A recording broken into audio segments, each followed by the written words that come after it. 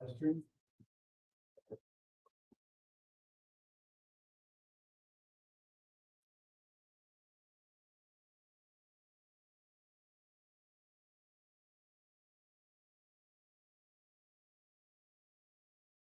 Okay, we are on the record now, KCR 22211623, State of Idaho versus Chad Guy, Daybell.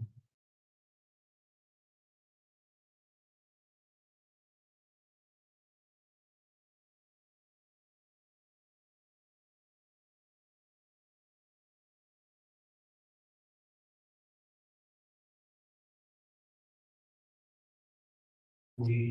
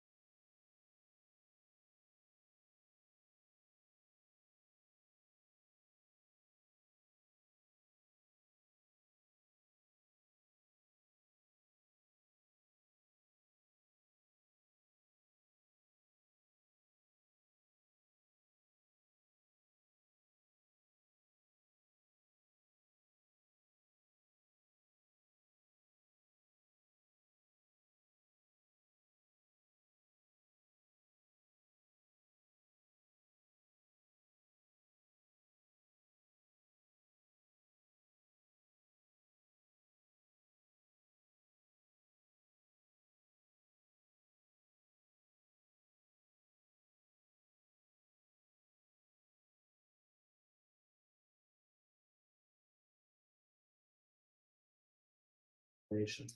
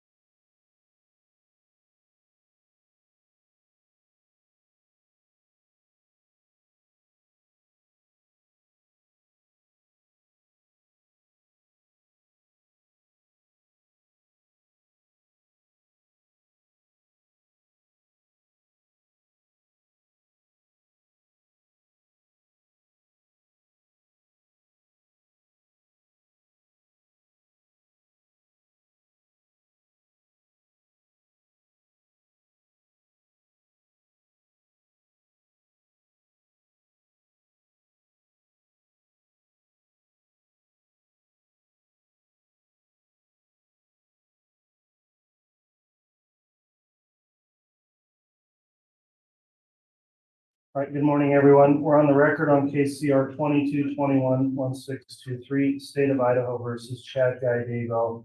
I'll note that the defendant is here present, represented by his attorney. The state's present as well, represented by the prosecution. Before we begin the jury selection process here this morning, I'll first inquire, beginning with the state, is there any objection to the manner in which the jury panel has been recalled and seated today? No, Your Honor, thank you. From the defense. No, Your Honor, thank you. All right, thank you, counsel.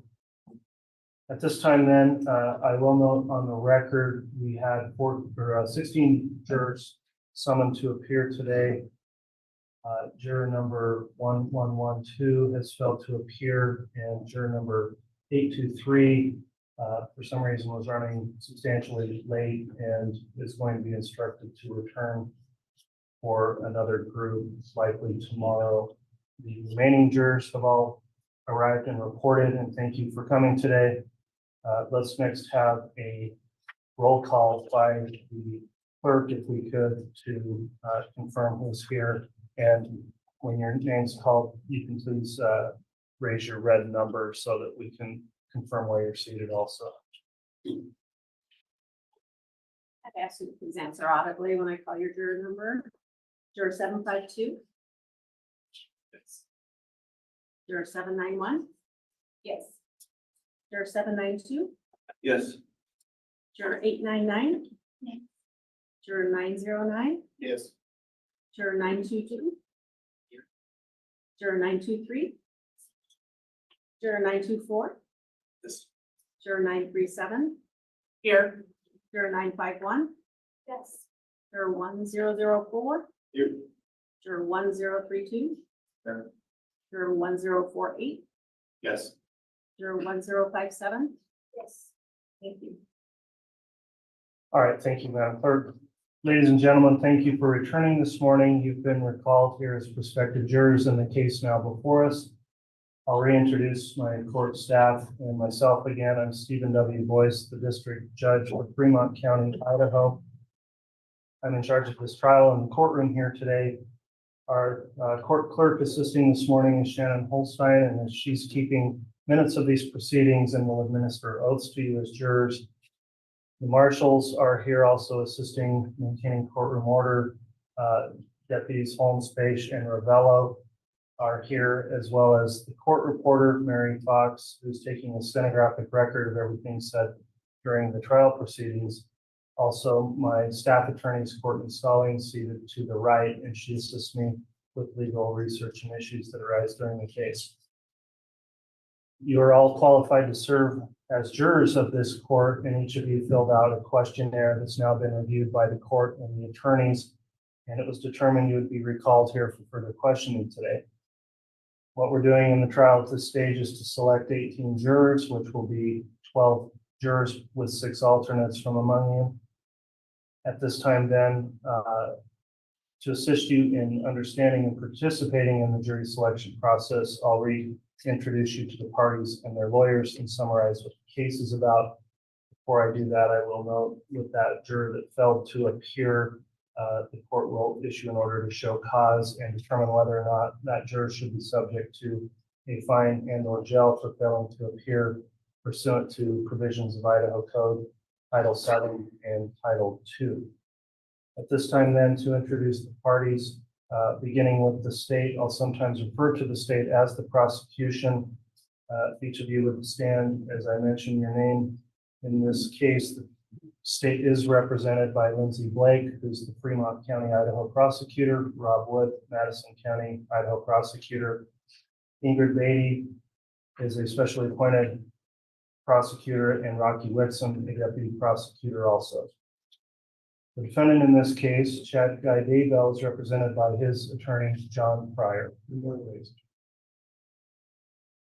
This case is a criminal matter, meaning the defendant is charged by the state of Idaho with violations of the law. I previously read to you, when you filled out your questionnaire, the amended indictment, and with regard to the defendant, then the state of Idaho has alleged that Chad Guy Daybell committed the following crimes, as alleged in that amended indictment. Count 1, conspiracy to commit first-degree murder and grand theft by deception. Count 2, first-degree murder. Count 3, conspiracy to commit first-degree murder and grand theft by deception. Count 4, first-degree murder. Count 5, conspiracy to commit first-degree murder. Count 6, first-degree murder. Count 7, insurance fraud. Count 9, insurance fraud. Mr. Daybell has pled not guilty to the charges. Please remember, that is simply a description of charges. It is not evidence. Under our law and system of justice, every defendant is presumed to be innocent. This means two things. First, the state has the burden of proving the defendant guilty. The state has that burden throughout the trial. The defendant is never required to prove his innocence, nor does the defendant ever have to produce any evidence at all. Second, the state must prove the alleged crimes beyond a reasonable doubt. A reasonable doubt is not a mere possible or imaginary doubt. It is a doubt based on reason and common sense. It may arise from a careful and impartial consideration of all the evidence or from lack of evidence.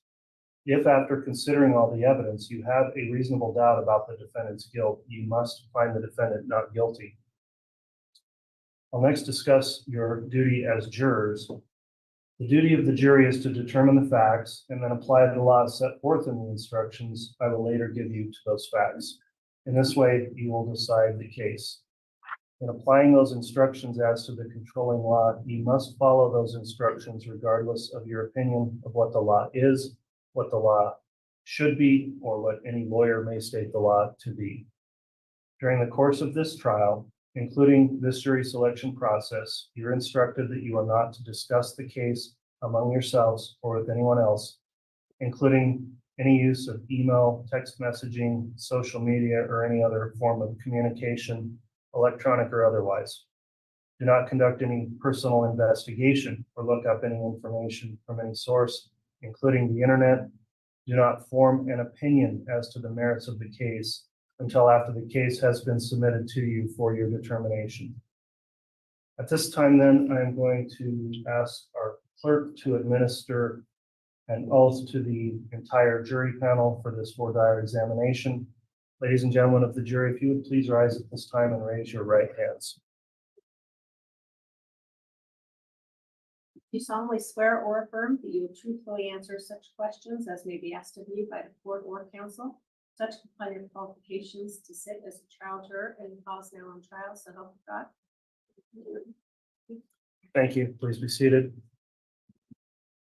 I'll note on the record, the court observed that all the jury panel was placed under oath for this proceeding. At this time, I'm going to ask another question regarding this impaneling. Will the attorneys stipulate, beginning with the state, that the jurors now have been properly called and impaneled? Does the state so stipulate? Yes, Your Honor, thank you. Thank you. Will the defense agree? Yes, Your Honor. Thank you, Mr. Pryor. The jurors have also completed their juror affirmations this morning, and the court appreciates you following the court's admonishing instructions. At this time, I'll discuss now the nature and purpose of this voir dire. This is the part of the jury selection process where you will be asked questions touching on your qualifications to serve as jurors in this particular case. This part of the case is known as the voir dire examination. Voir dire is an ancient Anglo-Norman term dating back hundreds of years to the origins of the common law. In Old French, it simply means to speak the truth. Voir dire examination is for the purpose of determining if your decision in this case would in any way be influenced by opinions which you now hold, or by some personal experience or special knowledge which you may have concerning the subject matter to be tried. The object is to obtain 12 persons who will impartially try the issues of this case upon the evidence presented in this courtroom without being influenced by any other factors. Please understand this questioning is not for the purpose of prying into your personal affairs, but only for the purpose of obtaining an impartial jury. Whenever you need to answer a question, please raise your red card so we know who on the record is speaking. And when you're called upon to speak, because we are making a record, Please communicate verbally your responses, such as answering yes or no instead of nodding your head or shaking your head, and try to avoid speaking at the same time as any attorney questioning you or the court so that the record is clear for our court reporter. If you have an answer to any question that you feel is too personal or embarrassing to you to answer publicly, please let me know and we can discuss that in a more private setting. I will acknowledge here that we are live streaming this proceeding. However, jurors are not part of that broadcast. However, your verbal responses are being broadcast on that. You're just not being shown on any video. Similarly, if you think you have an answer to a question that may prejudice other jurors for information you may know about the case, please refrain from saying anything about the facts of the case, and we'll discuss that outside of the presence of your fellow jurors as well. At some point, we will discuss with each of you individually as needed your exposure to any pretrial publicity in this case or facts of the case. I will now read you a special instruction in this case, which is as follows. The defendant, Chad Guy Daybell, has been charged in the amended indictment with certain counts of entering into a conspiracy with Lori Vallow Daybell and or Alex Cox. The crime of conspiracy involves an agreement by two or more persons to commit a crime. You must only consider the evidence against the defendant in this case and should not speculate as to any other case or legal proceedings involving the alleged co-conspirators. You must remember that the defendant has the presumption of innocence, and you must consider his guilt or innocence based solely on the evidence provided in this case. That concludes your special instruction.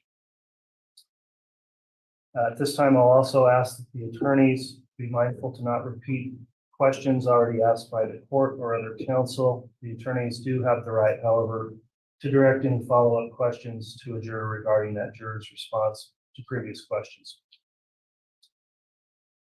The jury should be aware that during and following the voir dire examination, one or more of you may be challenged. Each side has challenges for cause, which means that each side can ask a juror that a juror be excused for some specific reason.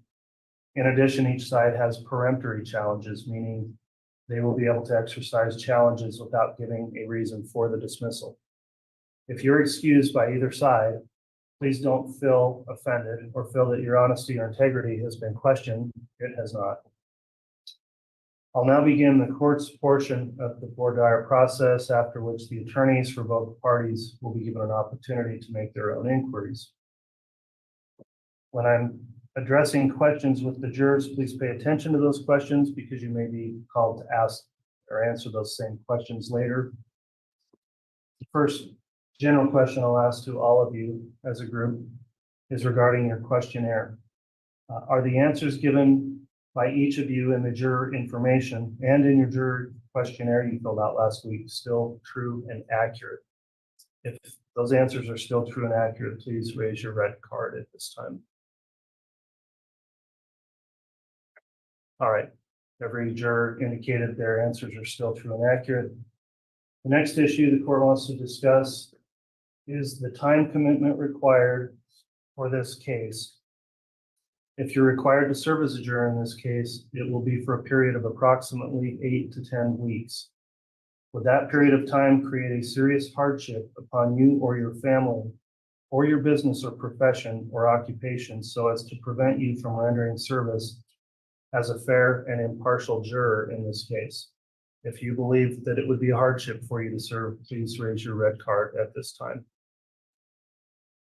Okay, we have a number of those. If you please hold those up for a moment, I'm going to list those out, let counsel do the same.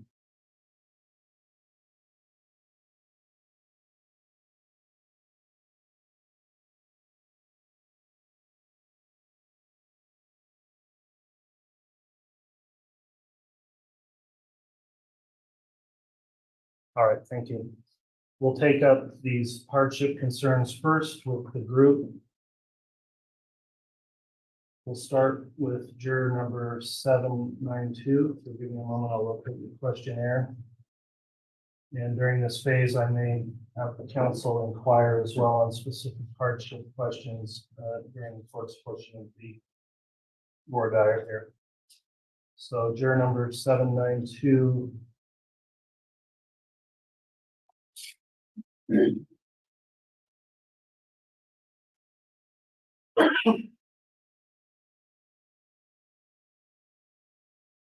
got a couple of personal issues you brought up there, in addition, employment concerns. Can you explain what you think would occur if you were required to sit as a juror in this case for that length of time? I was out of work for about 10 months, started a new job about 5 weeks ago, so just getting my footing. Is that new job a full-time employment? Yes, Have you discussed with your employer the possibility that you would be required to serve on this jury? yes. And what did they indicate would be the status of your job if you were gone that long? Maintain the job, no pay. Okay, so you wouldn't lose your job, but you would not be paid for the term you were gone? That's my understanding.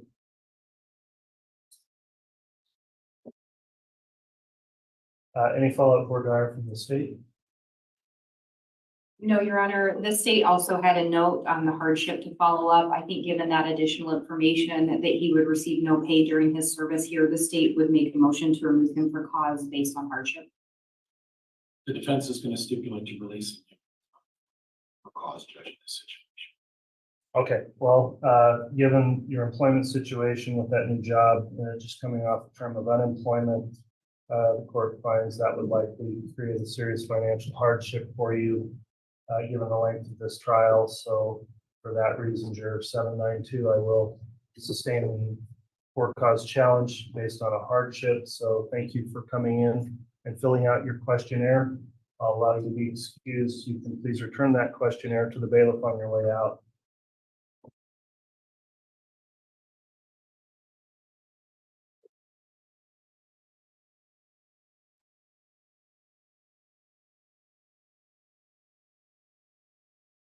So next, talk to juror 899.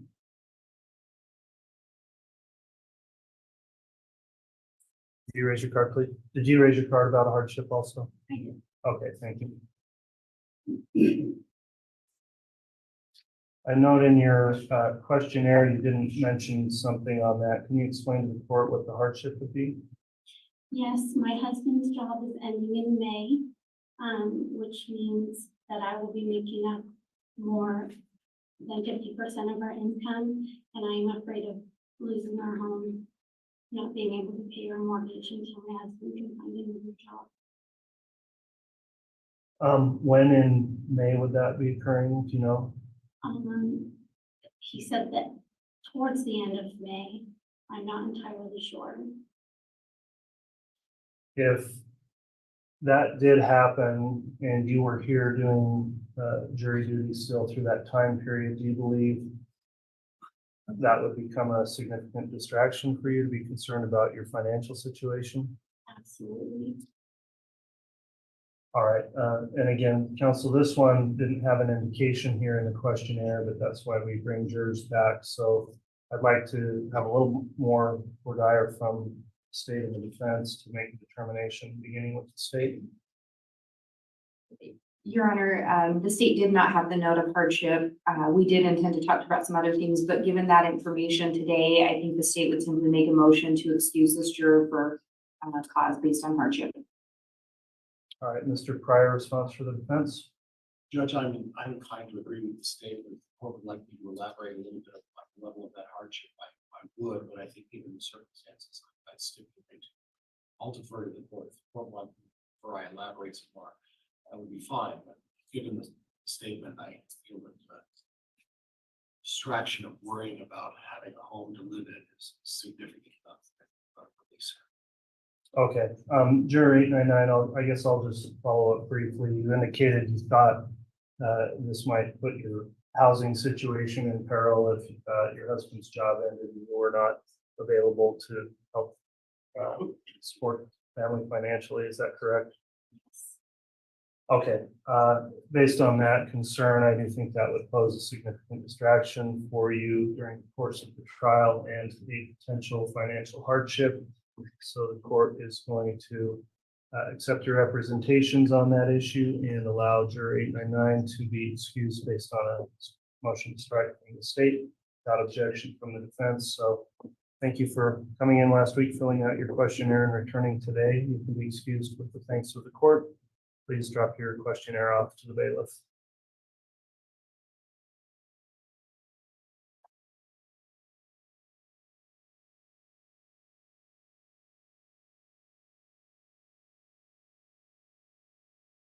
Next, talk to juror number 923.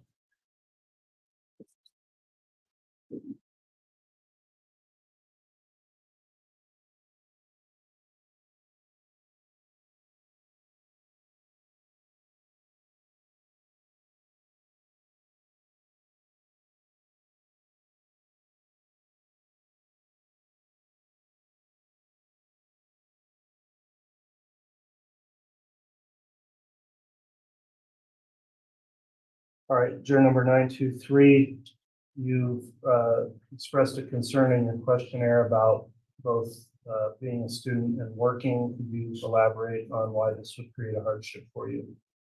Yes, okay. The classes probably go into mid-May and see those, we're not able to focus on those. And then I do work full-time as well, and balancing the shifts would be kind of hard, and then if I wasn't to work, and probably use that apartment. Have you discussed your potential service with your employer? It's really mentioning, pays for the time, I can ask about that. They didn't say anything about it, so I don't think that I would pay, but they wouldn't.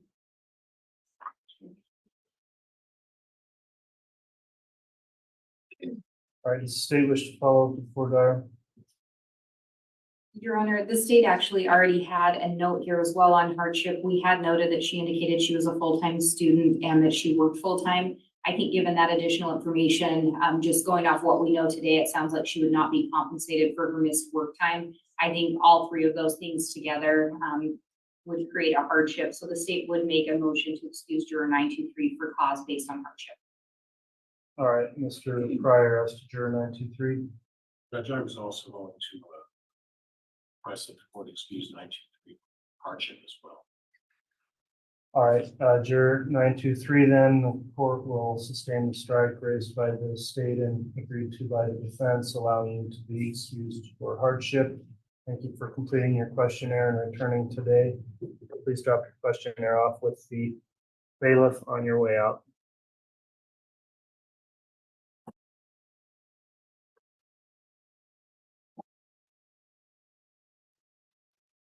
Next, talk to juror number 924.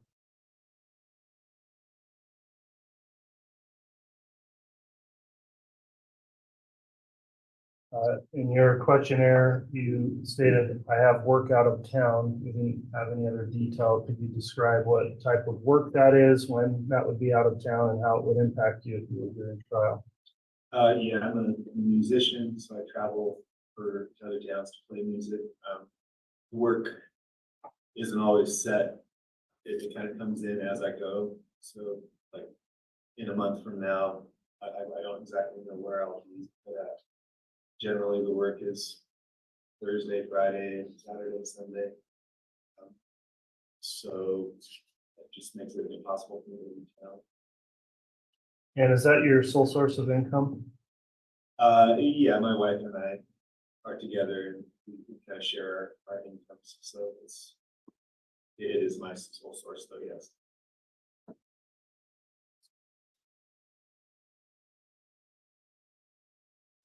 Inquiry from the state. Your Honor, we also have, excuse me, had noticed that hardship of having to work out of town and had planned on following up. Given the additional information today, the state does believe that this would pose a hardship for juror 924 and would make a motion that he be excused for cause based on that. All right, from the defense, Mr. Pryor. Judge, I also had a note to excuse this juror for hardship based on the fact that he has to make a living traveling outside of town, and I think that's a significant hardship to have to try to make a living, perform jury service while he's also trying to travel out of town to attempts to make a living. So I excuse me. All right, court's considered the challenge there, given that that is your sole occupation and source of income. The court will sustain the challenge 924 as excuse for hardship. So thank you for completing your questionnaire and returning. You can drop that off with the bailiff on your way.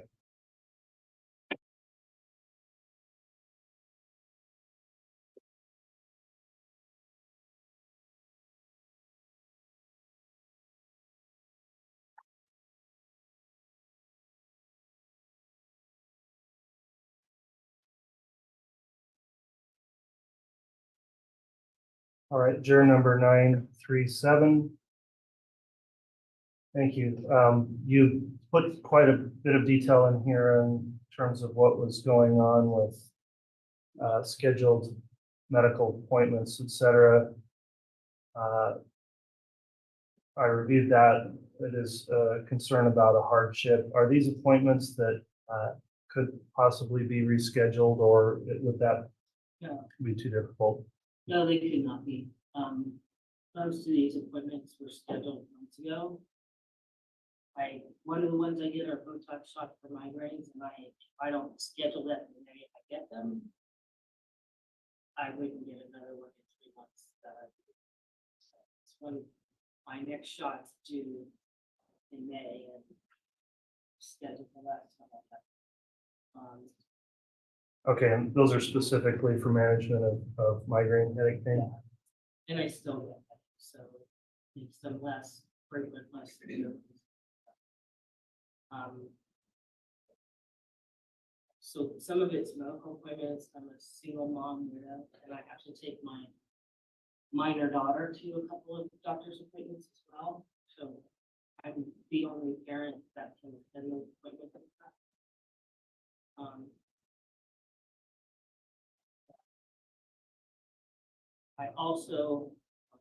I usually work little bits of time, often out of state because a long story anyways. But I am getting short on money, and I may very well need to take another short-term job before we're planning on moving to Oregon, because I may run out of money and not be able to pay the bills. So I can't do that if I'm going to trial for 8 to 10 weeks. All right, I appreciate your explanation from the state and follow-up with our. Thank you, Your Honor. We also had marked down to talk further with juror 937 about the listed hardships. I think the court already went over the questions with regard to rescheduling and that kind of information. Given everything from juror 937, the state would make a motion to remove her for cause for hardship. All right, from the defense. Judge, I concur in that motion. I had her marked as being excused for hardship. All right, juror 937, thank you for your service in completing the questionnaire. I'll sustain the motion of the state without objection of the defense that you stated a sufficient rationale for a hardship preventing your service in this case, given the length of the trial. So juror 937 may be excused. Please drop your questionnaire off with the bailiff on your way.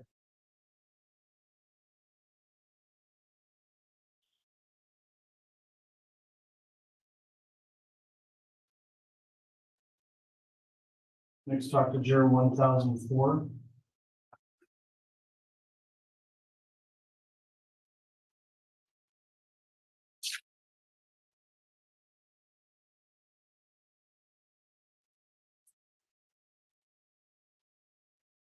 All right, raise your card, please. Yes, Your Honor. Thank you. In this case, you didn't indicate anything in the questionnaire. Would you please explain what's going on that would create a hardship at this point? Yes, Your Honor. As far as employment goes, I'd be able to retain that. And I'd be basically be FMLA and a protected pay, so it'd be coming out of my pay account for my time I've built up. It would require additional staffing to be called in to fill my position due to the nature of my job. The additional issue would be with childcare and the cost of childcare. My wife's current job that she'd be getting soon would be essentially a 9 to 5 every week for the foreseeable future. And if I was required to attend here, I'd have to provide childcare for my 3-year-old, and then also for my 12-year-old, and my 15-year-old is currently employed, and I help with his mom to take him to and from his current employment as well. So being unavailable to be there for that would create significant issues, again, with child cost, to even find childcare for them. And also, I'm sure their mom would take issue with me not being able to take them on the days that's currently scheduled for me to have them. All right, you're currently a police officer, is that correct? Yes, Your Honor. And are you saying that your department won't, or your employer won't cover jury service? So I believe they will. I'm not clear. I've discussed with them the potential of needing to be here. I'm a little unclear, and that's entirely on me as far as exactly how that pay would go. I certainly would be compensated and certainly wouldn't lose my employment.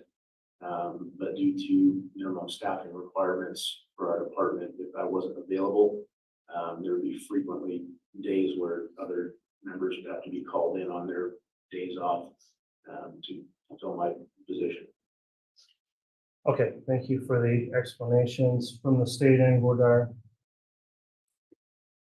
Your Honor, I just would like to clarify. I think I understood correctly. The concern sounds like when your wife's at work, you provide the childcare. So I will clarify. So my current wife is the one that's beginning a new job. Her and I have my 3-year-old daughter together. My ex-wife is the one I have my 15-year-old, 12-year-old with. We have a custody schedule. And I would get them for, part of the week, and she gets them for the other part of the week. So if I was unavailable, per the agreement, she would be the first one I'd have to ask to cover for that. If she was unavailable, then it would be a child care issue trying to find care for them. Not so much for my 15-year-old, but getting him to and from his place of employment so he didn't lose his job and just began as well. So it'd be a custody potential issue if she wanted to make it, which would be surprised if she did. But then for my current wife, it would be just the cost of finding constant daily long-term care for my 3-year-old. Because when your current wife starts her new job, you would be providing the childcare for the 3-year-old at times at least? Yes. Okay, I just wanted to make sure I understood that. And you do not have childcare already set up or anyone in place? So Is that correct? we do have someone in place. I'm not sure if she's going to be able to fulfill every single day of the week during the normal work week. Right now, due to the way our schedules work, she watches my daughter. There's only a couple days a week that we need coverage, just because we've adjusted our schedules to where we actually work opposite sides of the week. And there's only a day or two here and there where we actually need coverage. Other than that, we just switch off with those duties. Thank you for that additional explanation. I just wanted to make sure I understood correctly. Judge, given all of that, I think it does rise to the level of a hardship, and the state would make a motion to exclude your 1004. Mr. Pryor? Judge, I'd also agree that 004 needs to be excused. As a lawyer, I'm well aware of the difficulties with ex-wives, the trying to navigate through custody and the impact actually on your 2 teenage children. That has to be taken into consideration, along with the fact that the financial burden of having to provide additional child care for your children. I think it's necessary that you be excused. I don't know that we should force him back.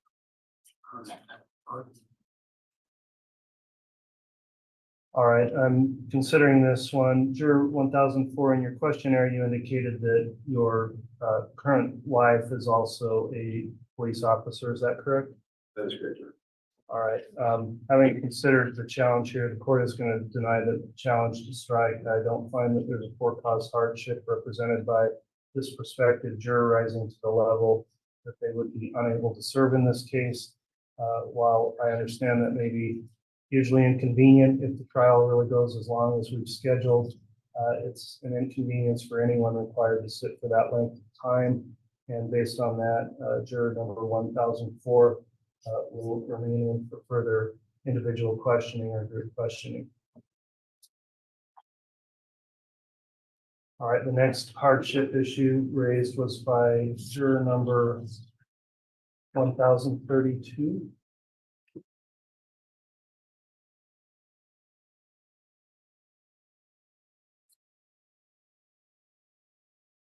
All right, thank you.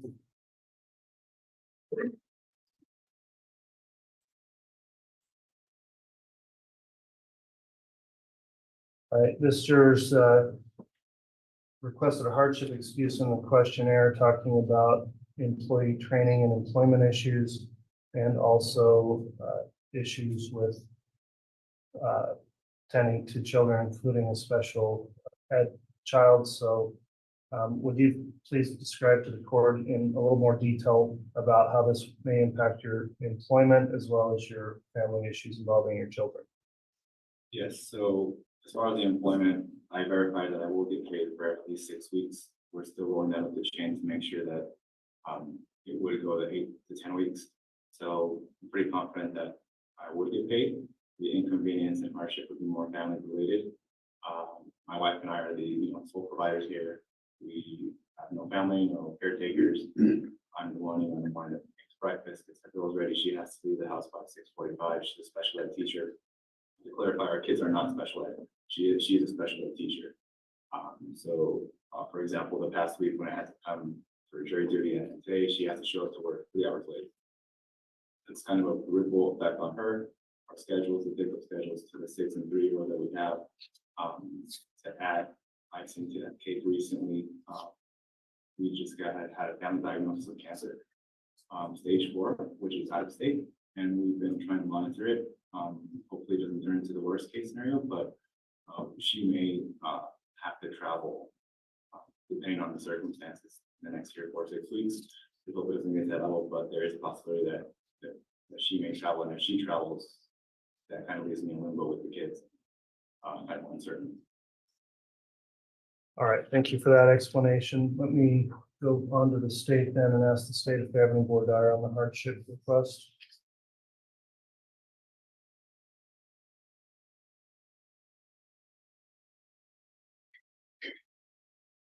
Judge, the state does not have any questions at this time. All right, Mr. Fryer. Sir, all of these things, the thought of, I'm sorry about the cancer diagnosis, I really am. All of these things that you just talked about are going to be distractions for you. That'd be fair. I think that's fair. And these distractions, are they going to be in any way impact your ability to listen to the testimony and make a fair and impartial ruling? In this case, is this going to be something that you're going to be thinking about and not focusing on the significant importance of this case? I think that's safe to say. My mind will be wandering on other things, yes. Judge, based on that, I'm going to move to excuse this juror for cause. All right, based on those further responses from the state, the response to the motion to strike. Your Honor, the state has no objection. All right, given those previous responses, juror number 1032, the court is going to find that service in this case would constitute a hardship, disallowing their service. So I'll sustain that defense motion to strike. And you can be excused with the thanks of the court. Please return your questionnaire to the bailiff on the way out.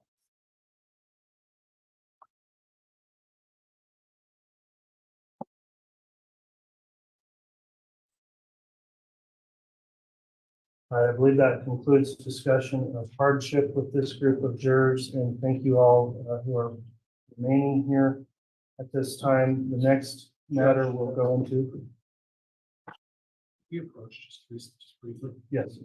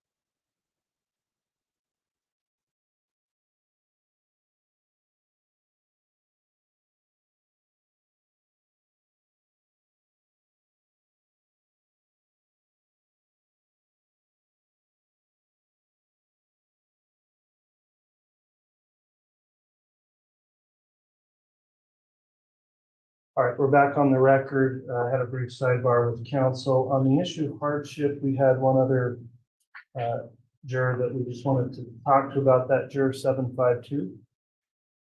Thank you. You did indicate in your questionnaire, you believe you had a hardship. We didn't discuss that, and I don't see that you raised your card. It was work-related issues. Do you have anything to indicate on that, or have you resolved any potential hardship, and would you be able to serve given the timing? So I am currently the CFO of the entity that I'm at. And I know everybody has time commitments, hardship and stuff. I do have a stay-at-home wife. I have spoken to the CEO of the company to let him know we're trying to figure out backup plans. I didn't, like say, I didn't feel we could potentially work around it. But if I get sequestered, that become issues around month end, quarter end. Those are always tough times. But I just feel like everybody has those commitments, work commitments. I didn't want to make it a bigger deal just because that I'd be deadline. Okay, well, I appreciate that. With that in mind, then you do believe you, if required to serve here, would be able to do it and give this your full time and attention if that was the requirement and you were selected? Yes, I do. Okay, thank you for your responses on that. With that, if council has any further questions, I'll just allow that in the section of board dire, and we'll pass over remaining for hardship questions and move on. The next matter we're going to discuss relates to your potential knowledge of the case. You have heard a summary of the charges made in the amended indictment. Other than what I have told you, do you know anything about this case, either through your own personal knowledge, by discussion with anyone else, from anything you've read or seen in the internet, newspaper, television, radio, noting this is a highly publicized case, so many jurors have heard of the case. And if you have, we will discuss that. And again, the details of that will be discussed individually with you. So don't bring up any facts. But if of these remaining jurors, if you have knowledge of this case, meaning more than just what you heard described by the court, would you please raise your red cards now? Okay, so we've got most of the jurors here, and if you'll keep those up for a minute, I'll get these all noted as well as counsel.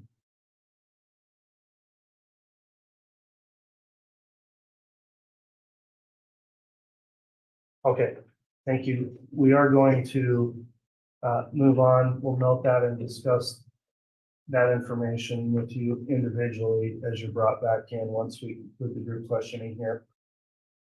Next issue I want to bring up is as it relates to the charges in this case. I've read to you more than once now what the charges are, but this case has charges involving murder, conspiracy, and insurance fraud. Is there anything about just the nature of those charges or the subject matter of the case that would make it impossible or difficult for you to fairly and objectively evaluate the evidence in this case and render a fair and impartial verdict? Okay, no one affirmatively answered that. I'm going to next ask some questions that might seem very obvious based on your questionnaires, but I'm required to go through these on some Idaho statutory authority to make sure there's no connection between you and any participants of this case.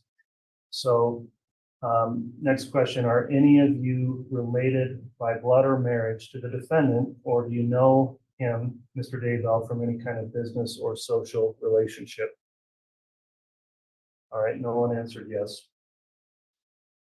I'll next ask about any legal relationship you may have with participants here. Does the relationship of guardian and ward, master and servant, employer and employee, creditor and debtor, landlord and tenant, boarder or lodger exist between any of you and any of the attorneys here today? No one affirmatively answered that. Are any of you a party in any civil action, civil lawsuit against the defendant, Mr. Daybell? No response to that. Have any of you ever brought a criminal complaint against Mr. Daybell or been accused of a crime by any of the 4 prosecuting attorneys that are here present today? No one responded to that. Do any of you have any kind of an attorney-client relationship, previous or current, with Mr. Pryor or his law firm? No one responded to that. Do any of you believe you've already formed or expressed an unqualified opinion that the defendant is guilty or not guilty of the offense charged? And if so, please raise your red card if you already have an opinion of guilt. All right, we've got 1, juror 1057. And we will discuss that with you individually, 1004 and 951. And again, we'll discuss that with you individually. Somewhat related here, do any of you have any bias or prejudice either for or against the defendant, Mr. Daybell? No response to that. Are any of you unwilling to follow the court's instructions to you as the jury as to the law that you must apply in determining this case? No one responded to that. Do any of you have a religious or moral position that would make it impossible for you to sit in judgment of another or to render a fair and impartial verdict? No one responded to that, and I'll note we will ask you further questions individually that may cover that topic as it relates to the state's notice of intent to seek death penalty in this case. Are any of you, if selected as a juror in this case, unwilling or unable to render a fair and impartial verdict based upon the evidence presented in this courtroom and the law as instructed by the court? All right, no one said yes to that. A final catch-all question here. Do any of you have any other reason why you could not give this case your undivided attention and render a fair and impartial verdict? No one answered that question either. At this time, then, that concludes the court's portion of voir dire. I'll now allow the state to have its voir dire, followed by the defense is going to be doing voir dire for this group today. I will be, Your Honor. All right, thank you, Ms. Blake. If you'd like to go ahead and question these jurors, you may do so. Thank you. And thank you, ladies and gentlemen, for being back here this morning. I know this one's been a bit of a longer process, and you were all here last week to fill out some questionnaires. So we appreciate you hanging in there with us while we go through this.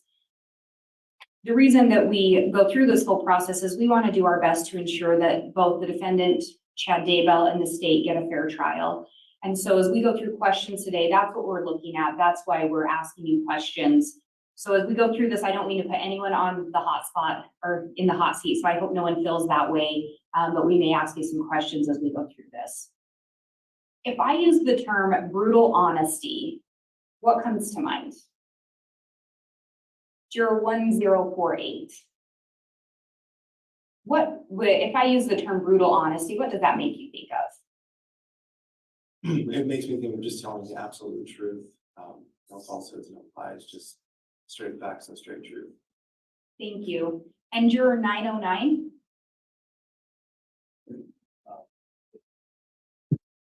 Just that you would be completely honest regardless of how it might make the other person feel.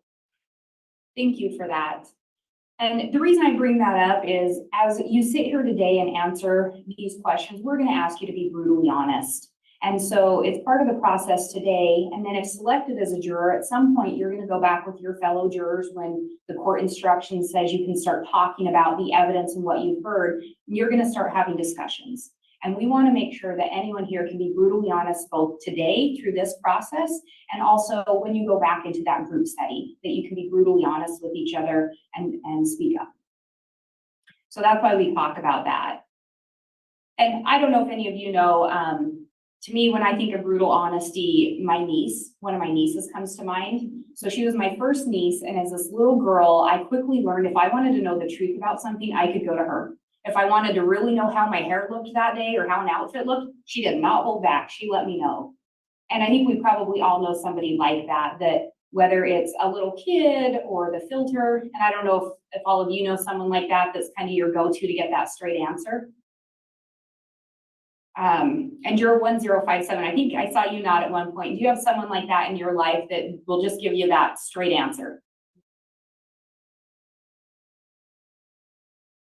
The judge talked to you about the subject matter of this case, and we didn't have anyone raise their hand that they couldn't sit on this. As you're aware, this case does deal with several counts of conspiracy to commit first-degree murder, as well as several counts of first-degree murder. There was a question on that questionnaire. Some of the images that you may see in this case may be graphic, they may be disturbing. It's normal and it's fine to be disturbed by these images, but I just want to check, is there anybody on the panel today that have seen images of, say, children, and maybe not the best images, graphic images, disturbing images? Is that going to cause anyone here concern that they couldn't be fair and impartial? Juror 1057. Let's talk a little bit about that. It wasn't children, but my brother-in-law caught on fire and I put him out. And it's been a long time, and after filling out this and being here, more of those thoughts come to my mind. Of what you saw that day? Yeah. And smelled. So in your mind, if you were, and that's a fair answer, and so not trying to put you on the hot spot, but just asking a few more questions. For you, if you were to see images, would you be able to set aside any thoughts of your brother-in-law and be able to just look at the images and give them the weight you think they're due in relation to any other evidence presented? I think I could. Do you think it would be so upsetting that it would cause you any kind of physical or mental anguish to the point that you couldn't be fair and impartial? I don't know if I can honestly answer that, but I do know that I've been having trouble sleeping. And when you say trouble sleeping, did that start, do you mean since you've been selected to potentially be a juror? Yeah. And do you feel that's impacting your life in such a way that it would affect your ability to sit as a juror in this case? I would hope not. Thank you for your honesty. When I talk about brutal honesty, that's exactly what I'm talking about. Has everyone here flown on a plane before? I see, I think everyone nodded yes. So when you get on the plane, you probably recall at some point they kind of tell you, hey, sit back or lay back, enjoy the flight. We're going to arrive at our destination at such and such time. If instead of getting that announcement, the pilot told you, hey, so I'm going to try to land the plane. I think we'll get there at this time and hopefully we land. Would you feel comfortable staying on that plane? I see a few people didn't respond completely. I saw a lot of shaking of the head. Juror 752, would you feel comfortable staying on that plane? Not knowing, I mean, I like to know where I'm going, and if there's uncertainty, I'm gonna be questioning it, you know, trying to see if it gets answers. I don't like just be blindly and just following. I'd like to see what's going on. And I appreciate that. Juror 922, how about you? I prefer my pilot to be competent and confident, I would say. And I think those are both very fair answers. So if you have the choice and you could get on a plane where the pilot says, I can for sure land this plane, and the other plane, the pilot says, I might be able to land it, which plane are you getting on? And I'll ask Juror 951, which plane would you get on out of those two? The one, the pilot being confident of getting to our destination. And I know that might seem like an odd analogy, but when we ask you to sit here, and this goes back to the brutal honesty, because the defendant, Chad Daybell, is entitled to a fair trial, as is the state, we want to make sure that we have jurors that can say, you know what, I can sit here, I can weigh the evidence, I can be fair and impartial, and essentially I can land this plane. I can do what's being asked of me. And so as we go through these questions too, we want you thinking of that. Can you keep an open mind and weigh the evidence and give it the weight that it's due? Because that would be your job as the jurors here. So I have a little boy, and in the mornings when he wakes up, if I ask him, what do you want for breakfast? 9 times out of 10, it's cheesy eggs. But his cheesy eggs are made a certain way. We have to do the eggs, we have the cheese, we have the milk, and we have the salt and pepper. And honestly, he likes extra cheese. So that's his recipe for the cheesy eggs that he wants me to make. And if I vary it, he's not necessarily happy. But do any of you have that experience where, whether it's a kid or someone in your life, there's some kind of a recipe that they like made just a certain way? That's just how they like it. And your 1004, have you had that experience? Definitely similar with, 3 kids now, they're getting older, but yeah, my 3-year-old, she'll eat just about anything, but she's very particular about certain things. So yeah, really. And your 909, how about you? Mainly with kids, but I don't know that I ever had anybody that was super specific. It was either I don't like it or do like it. Or I like it. And if you're around someone like that and you're given this recipe, I think sometimes it's easy to say, if I changed it this way, if I added this, or if I took this out, or I made it just a little bit different, it would make more sense, or I would like it better. When you're sitting here today, and the judge did give you one jury instruction today, if you're selected, you're going to hear a lot of jury instructions as you go through this. And some of those jury instructions are also going to be instructions that contain the elements of the crime. So kind of like a recipe, the judge is going to lay out, the state has to prove these specific things. The state doesn't have to prove these other things, and the state has to prove all of them. And sometimes it's easy to look at those and think, well, this doesn't make a lot of sense. Why don't they have to prove this? Or maybe they shouldn't have to prove this.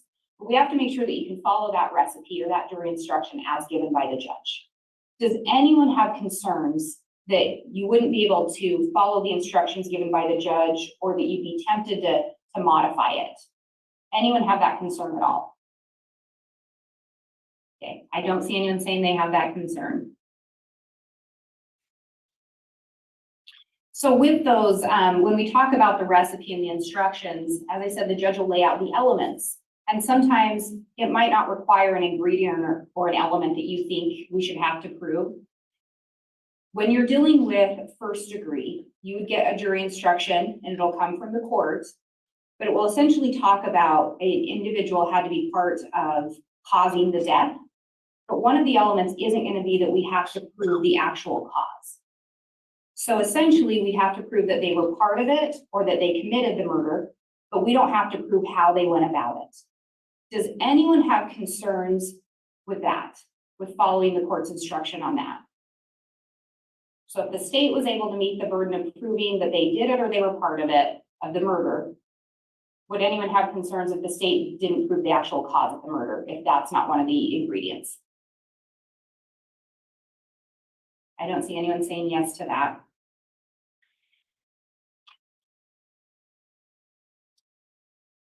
And again, you previously heard the judge give an instruction regarding conspiracy and talking about it being an agreement by 2 or more persons to commit a crime.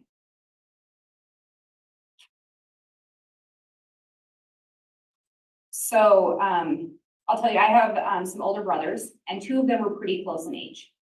And so my mom will tell stories about the 2 of them because they would get into shenanigans together. And the 2 of them, one of the things that they would do is the older brother and the younger brother would get together and they'd come up with a plan.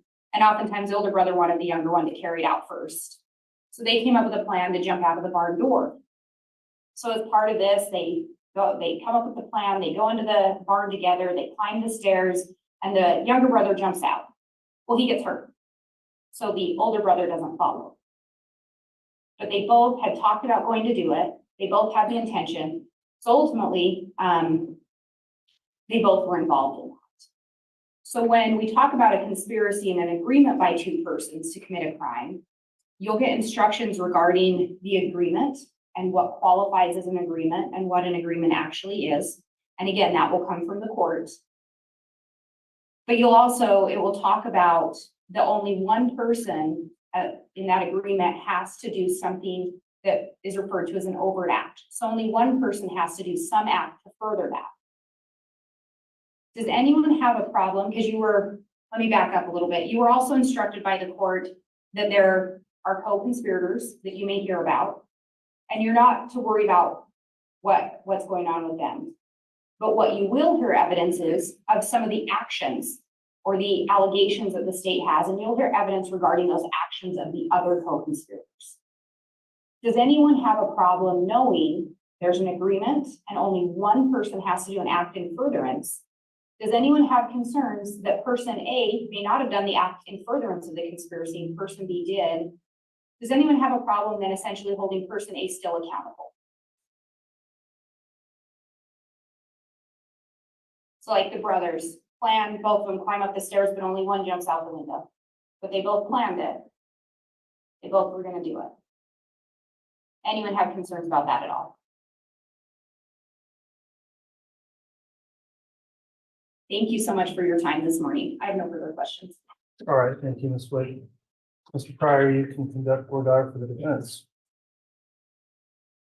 Good morning, ladies and gentlemen.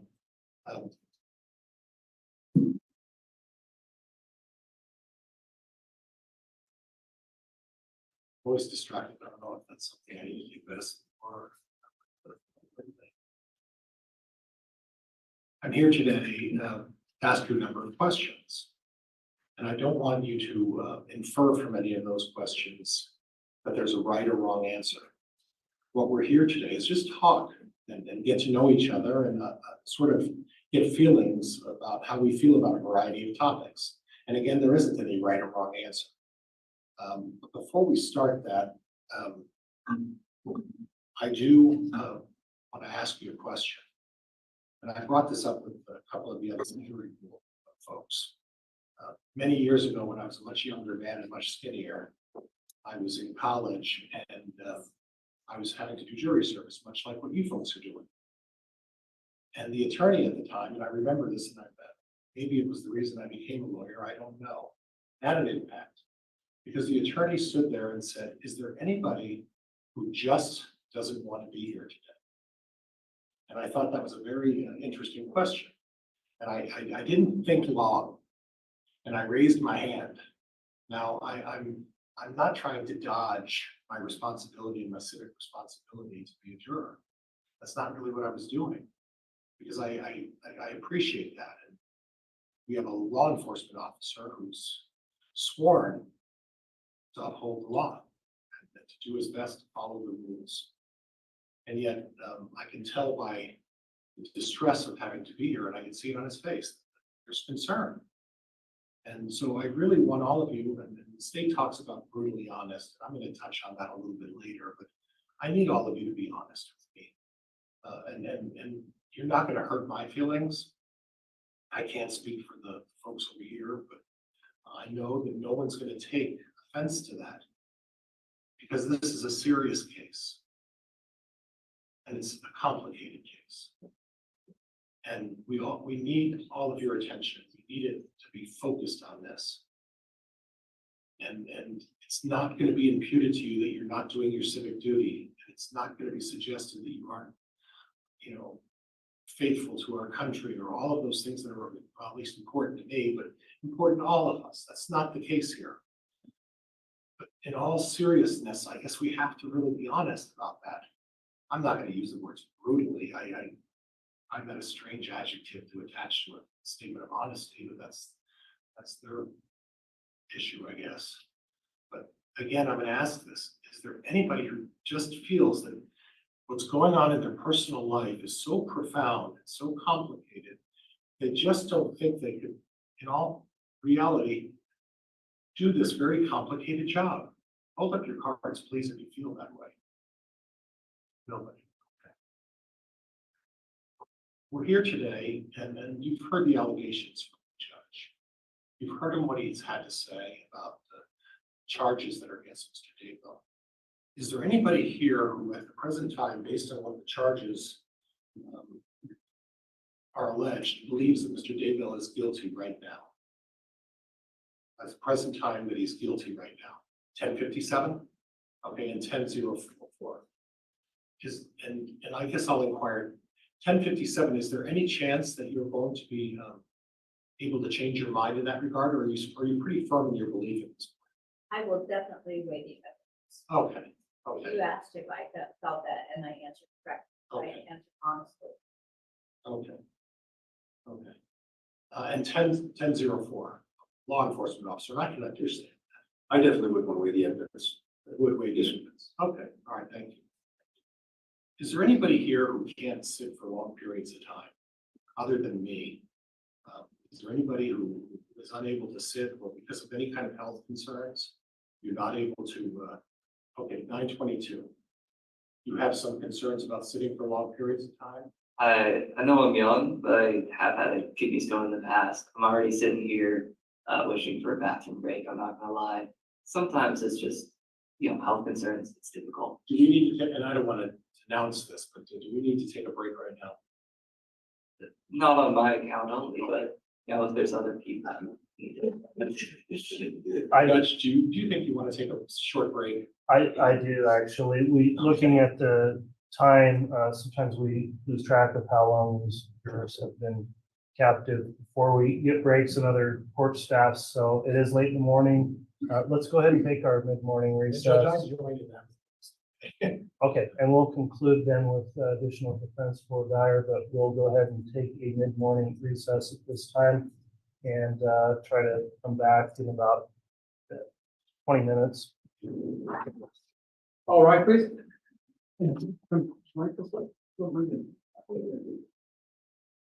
Yes.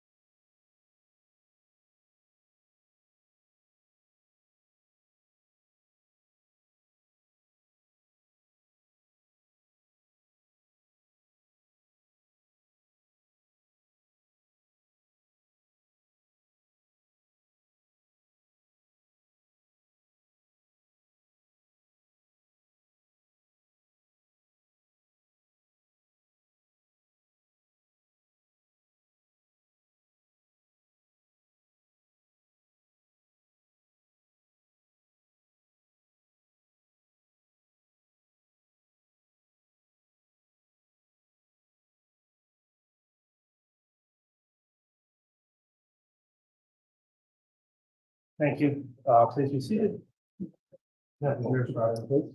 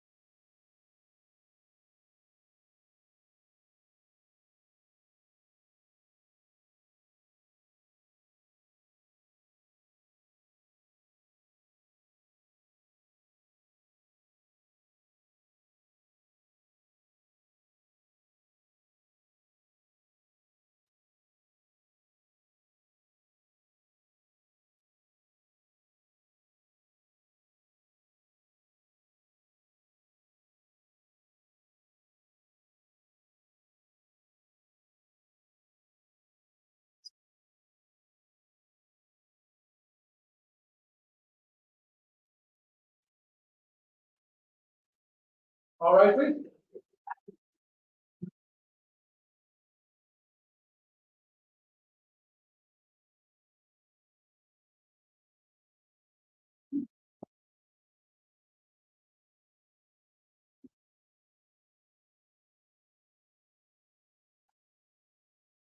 Thank you. Please be seated.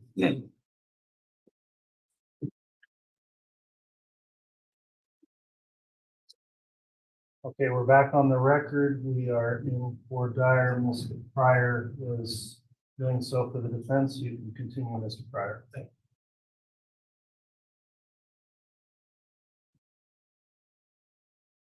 you. Ladies and gentlemen, I'll move on a little bit. Is there anybody in the jury pool today who knows any of the parties that are here today? Any of the attorneys? Number 10004. Yes, sir. I'm familiar with Ingrid Beatty. I've worked cases with her in Kansas County. And would you just, without too much specific, identify which one you say is Ingrid Beatty? He's the blonde video editor. And there's no doubt that the two of you know each other. No, sir. And the fact is you worked on cases with her. That's correct. And you're familiar with her. Yes, sir. And you've discussed it. And the fact that you've worked on cases with her, is there even the slightest possibility that you would put more weight to anything she said as opposed to, let's say, me? In all honesty, yes. She's a very good investigator and prosecutor, and yes. Okay, so if you were to have me testify and, or not testify, excuse me, if I were to offer some evidence, Ms. Beatty was offering evidence here, and it would be, and it's human nature, you'd agree with that, right? In truthfulness, yes, sir. Yeah. That would. And in fact, you would give Ms. Beatty more weight and pursue that. Is that fair? I think that'd be fair, yes, sir. Okay, okay. And thank you for your brutal honesty, I guess. I'd use a different word. I guess I'd say transparent. Brutal always sounds so difficult to me, but anyway, I'm going to move on a little bit, and thank you for that disclosure. I appreciate that. Part of this case, so we are going to see some pictures. Very, very graphic pictures. I want to tell you that I'm involved in this case. When I look at these pictures actually hurt my heart. Difficulty is this, is that although they hurt my heart, is it fair that when I look at these pictures, I assign those pictures to Mr. Daybell?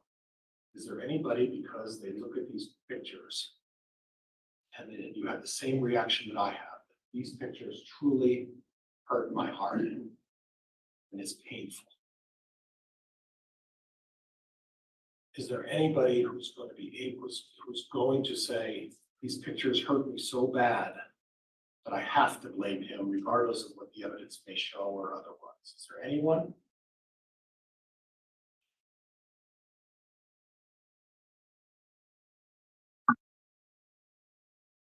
So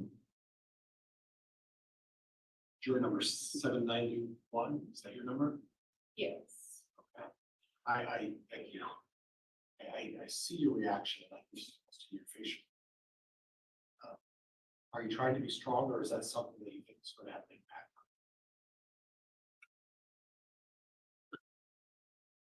It's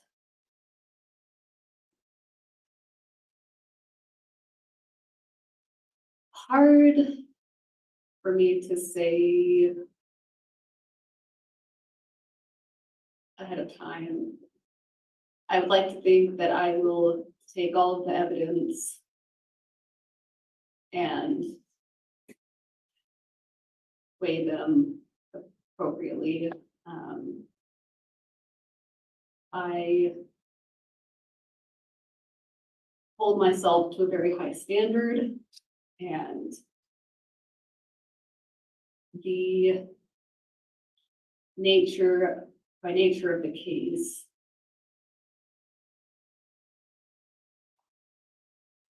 I would want to be very fair and impartial, not taking anything lightly.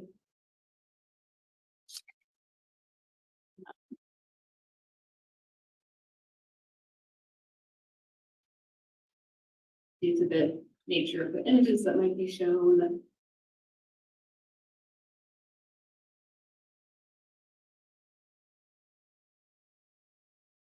Will probably be difficult. I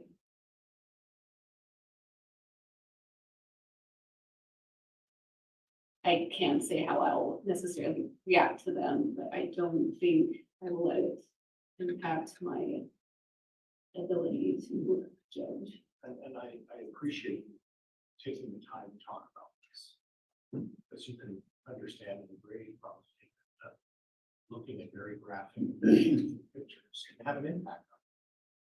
But we need to be honest about that. I talked about that before. There's no right or wrong answer. This isn't a test that you get scored on. What we want you to do is to be able to look at the evidence as fairly and as impartially as possible. When either of us, whether it's these folks over here to my right or on my side, provide you with some information or to show you some images, they're going to be painful and they're going to be graphic.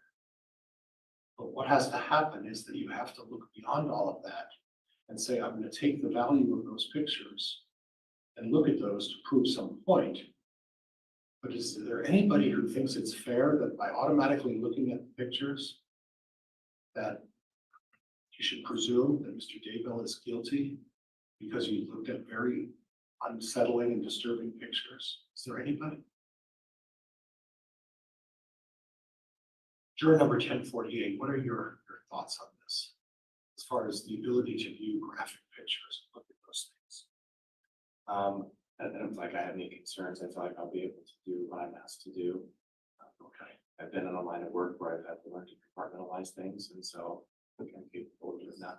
Okay. And I went to you because I'm going off of my memory. Hopefully it's still relatively intact as I get older. But my recollection, if I recall, is that you're the juvenile corrections person. Is that correct?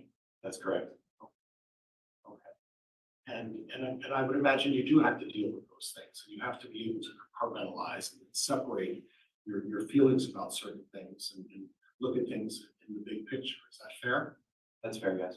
Okay, I'm going to switch gears a little bit, just a little bit.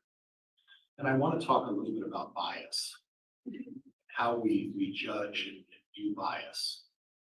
And I think what I'm going to do, and please forgive me, officer, I don't mean to keep picking on you.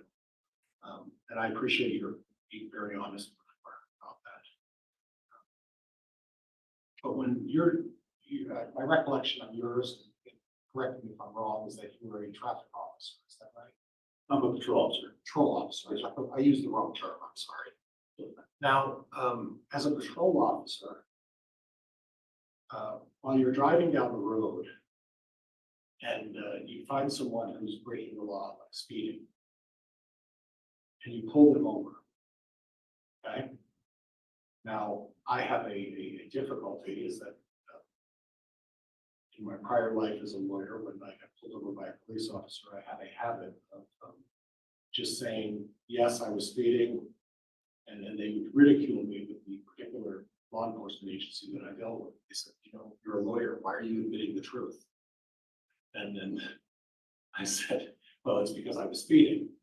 And I was being very honest about things like that.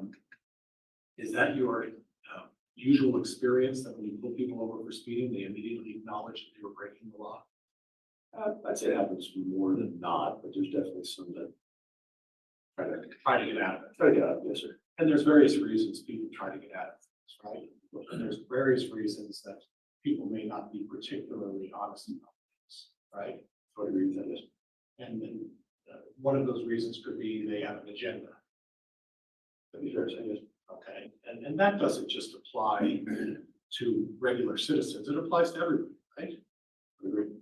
It applies to doctors, police officers can have an agenda, they can have a desire that a particular case goes a certain way. Do you do that? I try to, I definitely have biases, everybody does. I'm not Right. gonna say I don't. I definitely, in an interest in professional, I remove those things. I can maybe assume a situation is gonna go a certain way or assume something happened, but I also know that if I'm gonna arrest somebody or if I'm gonna write somebody a ticket, I need to be able to prove beyond a reasonable doubt that in fact, whatever violation or crime that we're dealing with happened. And you would agree with me that if like in your, I'll just stick with your profession, I'll get to some of these other folks. In your profession, if someone has a bias, that's a troubling issue. It can be if they let that interfere with making decisions, you know, in a particular case or something like that. Everybody, I would agree, has biases. You know, everyone has different opinions about a book they read, things like that. It's when it becomes an issue is when that, those internal feelings, internal thoughts based on whatever experience you have in mind with that, when you start to allow those to actually dictate your decisions, that's when you would have an issue, especially in my profession. Or you make a predetermined decision that this is what the results you want. That's concerning as well. It could be, yes. And that should never happen in law enforcement, should it? When it comes down to making actual charges and arrests, no. There's times where sometimes based on experience, there can be certain perceptions from the situation that based on training and experience can lead me in a direction of either proving something or disproving that an event occurred or details of it occurred or not. Okay.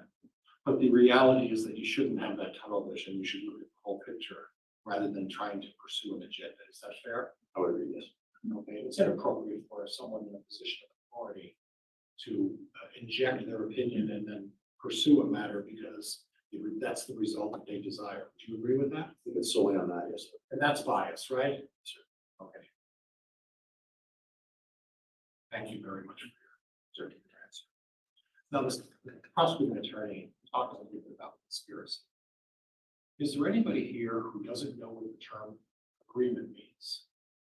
Please raise your hand if you know what an agreement is. Okay. Please raise your hand if you don't know what the term agreed means. A-G-R-E-E-D. Does everybody know what agreed means? Okay. I'm going to give you a little hypothetical. I'm going to inject one of you in this hypothetical, okay? And I haven't picked on juror 951, so we're going to pick on you a little bit. Is that okay? And if it's too much, tell me, please, okay? This isn't to put you on the spot. We know each other, let's assume we know each other, and I go up to you and I say, you know, juror 951, it's a beautiful day out today. I'm going fishing today. Okay? And then I go off and go on a fishing trip. And then suddenly I look over across the pond and you're there fishing. And I didn't know it. Do you believe that's an agreement to go fishing together?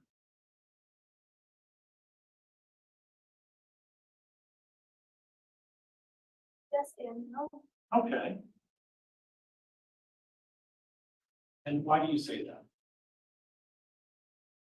Yes, you had mentioned that you're gonna go fishing, Okay. but I've never agreed to go fishing with you. Okay, And so if you were to be there fishing and I just happened to come along and I start fishing across the pond, that wasn't like an agreement to go together. right. So you, in that instance, you would say there is no agreement. Okay, and juror number 922, you had an interesting nodding. And I guess I'd like to.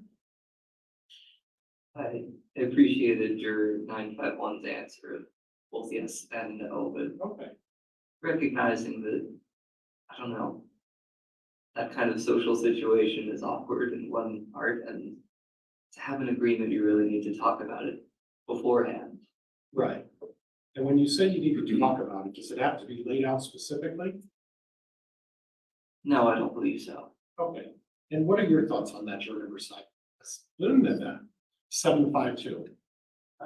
It wasn't an agreement. Okay, They just showed up at the same time. Okay. But yeah, nothing was agreed. okay. And let's say as a result of the fishing, let's go a step further with this. As a result of this wonderful fishing trip that I went on, I look upon the board across the pond. And the other person fishing, and we're gonna let you off the hook today, so that's a terrible expression, but we're gonna let you off the hook today, juror 951, and we're gonna say it was somebody else, okay? And let's say that as a result of both of us being out there fishing at the same time, I'm not catching any. But boy, the other person across the pond has a stringer full of like 10 trout. And juror number 1057, the limit on trout that day was only 6. And unfortunately, that juror, or that juror, excuse me, I apologize, that person was breaking the law. And along comes the fish and game officer. And this fish and game officer says, you broke the law and I'm giving you a citation. Okay? In that situation, am I responsible for a citation as well because I'm fishing on the other side of the pond? I do not think so. Okay. Juror 1048, should I be getting a citation because I was fishing on the other side of the pond? No, if you didn't reach your limit or exceed your limit, then no. Well, what about just the fact that maybe we were both there fishing together and there may have been, we may have, whether there's an agreement or not, does that make me guilty? Judge, may we approach? Yes.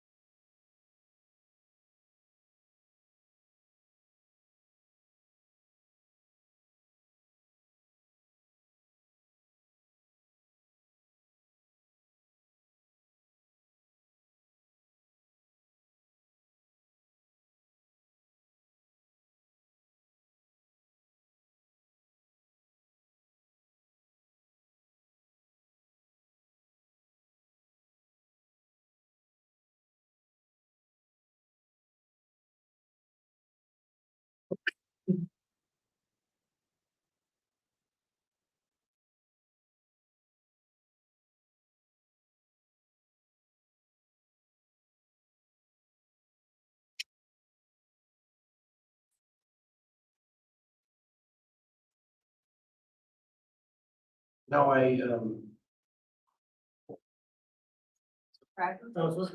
whoops, I'm sorry. Oh my gosh, well, maybe we should start.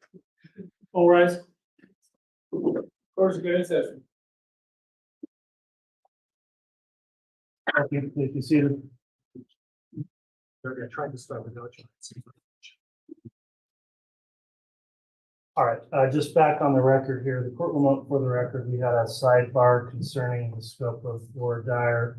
The court generally does disfavor hypotheticals, and I've notified counsel of that, considering Idaho Criminal Law 24B. So, Mr. Pryor, I'll allow you to continue with your Lord Dyer, but please refrain from further hypotheticals at this point.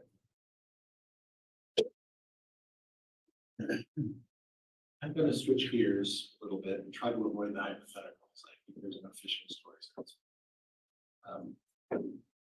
I need to know your feelings on how you would evaluate truthfulness, bias, whether people are telling the truth. I'm gonna go back to my police officer.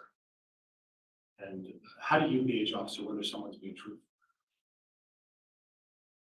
There's many different ways. There's body language, there's eye contact or lack thereof. There's also, through the investigation, whether an individual's statements are adding up with the evidence I have, corroborating statements, other statements that disprove what they're saying, and there's lots of different ways you can detect lies or, perceived truth, either do. And as part of your occupation, you actually carry camera and recorder, is that right? That's correct. Is that a standard practice? For our department, it is, yes. Okay, and it's a good idea to record when you're investigating a crime. Do you agree with me? It is. Okay. Okay. And are there instances where you would not record something if you're involved in a crime investigation? For my department's policies, it's if we're interviewing suspects, victims, or pretty much any contact with the public, we record. So there's. That's okay, thank you. So if we move on to the issue of trying to gauge how someone's being truthful or not being truthful. There are various reasons that people are untruthful. Okay, and in line with trying to give everybody an opportunity to talk, we'll go to 909 because I haven't done anything with you yet. What sort of instances do you see where people tend to be untruthful?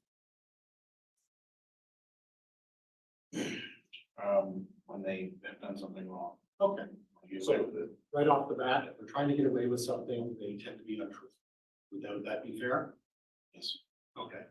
Are there other reasons people are untruthful? Sure, little white lies. Okay, little white lies, that would be to a spouse or something. Sure. Okay, or it could be bigger white lies. Let's say one of the people in the relationship is having an affair. Do you think people lie when they're in an affair with somebody else? Yes.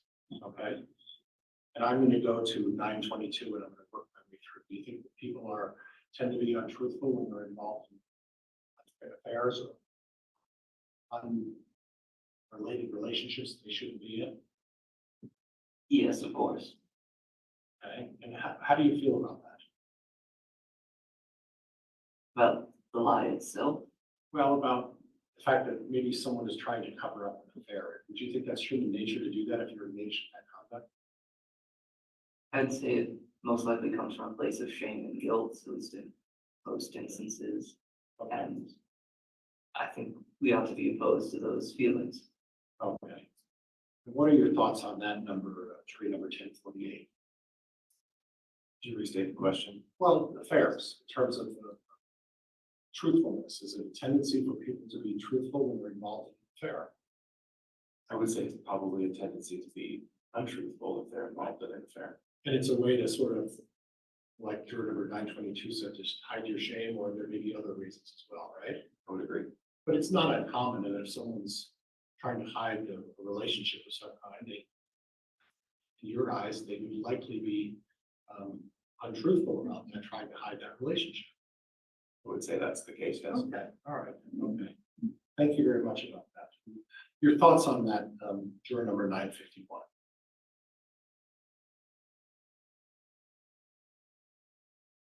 From previous line of work, I would say that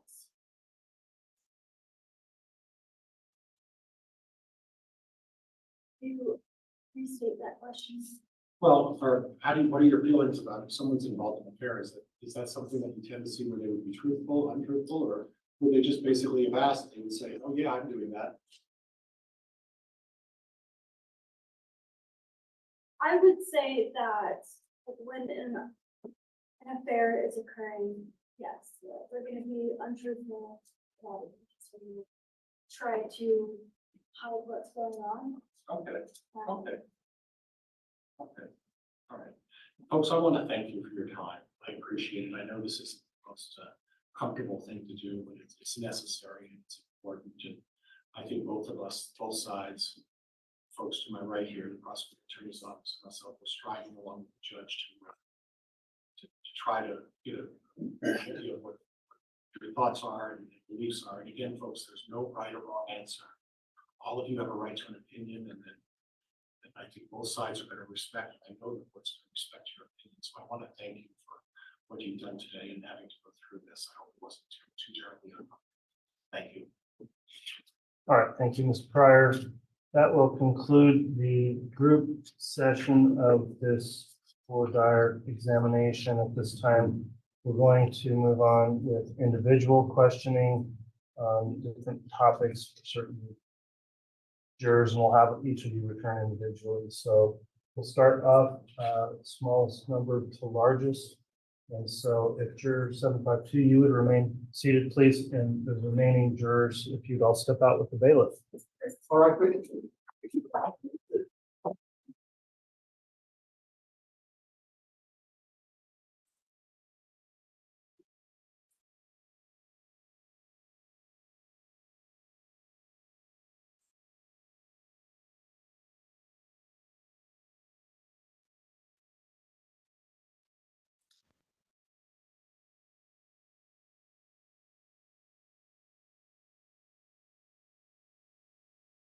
Thank you. Please be seated. All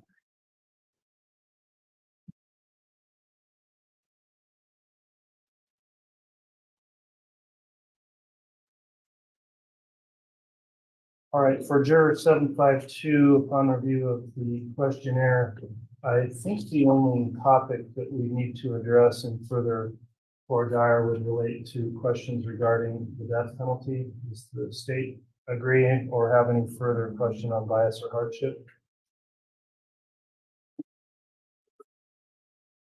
I don't think so.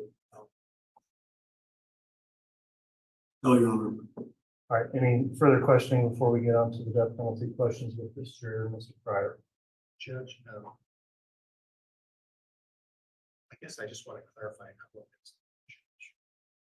Okay, if you'd go ahead and make sure your mic's on, Mr. Pryor, we'll allow you some additional voir dire on the hardship. Sir, you mentioned that there may be an opportunity for them to sort of cover your responsibility as the chief financial officer. Do you have an assistant or someone who works underneath you on the same duties? So I have a controller underneath me that can do probably 70% of the work that I do. My only concern is it gets sequestered because I plan on working in the evenings, early mornings, weekends, and stuff to cover up the remaining things. So. And that was what my concern is because you had mentioned that your hardship in the beginning, your evaluation, I'm going off of memory once again, but at the very end, and do you have a copy of your evaluation or your questionnaire? Excuse me. Yes, I do.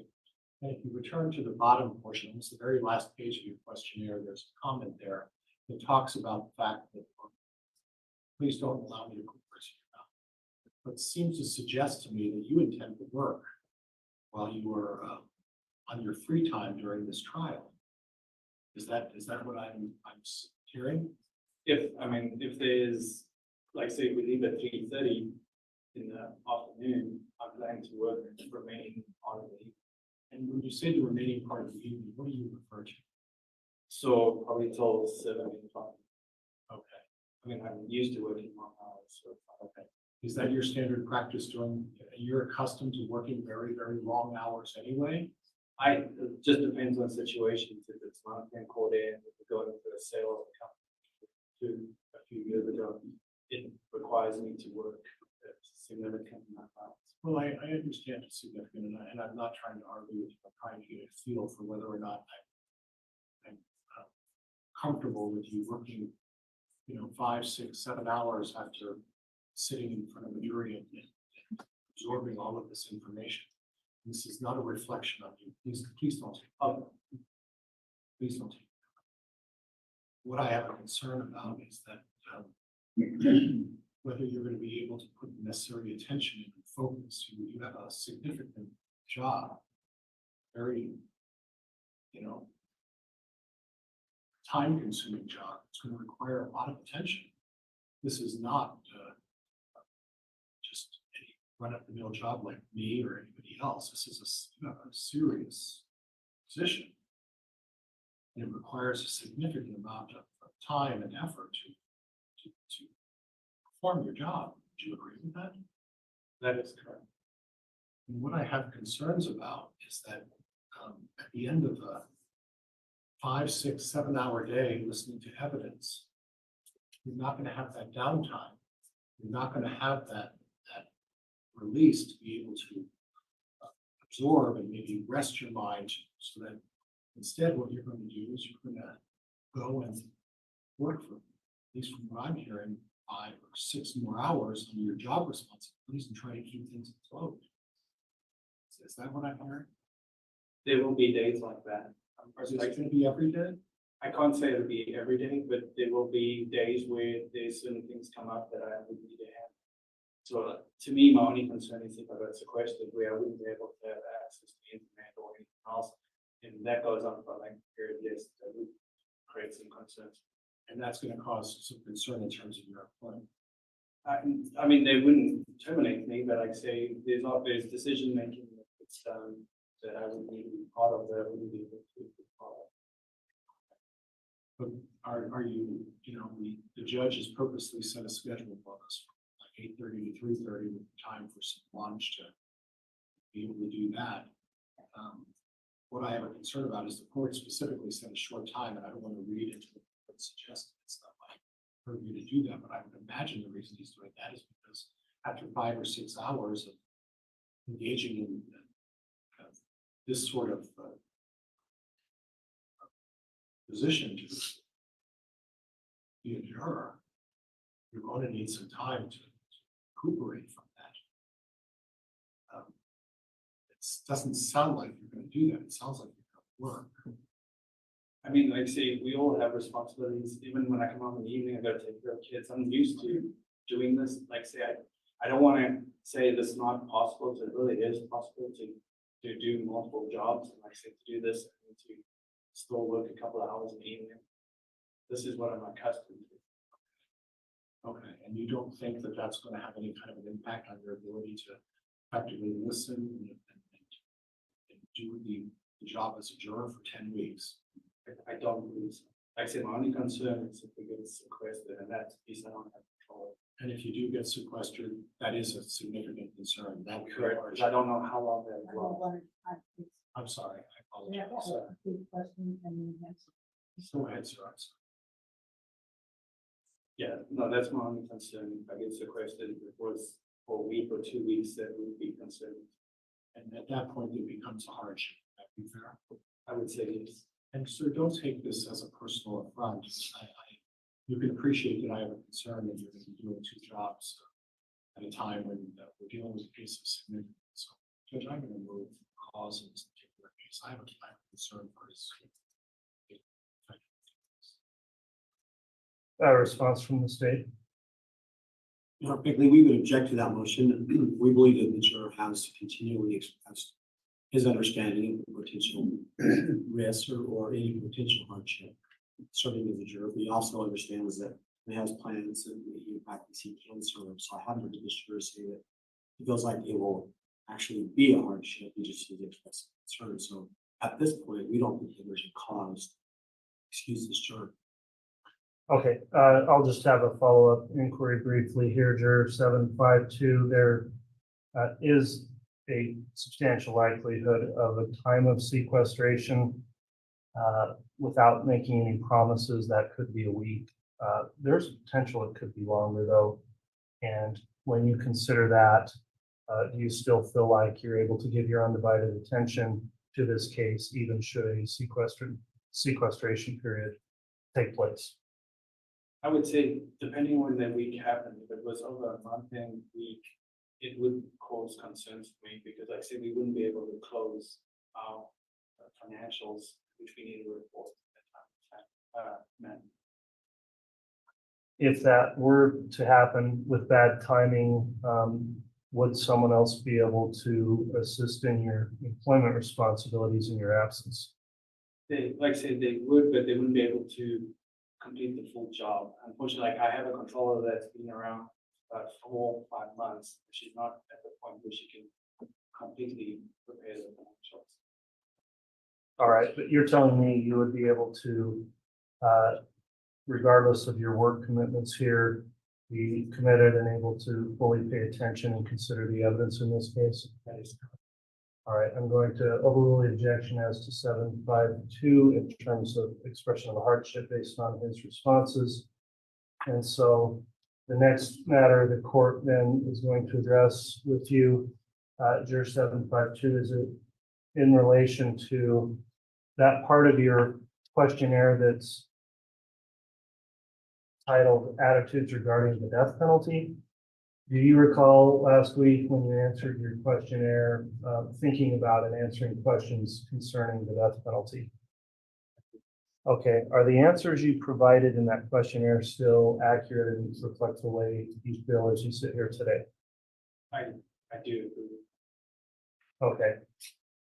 You indicated in your questionnaire you support the death penalty when you were given the option of yes or no, support or oppose. You said support. Do you still agree with that stance? I do. You also made a choice when given options about what most accurately represents the way you feel, and you said option C, which is, quote, I generally favor the death penalty, but I would base a decision to impose it on the facts, law, and instructions in the case. Do you still think that accurately represents how you feel about it? Yes, sir. Okay. Let me just ask an additional question there. If you are in favor of the death penalty, then do you believe the death penalty is appropriate or should be considered in every case where a murder has been committed? When it's first degree murder, I do believe it should be considered. Okay, and if the court were to give you instructions then about the death penalty, would you follow those instructions? Yes. If the court included instructions for some reason that you were not to consider the death penalty or instructing you that there are options besides the death penalty, would you fully and fairly consider those options as well? I will. All right. Yes. So given your views then, is there any reason for me to think your views would prevent or substantially impair your ability to serve as a juror in this case in accordance with the court's instructions if you receive those about the death penalty?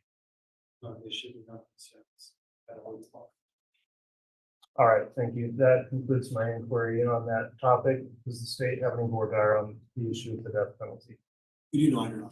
Nothing further, Judge. Thank you. All right, thank you. That'll conclude your individual regard, Juror 752. You'll be escorted back to the jury room. We'll bring another juror in and we'll get through the rest and then you'll receive further instructions.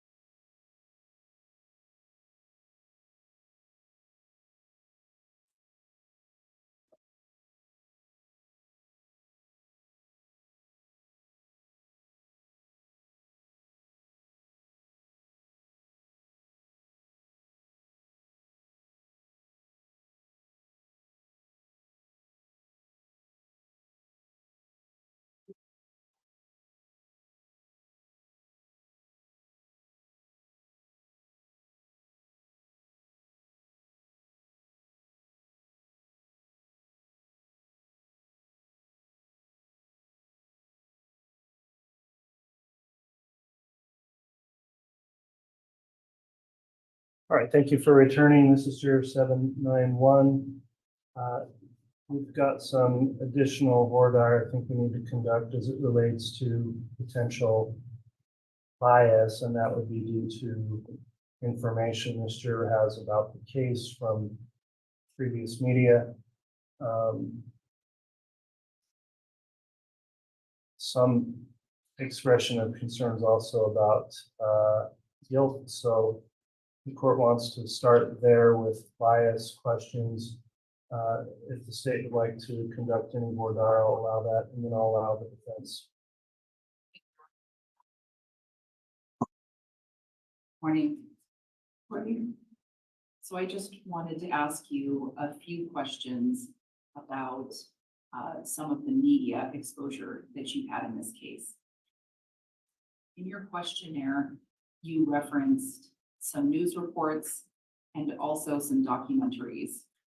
Do you recall which documentaries that you watched? The two that come to mind, one was from the, I think it's ABC 2020. And the other one was a Netflix documentary. I watched it once when it came out. I can't recall the title, but it was specifically about Corey. And that's okay.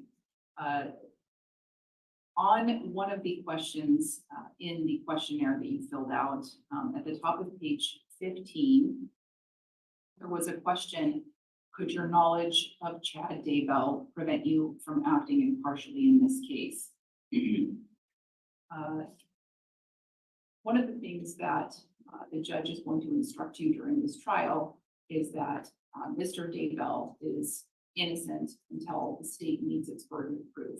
And the state would meet its burden of proof by introducing evidence during the trial. Nothing that you've heard thus far is evidence. Would you agree? Correct. Okay.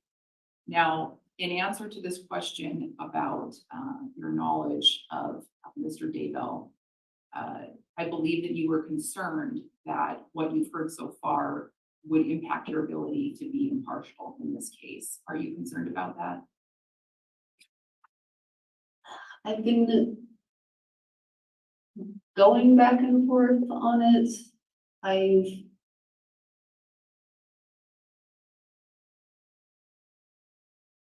Trying to gather my thoughts here. Okay. I feel like with some of my answers, and I kind of feeling I was probably contradicting myself unintentionally. I feel I have a really good grasp of being able to compartmentalize that I would not allow like the stuff that I've heard in the past, which has been quite a while, to affect my judgment.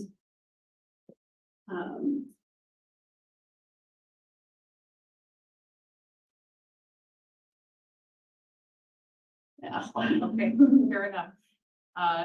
In one question toward the bottom of page 15, you had indicated that even knowing that news reports and documentaries are biased, the evidence points to guilt.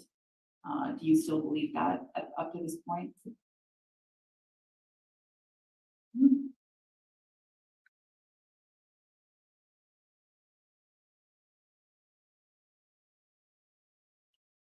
I think I was trying to answer it, my mindset separate from me. So it was more the mindset of documentaries, or mostly documentaries. Especially the Netflix, I have a predisposition of viewing the defendant as guilty. So it's more that I am aware and I acknowledge that what I was watching already had the preconceived notion of guilt. I don't think I put that across very well. No, that's completely fair, and I really appreciate your honesty. I appreciate your honesty today and in your questionnaire. Would it be fair to say that this is something you're still wrestling with?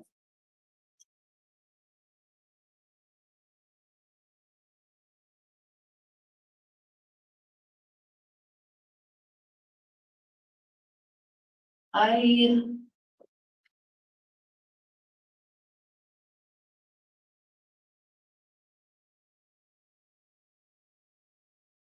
would want to say no.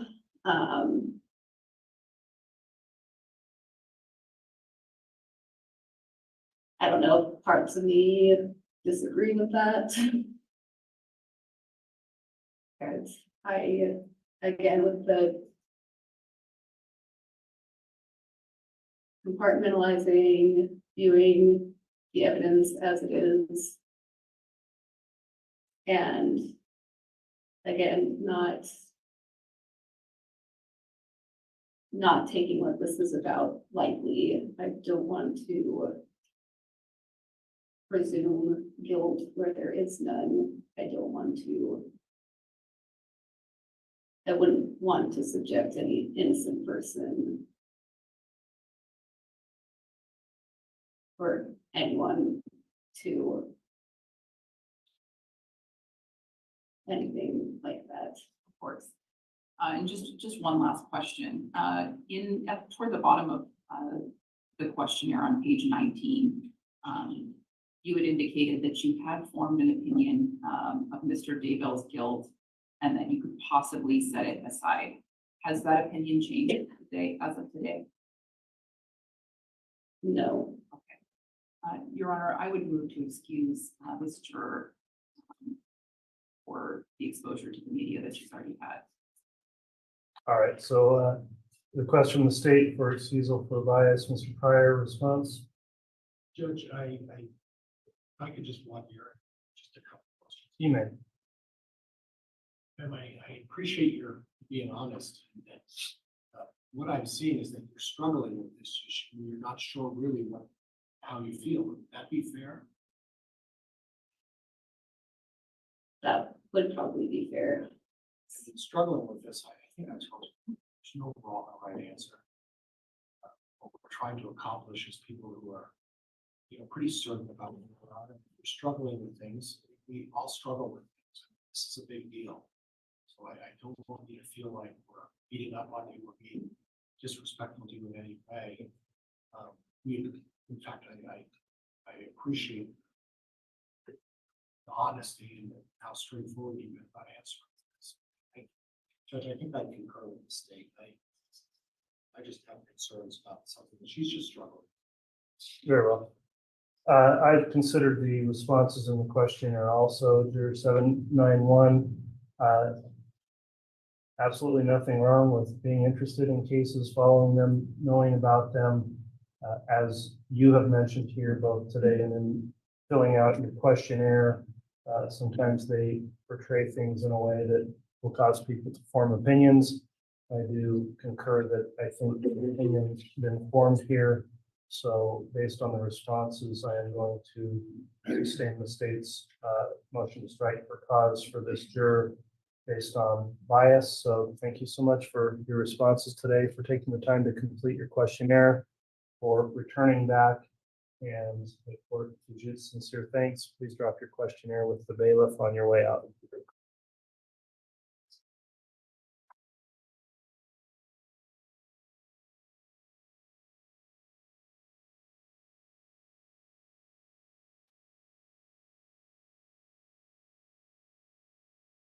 All right, we'll next have juror 823.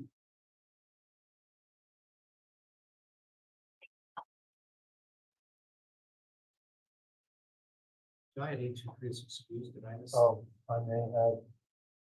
Oh, this is 823. I apologize. 823 was our juror who ran late, but I think is going to be returning. Maybe tomorrow. We'll talk with jury commissioner and I'll clarify that with counsel. So 909.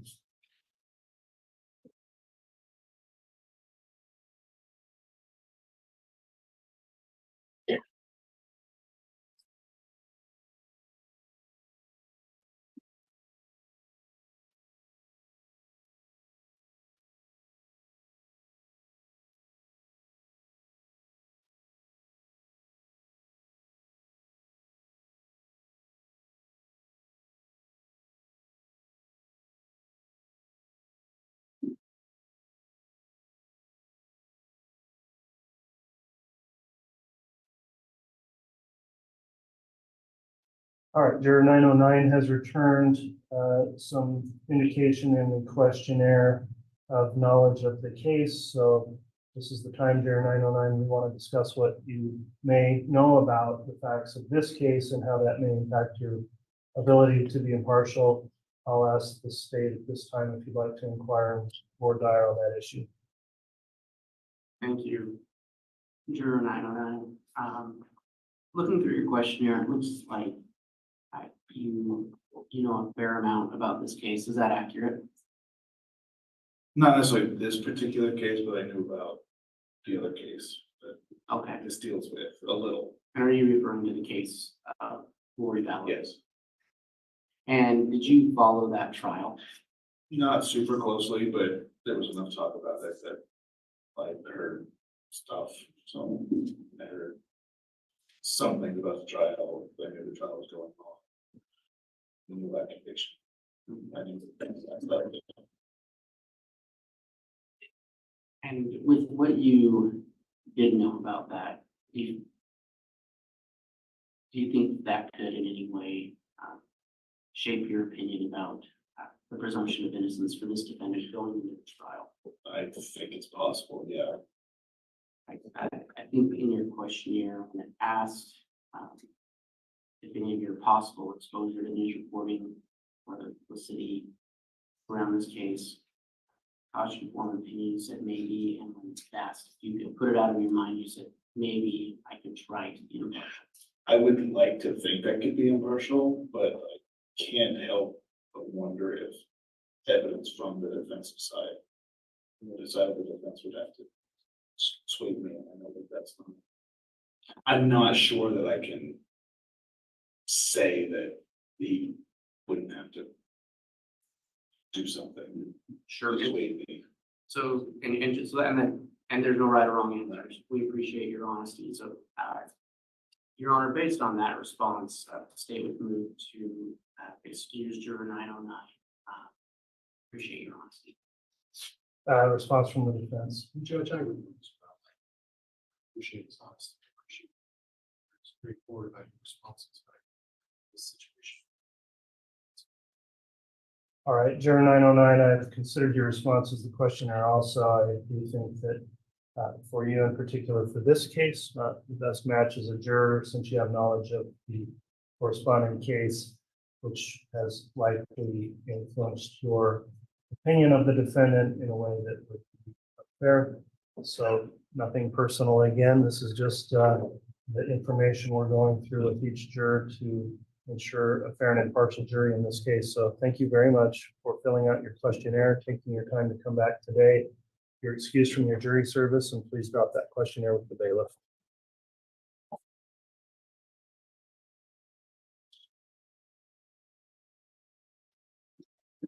Next juror will be 922.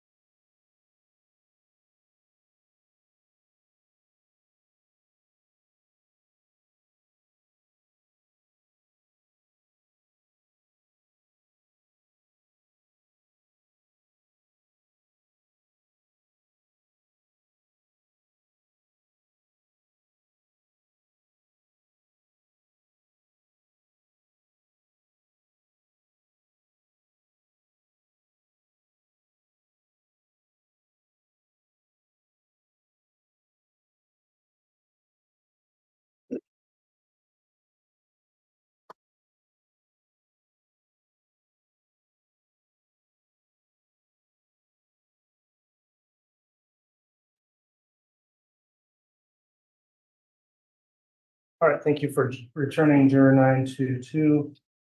Just reviewing the questionnaire here, and I don't believe there was any expression of prior case knowledge here, nor concern necessarily about hardship. So, as I understand it, with this particular juror, we would be reviewing questions relating to the death penalty.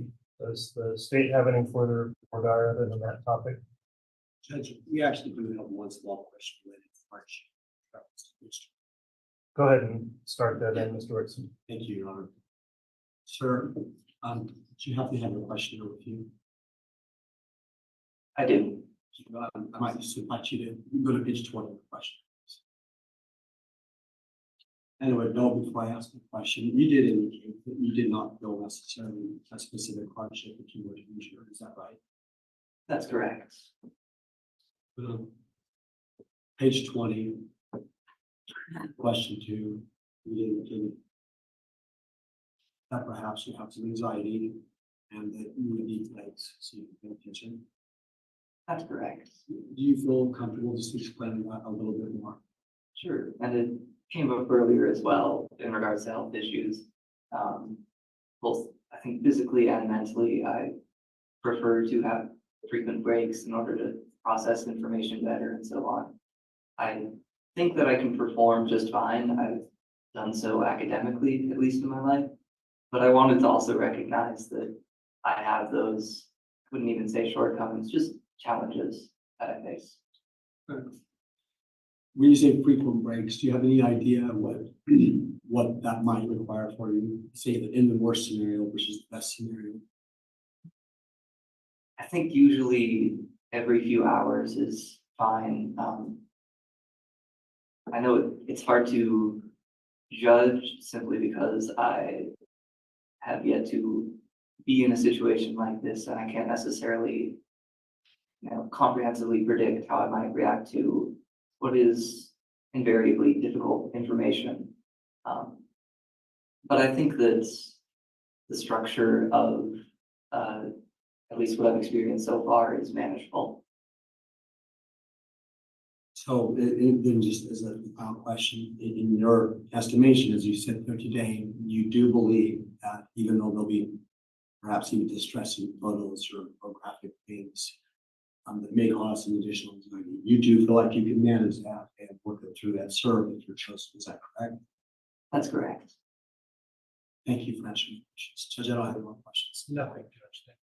Okay, thank you. All right, so Juror 922, the next topic we want to go through with you relates to the section of your questionnaire that, and do you have a copy of your questionnaire there? All right, Yes. we're on page 12, and that's the section 5 of the questionnaire, attitudes regarding the death penalty. Do you recall going through these questions last week and answering them? I do, but may I make an amendment? Is that? Yeah, I saw, I think I know where you're going with this, but tell me what you intend to change or correct on your responses, if you would. It was more so at the time I was operating with the understanding that process was sort of one fell swoop. And you may correct me if this is incorrect, but it seems that it is the first responsibility of the jury to determine a guilty or not guilty verdict based on the evidence, and then to decide the charges. In general terms, I think you're accurately tracking the legal process that would occur in this case, yes. Okay, and while we're talking about that, well, let me first let you know that in this case, it may be necessary for you to make a determination in regard to the imposition of the death penalty or some other penalty. And remember that any penalty you're considering could be considered as if it is absolute and would be carried out in the case. So with that in mind, a few questions. I did want to seek a correction here. You stated on page 12 you oppose the death penalty, is that correct? Yes. Okay, and you've made some other comments we can talk about in a moment. On page 13, you circled under part 6 and option A, and I wondered if that is the one you intended to mark. That's the option that says, if a person is convicted of murder and the death penalty is requested, I will always vote to impose it regardless of the facts, law, and instructions given in the case. I would say that's correct, yes. Okay, I'm wanting to make sure we're tracking on impose versus oppose. So support or oppose the death penalty, in other words, for or against it, you said oppose, and you made some statements. That circle A is to always impose it, would be to give someone the death penalty. I see where you're going now, and I did indeed circle the wrong option, just based off of an oversight in wording. Okay, and I understand where that occurred, and again, I'm not trying to influence or have you change that. It's just a diametrically opposed view there. Would you do me the favor of reading through these options again under part 6? And if A is not what you intended, let me know which option you believe most accurately represents your feelings. And if you need to take a moment to do that, please don't feel rushed. Certainly, thank you.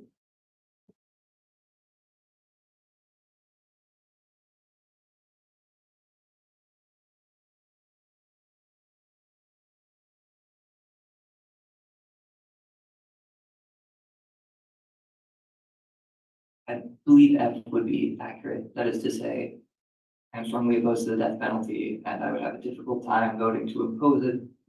Yes, voting to impose it, regardless of the facts, law, instructions in the case. Okay, I appreciate you making that correction on your choices there. So let me go back through some additional questions then. You stated that your views on the death penalty would not impair your ability to view the facts of the case impartially. Do you still believe that? Would you view the facts here impartially? I do. Okay.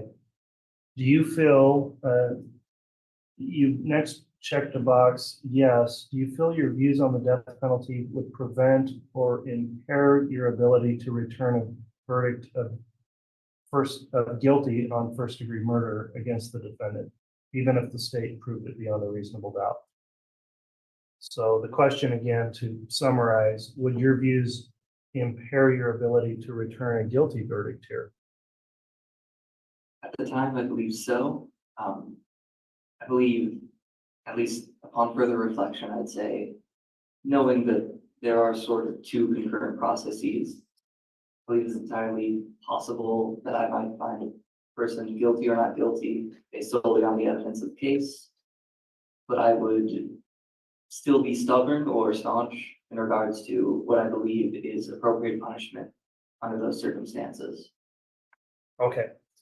So moving on then, if you were to find or determine and vote for guilt, and after that, the court gave you instructions requiring you to next consider the death penalty, would you refuse to follow those instructions or be opposed to those instructions? I believe I could follow those instructions fairly, but I also still feel that my moral position is more sort of irrelevant to the facts of the case, that it applies in all circumstances.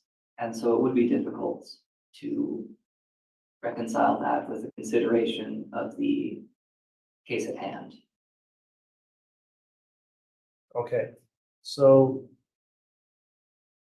given your feelings then, even if you didn't morally agree with it or want to do it, if I gave you instructions that the law said you had to consider it, would you follow the instructions and allow those instructions to supersede your own personal views on this?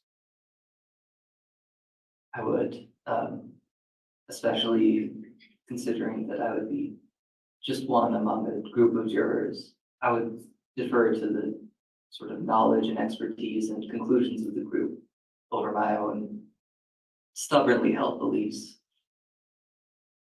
Okay, so what you're not telling me is that you would absolutely refuse to follow an instruction if it required you to consider the death penalty? I would consider it, yes. Okay, thank you for your responses. That will conclude the court's voir dire on that issue on jurors 922. Does the state have questions? We do, Your Honor. Go ahead. Sir, and we certainly appreciate your candor, and certainly you're right in the position. Although the response you just gave the court does raise a bit of a tangential concern. You said that you, in your deliberation, if the court were to instruct you to consider the death penalty, that you would defer to the other jurors. If in fact, part of the court's instructions are that any verdict be unanimous amongst all the jurors, and you were instructed that you needed to come up with your own verdict, taking the influence and considering the perspectives of the other jurors, but that you needed to make your own decision. Is that something that you still feel like you could do? Could you make your own decision, follow instruction, and if actually appropriate, impose that? I believe I could. I believe it would also be, of course, strongly influenced invariably by the beliefs I hold now, but I believe I could. When you say strongly influenced by the beliefs you hold now, perhaps could you flesh that out a bit more? Could you explain that some more? Sure. I feel opposed to the death penalty in all cases, and so it is difficult for me to imagine trying to put myself in the shoes of someone who would consider it fairly to say that there are circumstances where the death penalty ought to be applied. Is it fair to say then you have some doubt, even though you would be willing, you have some doubt that you could actually do that? You could actually set that aside and consider instruction. Is that fair? I think if I'm being fair and honest with myself, yes. Thank you, sir. Your Honor, based on this, and I do appreciate the juror's candor and his honesty, I think he's going to be very honest. But I do also think that he has a very strong opposition to the death penalty. He's included it multiple times in this questionnaire. It's that today. I think he's trying to listen to the court and potential instructions, but he just told us that he's not confident that he can actually set this aside. And I think based upon that, he ought to be excused for cause based on this issue, Judge. All right, Mr. Pryor, I'll allow some more dire on the topic first. Sir, I heard it a little differently. I heard that you'd be able to follow the court's instructions. Is that correct? I believe I could, yes. Okay, regardless of what those instructions are, right? Yes, and also with consideration that the instructions are or will be, in the case of a guilty verdict, to consider the death penalty. And please don't allow me words out. Just let me walk through this. I think you correctly identified, the court recognized that. You recognized the first part of the process is determine whether there is guilt or innocence. But once the guilt or innocence is determined, then let's assume that there's a guilty verdict. That's not to imply anything with Chad, but let's assume there is a guilty verdict. At that point, the next process is for you to weigh whether you would vote for life in prison or whether you would impose the death penalty. And what I'm hearing from you is that you, although you feel very strongly and you have strong convictions against the death penalty, you will still follow this court's instructions, and you will honestly and faithfully follow the court's instructions and consider both, even though you hold these strong feelings. Is that fair? Yes. Judge, I have fair. Thank you. All right, the court's considered these responses from the juror. Thank you for your candor in discussing the topic. The court does not determine here that these responses result in a finding that this juror would be substantially impaired or prevented from performing their duties based on an indication that they will follow instructions given by the court despite a strong or very strong moral opposition or belief against the death penalty. So the court will overrule the request to strike from the state, and that will conclude the individual voir dire for juror 922. So the bailiff will take you back to the jury room. We'll get through the rest of our jurors and give you further instructions before you're released today. Thank you.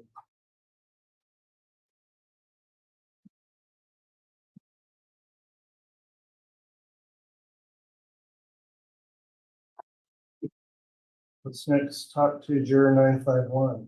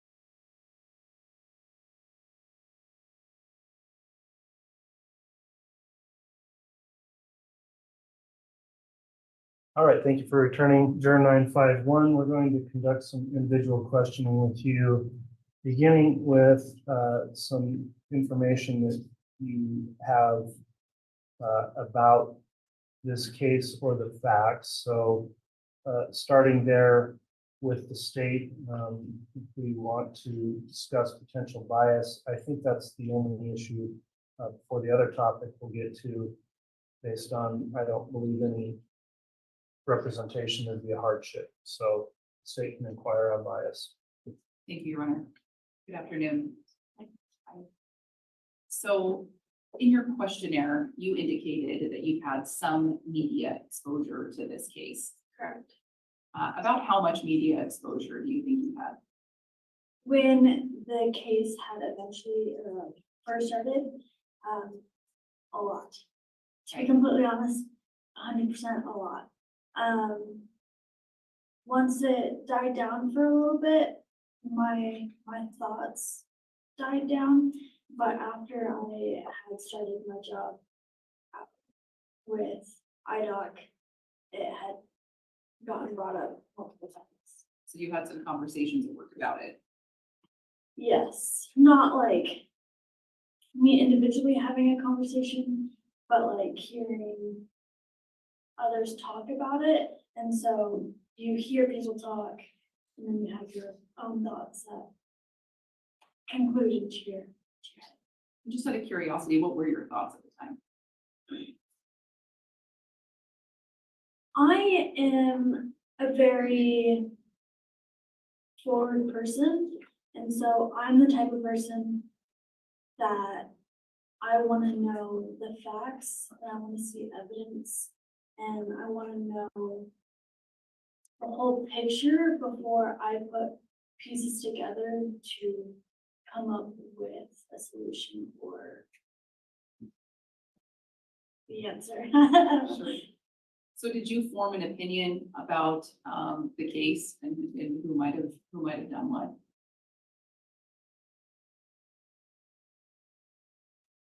To be completely honest, I want to say I had. And was that in regard to the defendant or was that in regard to Lori Vallow? It was more of Lori Vallow that I had more of an opinion and I had more of knowledge on than Mr. Daybell. Okay. And do you understand that you'll be instructed that the defendant enjoys a presumption of innocence? That means that he gets to start this trial with a clean slate. Is that an instruction that you can follow? Absolutely. And you understand that as Mr. Daybell sits here today, he's presumed innocent? Absolutely. And do you understand that nothing that you've seen in the news or heard in the media is evidence? Correct. And do you understand that you can only base your decision in this case on the evidence by a testimony from witnesses and exhibits that you get during this trial? 100%. Okay. I have no additional questions for this witness. Thank you, Your Honor. All right, thank you, Ms. Beatty. Mr. Pryor? Ma'am, you mentioned that you had 100% media exposure. Is that, I assume that's a lot of exposure. I suppose correct, yeah. Suppose. You've watched Dateline? When the case had eventually, or like first started, I was on top of it. I was very interested. Not only from my previous career, but I also have always had the thought of becoming some sort of law enforcement, so I am always to watch anything that has to do with the news. So you're an inquisitive person, that be fair? Correct. You're curious. Yes. And is that curiosity going to be creating a problem if you were limited during this trial to not looking at any of those things and only considering what you're hearing? And you are literally going to block out all the social media, all of your friendships. You're going to have to tell them we can't talk about it. And there's no right or wrong answer. Everybody, we're all different personalities, right? Correct. Imagine we're two different personalities. But it's a difficult thing to block out. You mentioned that you work at IDOC and then people started talking about it. You had to make an effort to sort of block that out, right? Absolutely. And it's a distraction, right? To a point. Okay. I think from my background with IDOC and with my background from events that have occurred in my life, I'm very capable of putting things to the side and keeping things, I can't really say hidden, but like to myself, not to like discuss anything to anyone. So if I understand what you're saying is that you, and one of the other jurors mentioned it was the term compartmentalize. In other words, I have a position, I've made have a view of what happened here. Okay, and then please bear with me. I've made a determination based on what I've seen up so far, that this is what I think went on. But even though I've made a decision ahead of time, and I've taken the time, and you're an inquisitive person, and I've looked into things, and I've made a decision in my mind. But in spite of the decision I made, I'm going to consider the other evidence before I make my final decision. Would that be fair? 100%. Okay. So in other words, you do have an idea and a position, obviously with Lori Vallow, right? Yes, but I would, in my thought, I see is I want to see the evidence. I want to see the whole story before I become assertive to. Right. In other words, you sort of made you have an idea what your position is. You said, all right, I made a determination of where I stand on this thing, okay? But at that point, before I make that final decision, I want to see the rest of the evidence. Correct. I want to be able to look at things and say, is my initial instinct and my personal feeling about this case and what I really believe happened, before I jump into that compartment, I want to confirm it with the rest of the evidence. Even though I've made a decision, I'm not going to say absolutely until I'm able to make the determination that my instincts were correct. Is that fair? 100%. Okay, Judge, I have nothing else, and I'd move for cause in this Response from the state. And Your Honor, I believe that this juror has indicated that she can set aside what she has heard. I also believe that she was pretty clear that her initial impressions in this case were largely based around Ms. Vallow. She indicated both sitting here today and in her questionnaire that she could set those aside and be fair and impartial. So the state would object to the motion to excuse this juror. All right, I've considered the motion in this particular matter with this juror and the responses today, who's indicated a willingness to follow the court's instructions and consider the evidence and comporting with instructions already provided. I have not heard a opinion that I think rises to the level where I'm concerned there's been a shifting of the burden as we have with many other jurors here. So for those reasons, I am going to overrule the challenge at this stage and continue on with for dire of this particular juror. All right, at this time then, juror 951, the next topic we're going to discuss is the section of your questionnaire that's entitled Attitudes Regarding the Death Penalty. Do you recall last week filling out your questionnaire and thinking about those questions and filling out those responses? 100%. And do you still maintain the same answers that you previously put in your questionnaire? Yes. Okay, I will advise you in this case that it may be necessary for you to make a determination in regard to the imposition of the death penalty or some other penalty in this case. Remember, any penalty you're considering should be done as if it is absolute and carried out in this case. So with that in mind, I will first, just reviewing your questionnaire, see that you checked the box saying you would support the death penalty, and you also said you strongly agree with the death penalty. Is that your belief here today? 100%. Okay. You are given a series of choices about what accurately represents the way you feel about it. You checked an option under 6B, and you said, I am strongly in favor of the death penalty and would have a difficult time voting against it, regardless of the facts, law, and instructions in the case. Do you recall selecting that option? Okay, so knowing that you support the death penalty, the next question I'm going to have, and it relates back to that answer, is do you believe that the death penalty should be considered or given in every case where a murder's been committed?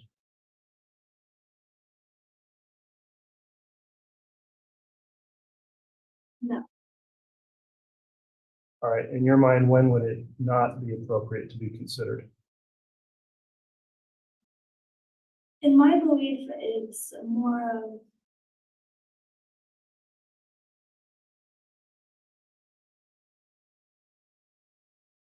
trying to figure out the best words.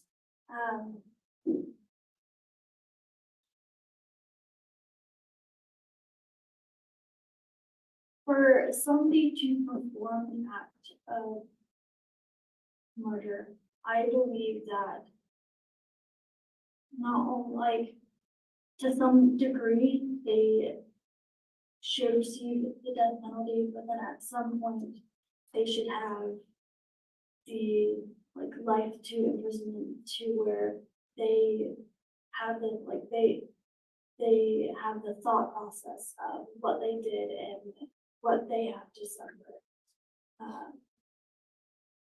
And family members to the victim what they have to suffer.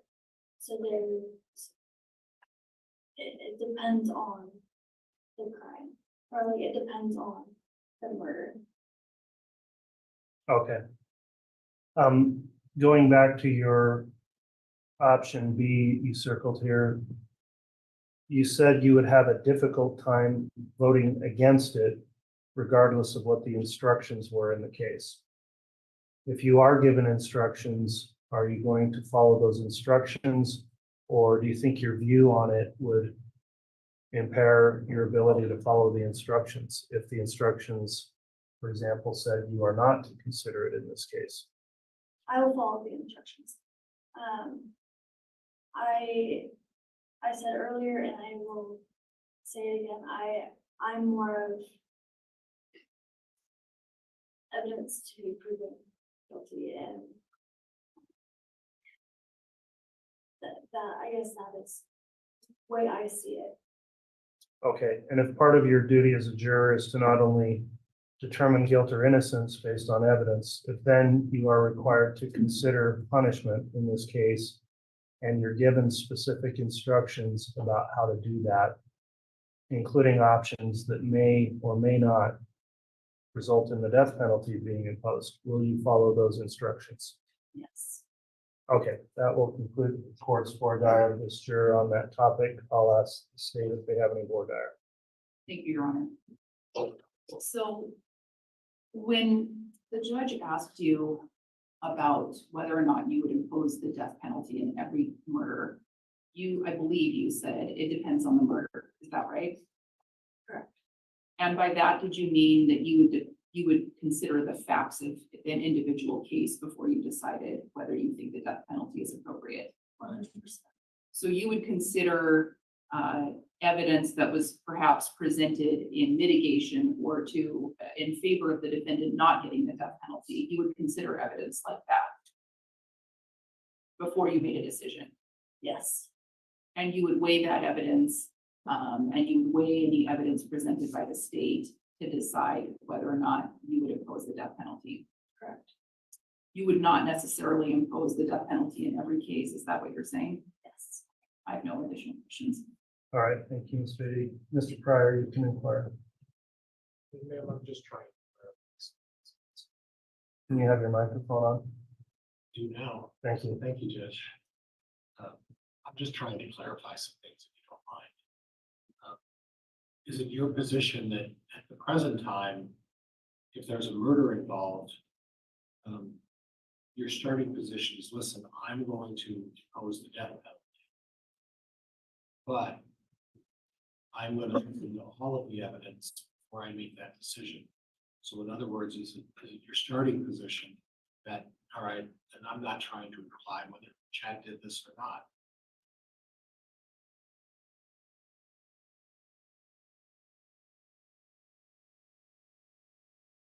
Your starting position to say, all right, I'm going to vote for the death penalty unless I see something that convinces me otherwise. Would that be fair? Yes. Okay.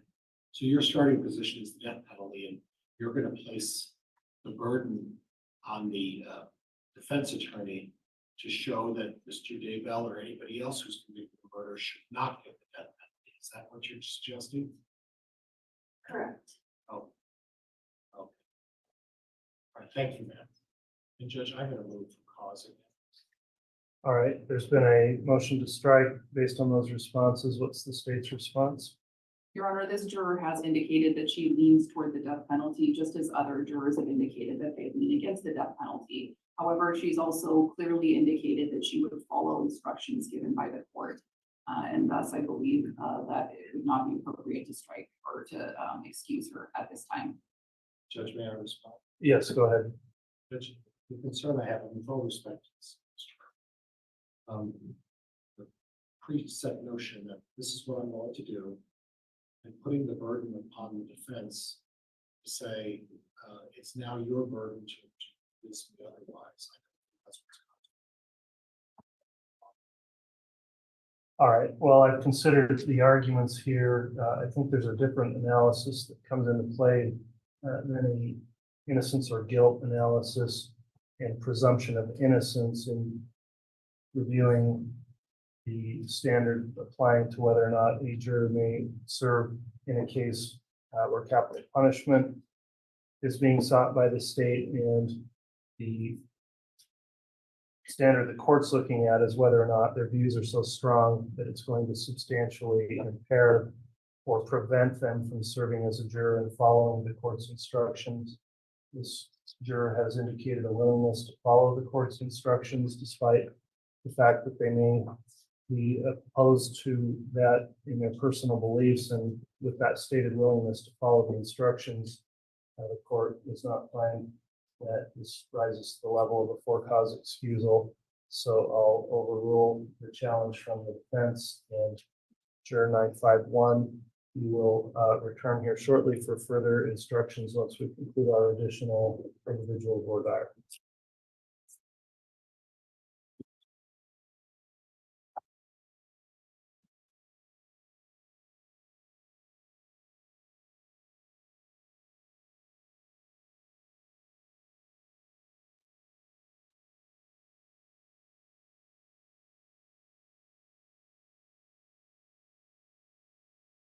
So 1004 will be up next.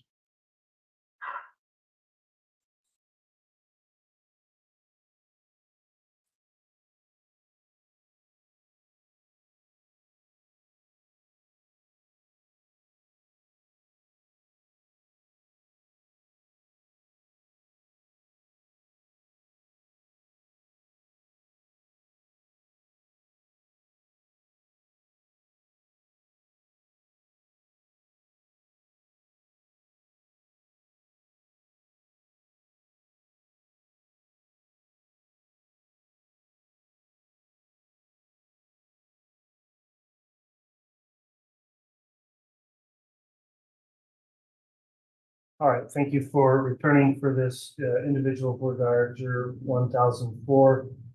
First topic I'd like to discuss with this juror before we get into other areas.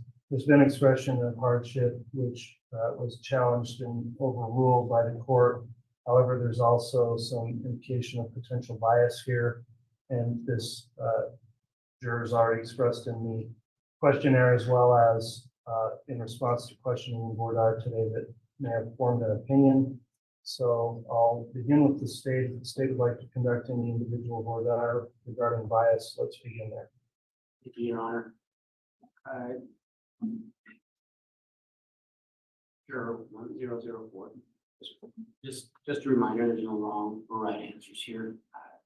And just want you to be fully honest. And everybody here will respect whatever your answer is.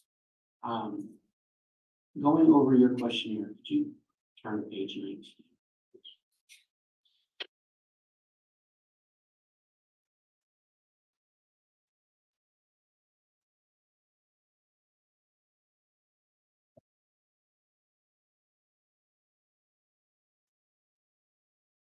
And it looks like you saw or heard some talk radio and some media. Do you recall which talk radio or media programs you saw?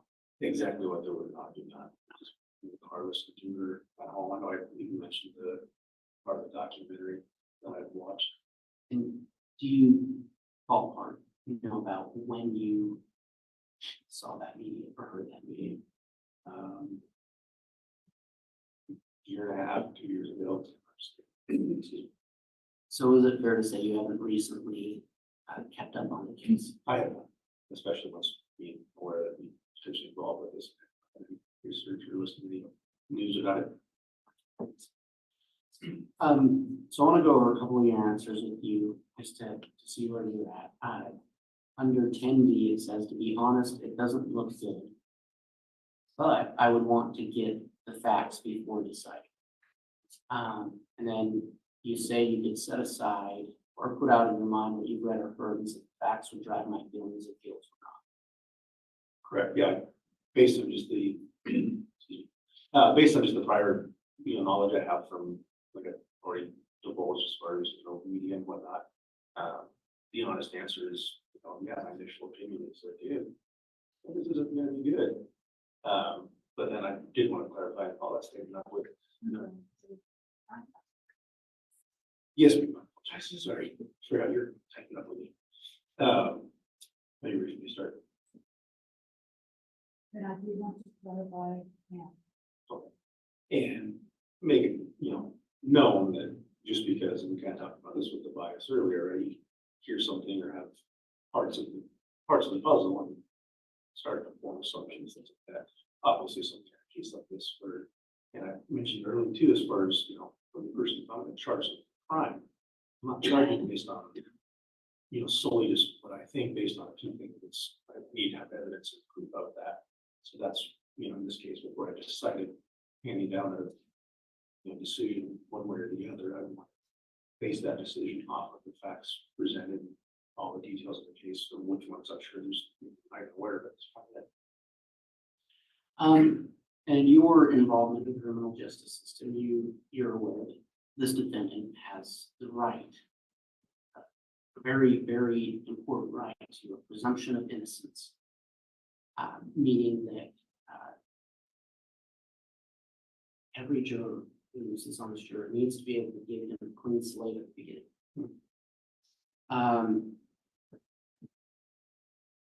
So if you were to be put on this this jury, can you say without hesitation, with full commitment, you can set aside everything you've heard about him and only base your decision on the facts that are presented in this court? I would like to say that I could, but in all honesty, I think that'd be difficult. That's thank you for being truthful.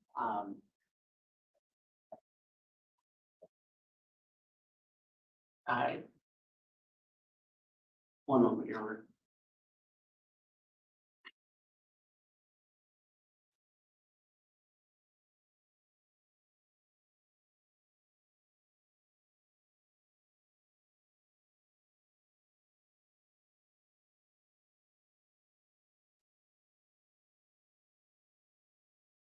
Your Honor, we're grateful for this juror's honesty. Based on his answers, we think we would need to excuse this juror cause. All right, from the defense. And officer, I really appreciate your honesty. This is right or wrong answer. Sorry, I can't hear you. Sorry. Officer, I appreciate your honesty and that there is no wrong or right answer. You're well aware of that. But again, like counsel for the prosecution has said, that's what this is about. And you keep me honest about your position. Greatly appreciate, Judge. I'll concur with the exclusion, and that's not to be taken personally. Thank you, sir. All right, the court's considered the motion to strike the cause presented by the state, concurred by the defense. The court also concludes at this stage of the proceedings, there's been an indication that based on pretrial publicity and knowledge of the case, there's likely an inference of guilt that this juror would be struggling with, which will result in the court sustaining the strike. So thank you so much for filling out your questionnaire and returning today. And we will allow you to be excused. Please drop your questionnaire off with the bailiff. Thank you, Your Honor. Thank you.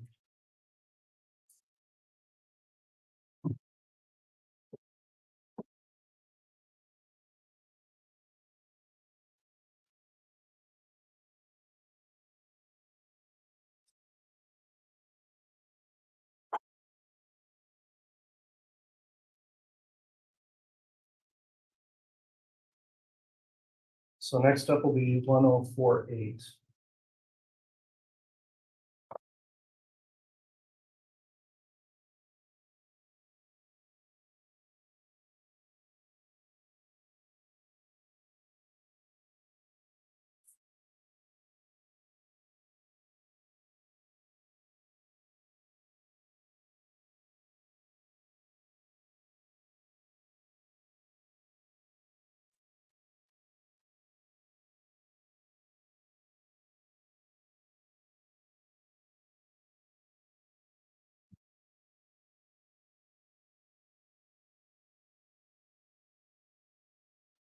All right, juror number 1048, thank you for returning for individual board hour questioning.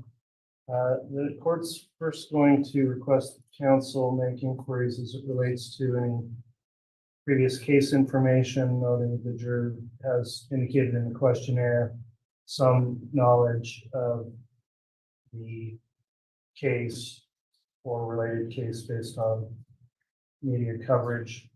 So I don't believe there's been an expression of any concern for hardship. So if the state would like to inquire on bias for voir dire, you can do that at this time. Thank you. Thank you, Your Honor. The state doesn't have any questions in this regard. All right, Mr. Pryor. I can just help.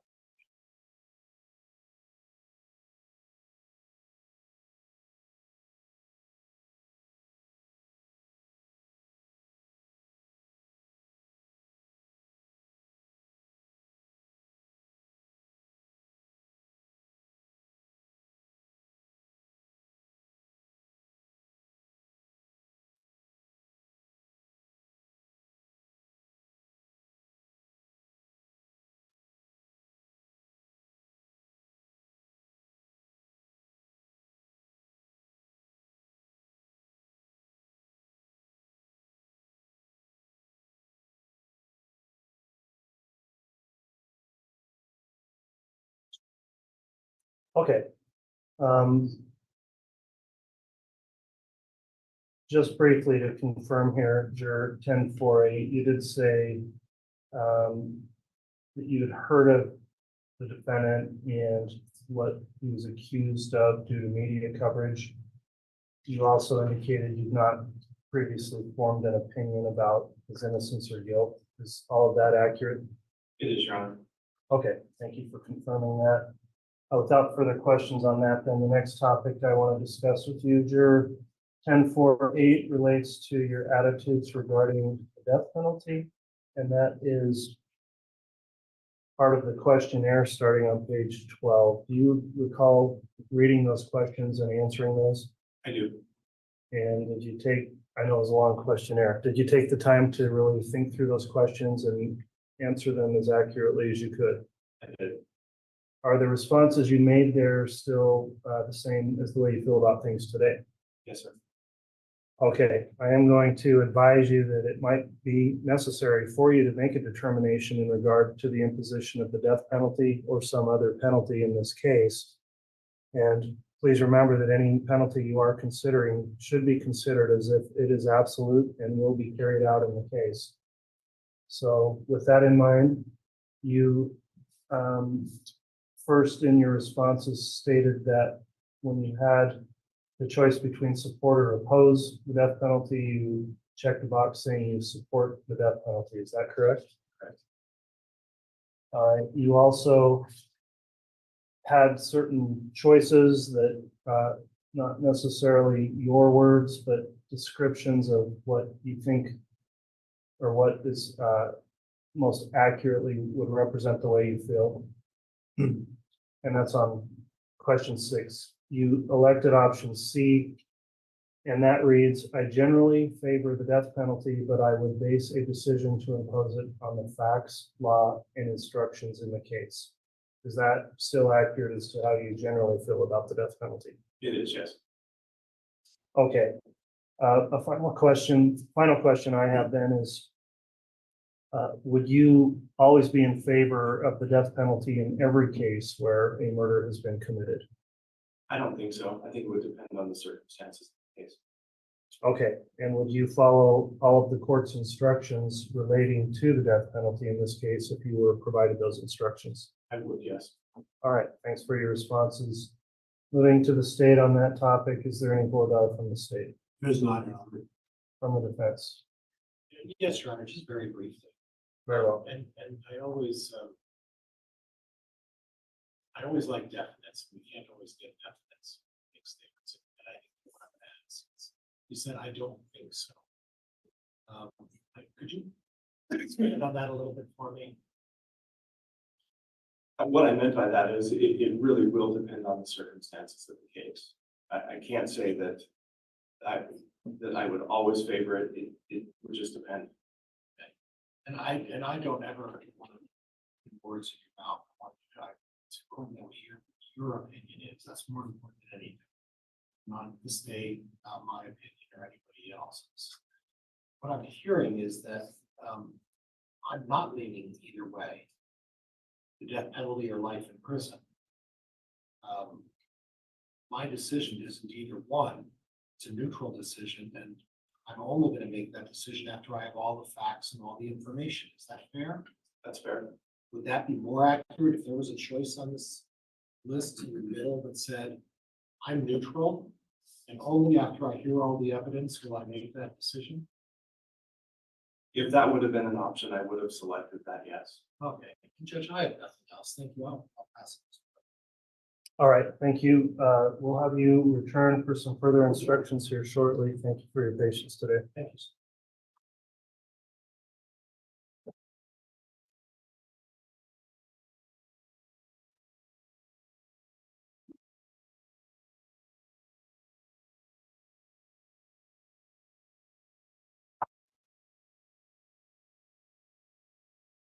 Okay, next up is 1057.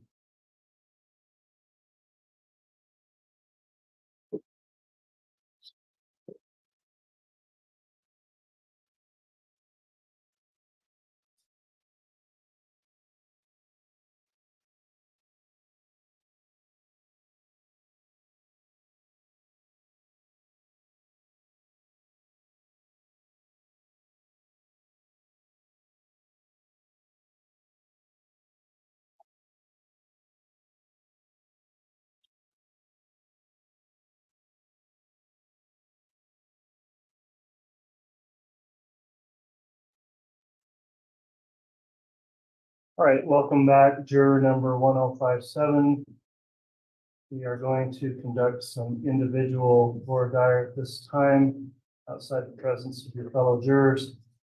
The first topic we'll just get right to is relating to questions of bias. You do have some prior knowledge of this case, and you've made some indications, including a statement that said the news makes them seem guilty. and that would include the defendant and a few other statements. You also raised your card in one question about whether or not you may already have an opinion in the case. So I'll allow the jurors to question you on that. And of course, in this setting, you're allowed to more openly explain in any detail of what you think you may already know and why you may feel the way you feel. So for the state, who's going to conduct court act? That would be me, Your Honor. Thank you. Okay, Ms. Beatty on bias, please. Thank you. I want to talk a little bit about something that might be kind of painful for you that you referenced earlier, which was a situation with your brother-in-law. It sounds like he was burned at one point. Yes. And that you happened to be there. And I took him out. I don't want you to have to relive the entire story, but can I ask, is he okay now? And this, I'm sorry to interrupt here, but if this is a topic you wish to discuss not in a public forum, we can do that, or you can discuss it in a public forum. It's up to you. Okay, If I cry, I cry. okay. All right, thank you. And if you change your mind at any point and would like it to talk about it privately, that's okay. So he was severely burned, is that what you were saying? Yes. And did he have to get treatment for that? He spent 6 weeks in Salt Lake and In a burn unit? and then there's been residual issues. Approximately how long ago was that? It was over 30 years ago. Okay. And you mentioned that that particular experience might make it difficult for you to look at some photos today or during this trial. Yes. Do you believe that your personal experience in this case would prevent you from looking at the photos, or do you feel that it would just make it difficult for you? It would just make it difficult. Okay. Now, one thing that you're going to be instructed on during the course of this trial is that as Mr. Daybell sits here today in this courtroom, he's presumed innocent, and that all of the jurors need to give him the presumption of innocence until the state meet our burden of proof beyond a reasonable doubt. Are you able to give Mr. Daybell that presumption of innocence? Yes, I said I would definitely consider all evidence. Okay. Now, specifically with those photographs, understanding that Mr. Daybell is entitled to a presumption of innocence, would you be able to set aside your personal feelings and experiences and evaluate those photographs and weigh them along with the other evidence that you received in this case? Yes. Okay. I would like to talk about some of the media coverage in this case as well, and I thank you for being willing to talk about such a difficult subject. You had mentioned that you had been exposed to some media in this case. And you had also indicated in your questionnaire that you would be able to put out of your mind what you have read and heard about this case and render an impartial verdict based solely on the evidence presented in this courtroom. Is that correct? Yes. Okay. Now, earlier, the judge asked all of the jurors if anyone had formed an opinion on Mr. Daybell's guilt. Do you remember that? Yes. And I believe that you raised your paddle. I did. Would you be willing to talk about that with us a little bit? I just, in my personal life, I've always been called honest to a fault. And I had a personal situation where somebody tried to get me to go do something that I knew was wrong. And if that person would have done that thing wrong, I would have turned them in. That's my issue. Okay. So, could you elaborate on that a little bit as it relates to being here today and raising your paddle? Well, my friend wanted to go confront her ex-husband who had been a little leeway with her daughter. And she said, and I'm taking my gun. And I said, I am not going with you. And then if she would have done that, and I knew that, I wouldn't try to hide it. I would call the police and tell them. Okay. So do you feel that that relates to Mr. Daybell's case in some way? Somewhat, yes. Okay. And it sounds like that was a very difficult position that you were put in by your friend. Yes. But understanding, as we talked about earlier, that you have to presume Mr. Daybell innocent, do you believe you could set all of that outside of your mind? I would do the best I could, yes. Are you sure that you could do that? And just brutal honesty. I probably. Okay, okay. I really appreciate your honesty, Your Honor, at this time. I think it might be appropriate, to excuse, Madam Juror for cause. Okay.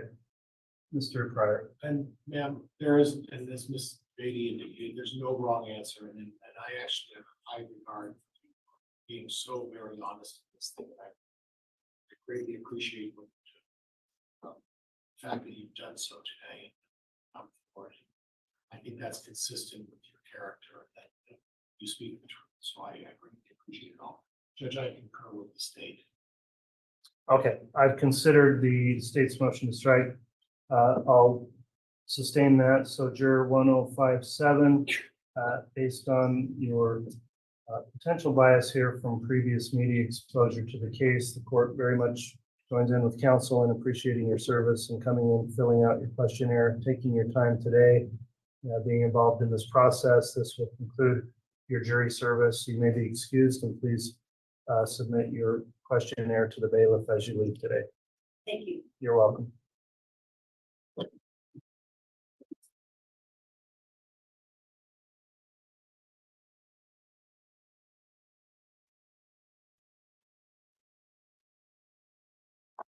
All right, before we conclude then, we're going to take a late lunch. We're off the record for the remainder of the day. The court wants to meet with counsel for further questionnaire reviews, which we'll do this afternoon.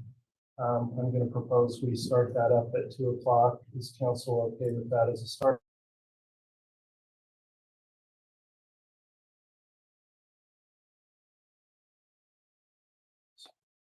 I skipped a step. Thank you, everyone, for the reminder. We are bringing the jury back in for cause, and we'll inquire whether or not they're being passed.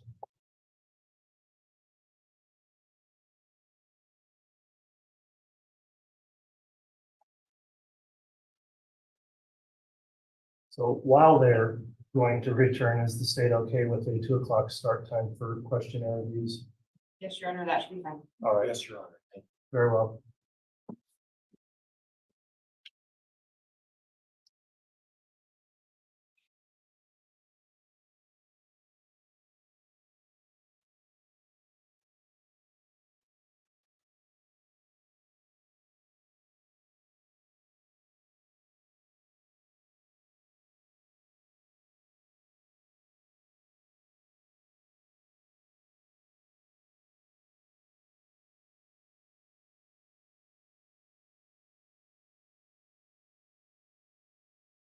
All right, please.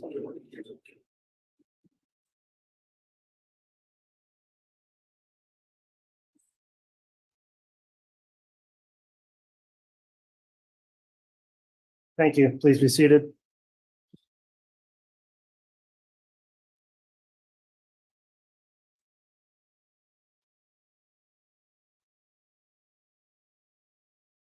All right, having gone through the small group here, remaining are jurors 752, 922, 951, and 1048. We concluded voir dire. Does the state pass this small group for cause? Yes, Your Honor, thank you. Does the defense pass the group for cause? Yes, Your Honor. Okay, thank you. Yes, Your Honor. Thank you. Very well. Ladies and gentlemen of the jury, the four of you, you have now been passed for cause, so we're going to continue to question additional small groups until we reach the necessary number of jurors for the attorneys to exercise their peremptory challenges.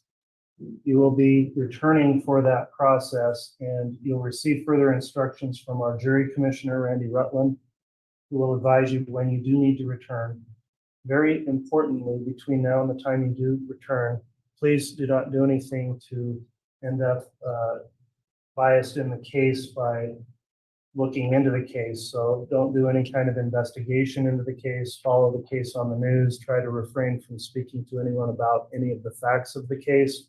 You are, of course, permitted to talk to people, including family, friends, or employers, about your potential service in this case to make those preparations, but no discussion of the details or discussions about the case so that you can maintain your impartiality which you've demonstrated here today. So that will conclude your service for now. You will be returning. The bailiff will help you out for the day with your further instructions on when to return. And we appreciate your service to this point. But I'll please rise for the jury.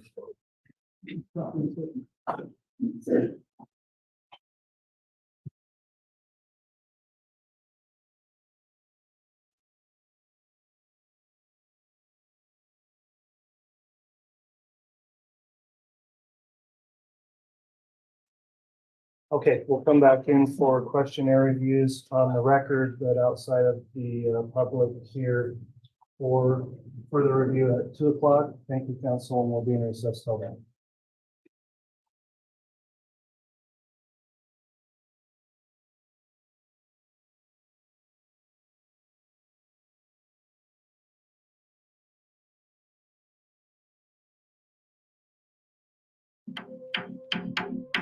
Trying to get saved, baby, I am not the answer. No.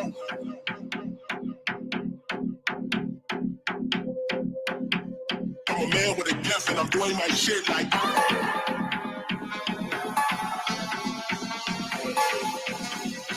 Trying to get saved, baby, I am not the answer. No.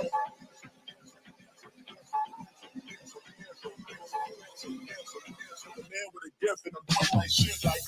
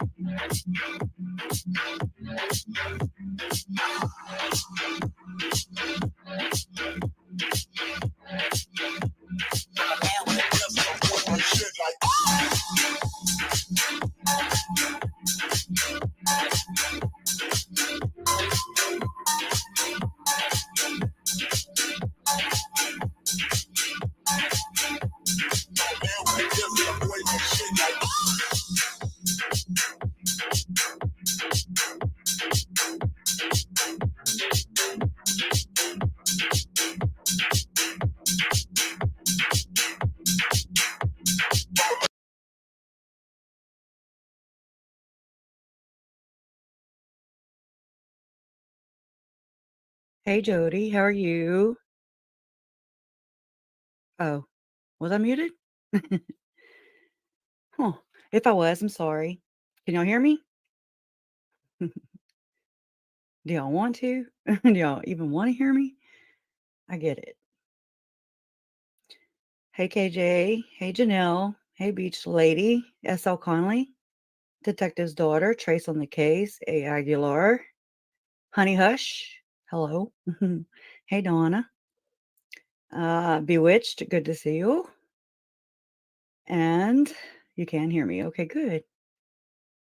So we're going to wing it today, yet again, because that's what we do. It's become a task to put these things together, whatever these things have been. I mean, it's a job all in itself, and it's a lot. And I didn't realize how much it is to add that stress to my life, to try and present the best possible kind of documenting, my research as I go through this whole process. And so, I love the fact that I get to share it with you guys, but I mean, it is a freaking task. and it weighs on my mental health a lot. So we're at the finish line in this segment of my life. We are at this finish line, trial number 2, uh, co-defendant Chad Daybell, who married my aunt, um, Lori Daybell, and Lori's already been convicted of conspiracy to commit murder of Tammy Daybell, which is Chad Daybell's late wife, or as other people say, his real wife. I love that. And and also Tylee and JJ, Tylee Ryan, JJ Vallow. Tylee was technically my step cousin, although she's the same age as my children. I met her when she was 3, and yeah, never expected this. And then there's JJ.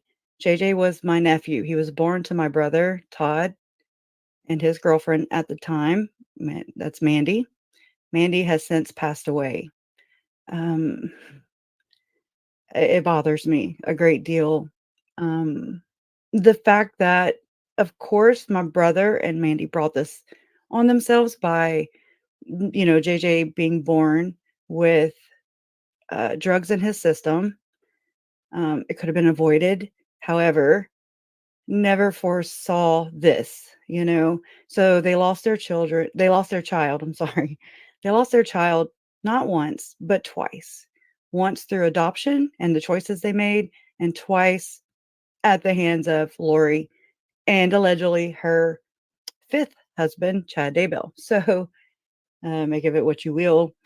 Either way, JJ was my only nephew. I don't have the blessing or the gift or the honor, pleasure, whatever you want to call it, to be an aunt, because that was stripped away from me, straight up stripped, gone. I don't have any other nieces or nephews. I have step nieces and nephews, but it's not the point. This is my blood, my family. Their blood was spilled for it. I'm here to fight for it. Okay. So that's what I do. And I mean, I'm not worried about Chad. I never have been worried about Chad. I was not worried about Lori being convicted. I just knew deep down, I don't have to worry about that. That's out of my hands anyways. It doesn't matter what I think, what I worry about, how I think. I mean, there's things that I do think about along this process that, I'm learning along with you guys. I'm not a lawyer uh, at all. Okay. Armchair it just like everybody else. And we do this together. It's a process that we do together. We learn together. And I think it's been a beautiful thing. And it really has been a beautiful thing that I've learned. I used to think that the community that has built up around this was by Tylee, Charles, and JJ's doings, right? Because they died, because they were murdered. That's what brought you guys around. And it is. But, KJ and Mr. Wayne came in from Tennessee in April of 2022. And, KJ kind of had a heart to heart with me. And she was like, you have a community. You got to show up for her. You got to show up for them. And I was like, what? It just, no self-awareness with that. And I didn't realize it until that point. And so I'm really thankful for her pointing that out to me and just reiterating what I'm doing here, that I do have a community here and we have each other. And that's what matters at the end of the day, right? I will. Yeah, Jason did take that bar exam, like a practice bar exam, while I was in Boise last year at this time. And he was like, "I passed it." I was like, "Well, I knew you would, go make money doing it, damn it. Don't just sit here and do it right here, you know, with my community, with our community, not mine, with our community." So I just think that's kind of funny that you say that. But he never desired to be a lawyer, but he's just really good at seeing those things. He's good at, and I'm talking about Jason, he's good at just kind of sizing the whole situation up and seeing where the certain or the specific steps that they take and file and like getting rid of Rachel Smith. And, then they turn back around and they bring in, I think her name's Ingrid something. I don't remember it. I don't know it yet. I will by the end of this, of course. But I got to take a sip. As soon as I get on here and start talking, my mouth goes dry. But anyway, so he just kind of points out, I'm like, well, what could be what do you think the reason is? And so he just kind of helps me to kind of figure these things out. Thank you. Thank you, Fancy Nancy. That was so very sweet. So very sweet. And my best friend came over, I don't remember which day, Tuesday or Wednesday. And she's a seamstress. And so Nancy just reminded me because she always talked about the Damn It dolls. And I know it's right here in the 11th hour before trial, the eve of trial. But she's working on some Damn It dolls. And we'll just have to put them into like a Etsy store or something and just make them available that way. So a Damn It doll is basically, it's kind of like a voodoo doll, honestly. You can do whatever you want with it. But whenever you're frustrated, whenever you're listening to the trial, Chad Daybell, you can just beat the doll. You can, whatever you want. You can, dress up the doll in orange, preferably. No. And we'll go from there, But it just seems like something that would help the channel and my research here. And it would also, serve as a reminder. And it would provide therapy because this freaking entails a lot of mind effery. I'm not going to say the F word, but you know what I mean. Mental gymnastics. It's emotional. It's tragic. It's tragic. And I don't know. I don't know what to expect. I kind of expect the same things. I don't really expect too much of a bombshell. I don't know. I really don't know what to expect. Besides, I never really expect anything. That way I keep my expectations low. And then that way I don't expect anything too much of it.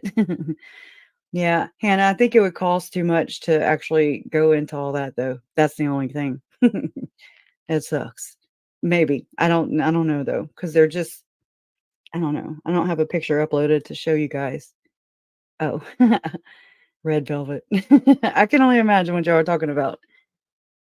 You'll bake the cake though? Okay, I like cake, right? I like red velvet too. Trauma. Yeah, trauma. Yeah, perfect. That's a good summarization of it's re-traumatization. It's the empathy, and you empathize with the victims as their stories, half of their stories. I'm not going to say they're complete stories, but their stories as far as a court of law and a prosecution stance. We'll get that version of the story, as many of the facts as we can. And I don't think it's the whole story, but it's probably the best we're going to have. And it's unfortunate. And I hope, I said this a lot with Lori's trial, that I hope that they're saving things for Chad's. And I'm just like, Jody says I can make a real voodoo doll for him. Right? Oh, yes. The imaginations are wild with this group right here, right? So, I don't know. I know you guys have been keeping up with Ruby, Frankie, and Jody Hildebrandt, and as well as Tim Ballard and David Hamblin. There's a lot of different aspects of these cases, or different cases, I'm sorry, but they all kind of spawn from the same geographical area of Utah. And I find it interesting. It's a road I've been kind of traveling down. It's another rabbit hole that is a worthy rabbit hole, I do believe, because I've always felt in my heart that, yeah, yes, Bobby, yes, they do sound just alike. They do. But hey, Carolina, How are you? Roxy. We will never have all our questions answered. No. And it really does suck. But what was I saying? I might have to close the comments for a minute. Yeah, just so I can think. Squirrel brain. It's not y'all, it's me. So, but those cases, they all have some of the same elements as Chad and Lori's. And that's where I went seeking and searching because it really helps to fill in the context of what I do believe my heart has been telling me from the beginning, that these cases are connected. How? I still don't know how. I'm working on that. I'm gonna have a special guest. She didn't know enough. She didn't feel confident enough to come on today. Um, but she's got a good handle on the bigger picture, so to speak. And I mean, it's just, I can't wait for her to come on, and I hope she can come on before the trial starts. That would, no pressure, but I just really pray that that comes together. It's something that I felt ill prepared for when Lori's trial transpired. And I put that pressure on myself, and I was like, oh my God, all eyes are on this. I've got to pull this together, and I got to show and tell and try and get all this out. But Tim Ballard hadn't happened yet in that aspect where it roped in Tom Harrison. It roped in a lot of things for me. And knowing all the facts and everything from Chad and Lori's case. I'm just like, there's not a lot of context in Chad and Lori's case, but there is. There is, but there isn't. And, I know the job of the prosecutors is to, oh, that's a bird. I thought it was a damn alarm. Anyways, the job of the prosecutors is to nail a conviction. That's it. They're not there for what happened, the story, so to speak. They're there from a legalistic point of view, and I can appreciate that. As a family member, though, I want to know why. I want to know why my family, my lineage even, was damned, basically, was judged, was rated. They didn't, and I mean, I say that because back in 2018, I was doing my own family research just because that's just who I am. I like doing those kinds of things. And whenever I asked my mom, I was like, because my great grandfather was adopted on the Vallow side. And I got a hair. and and so with him being adopted, we don't know who his parents are. Okay. Well, that kind of stops things, and you can't really go past that. And so I asked mom if she knew by chance who, her great great grandparents were. And she was like, oh, I'll ask Lori. She said, Mormons are really into that. Again, it didn't register for me. I didn't even register that they were Mormons, and I didn't care. It didn't matter. It was a non-issue. And so it's just like, well, it just so happened that the same chart that I believe she sent to Chad, I would love to know that. The same family lineage, the family tree of my family.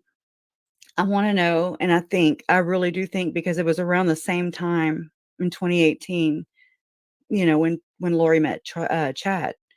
And so when my mom was over, uh, I forget where she was, but this is before the murders even happened. So I asked my mom if she knew about that. She said, she'll ask Lori. Lori's Mormon, really is into, genealogy research and stuff like that. And so I get a couple of screenshots, from my mom. And it's like a computer, a Mac computer, the desktop. And it's just like, this screen. And then it's like she switched to the next screen to show the lineage, right? And so my family was judged, I do believe, off of this exact chart, what Chad factored into his chart. And I mean, that bothers me. Why does it bother me? It bothers me because I don't know what they're doing. I just know that I don't want to be any part of it. I don't want my family lineage to be any part of it. Everything that they touched in my family has been pretty damned. Okay. So I don't think it's anything good. Whatever their intentions are, I know they weren't good. Um, I don't trust it. And so, again, and it goes into what they believe, and I'm just like, what do you believe? Because you're not worshiping Jesus Christ. You're not, and so over time, I think these things for this particular group of people, they have transpired, and little by little, you kind of you distortion, okay, straight up distortion, Jody Hildebrand. I mean, it becomes upside down and distorted, and you end up not knowing who you're even worshiping, perhaps. I hope so. I hope that that's what it is. And I hope it's not intentional. And I really don't think it is intentional. I just think it happens kind of over time. And whenever you're kind of isolated or insulated and, taught to depend on basically only the people in your society. Mormons are really good at being self-sustainable and depending on their community. They come together like that. Ex-Mormons too. And I mean, I'm just like, wow, it's so neat to watch them in action because I admire it. I admire those qualities about them. And they're very organized and, they can kind of micro manage and micro compartmentalize things. And I'm just like, wow, it blows me away. But with that being said, it's also not good for outsiders like myself. Mormons, ex-Mormons, they are taught to not go outside of their, support of people like their own, like-minded people. And so it's been so frustrating. That's been one of the most frustrating parts of this is knowing that I have so staunchly supported all these other channels. I've mentioned Chad and Lori's names when they were not mentioning Chad and Lori's names or the victims. Okay. I identified myself as a family member, and nothing I did, super chats, nothing I ever did, registered in their brain to reach out to me and to see what I think. See, as an outsider, I see the things that they don't see. It's interesting. And I mean, I understand coming from, I couldn't imagine having to do that in my own belief system or everything I know, just completely being pulled out from underneath me and just feeling so betrayed and so lied to. I can't imagine, but I am very empathetic and can imagine. And I've put myself there, I'm just like, wow, your job's tied to it, your kids, they go, and I mean, everything revolves around community in Mormonism. And so it's a blessing and it's a curse, I think. So I don't know. That's been one of the frustrating aspects of this because I've been saying these things for a long time now. At first, I really didn't know how to say these things. I needed help and how to describe these things or talk about these things because I really did. I felt like a toddler with a pacifier in my mouth and or like Maggie, I think her name is on The Simpsons, where I'm, and I'm just pointing at things like, hey, that thing over there and this thing over here, they go together. It's not good. And I mean, it's just been really difficult and the difficult research, right?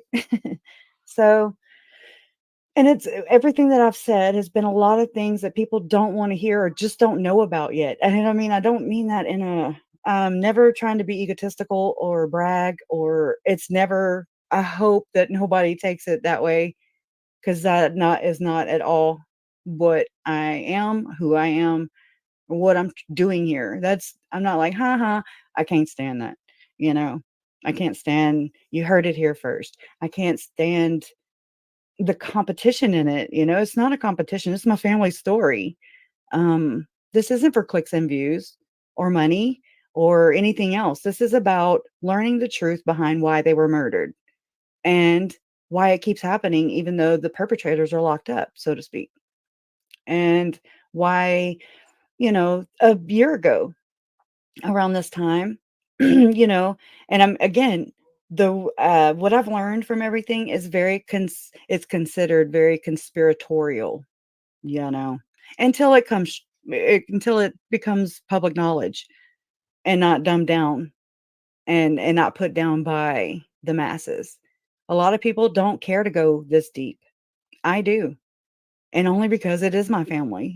So I don't know if that's what it is, or it is a lot of so many hurdles you have to jump through just to get, like people to get comfortable with the idea of ritual murder. And I'm just like, it's murder. You're just adding ritual to it.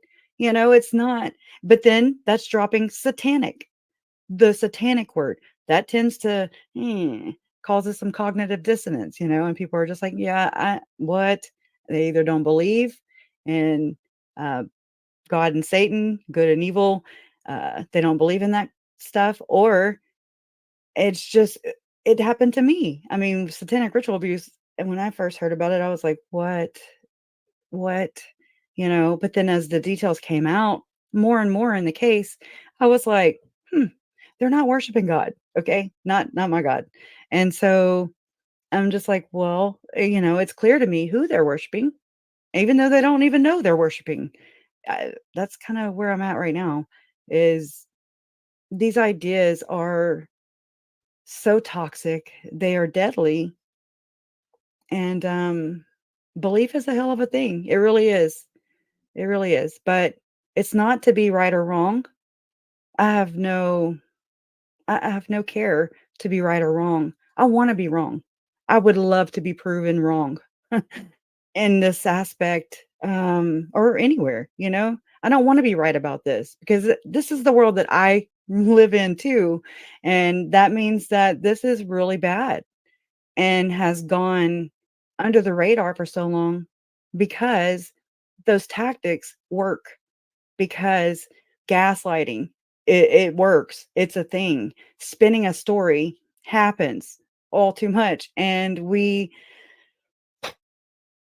most people don't even go past the headline or, click into the story.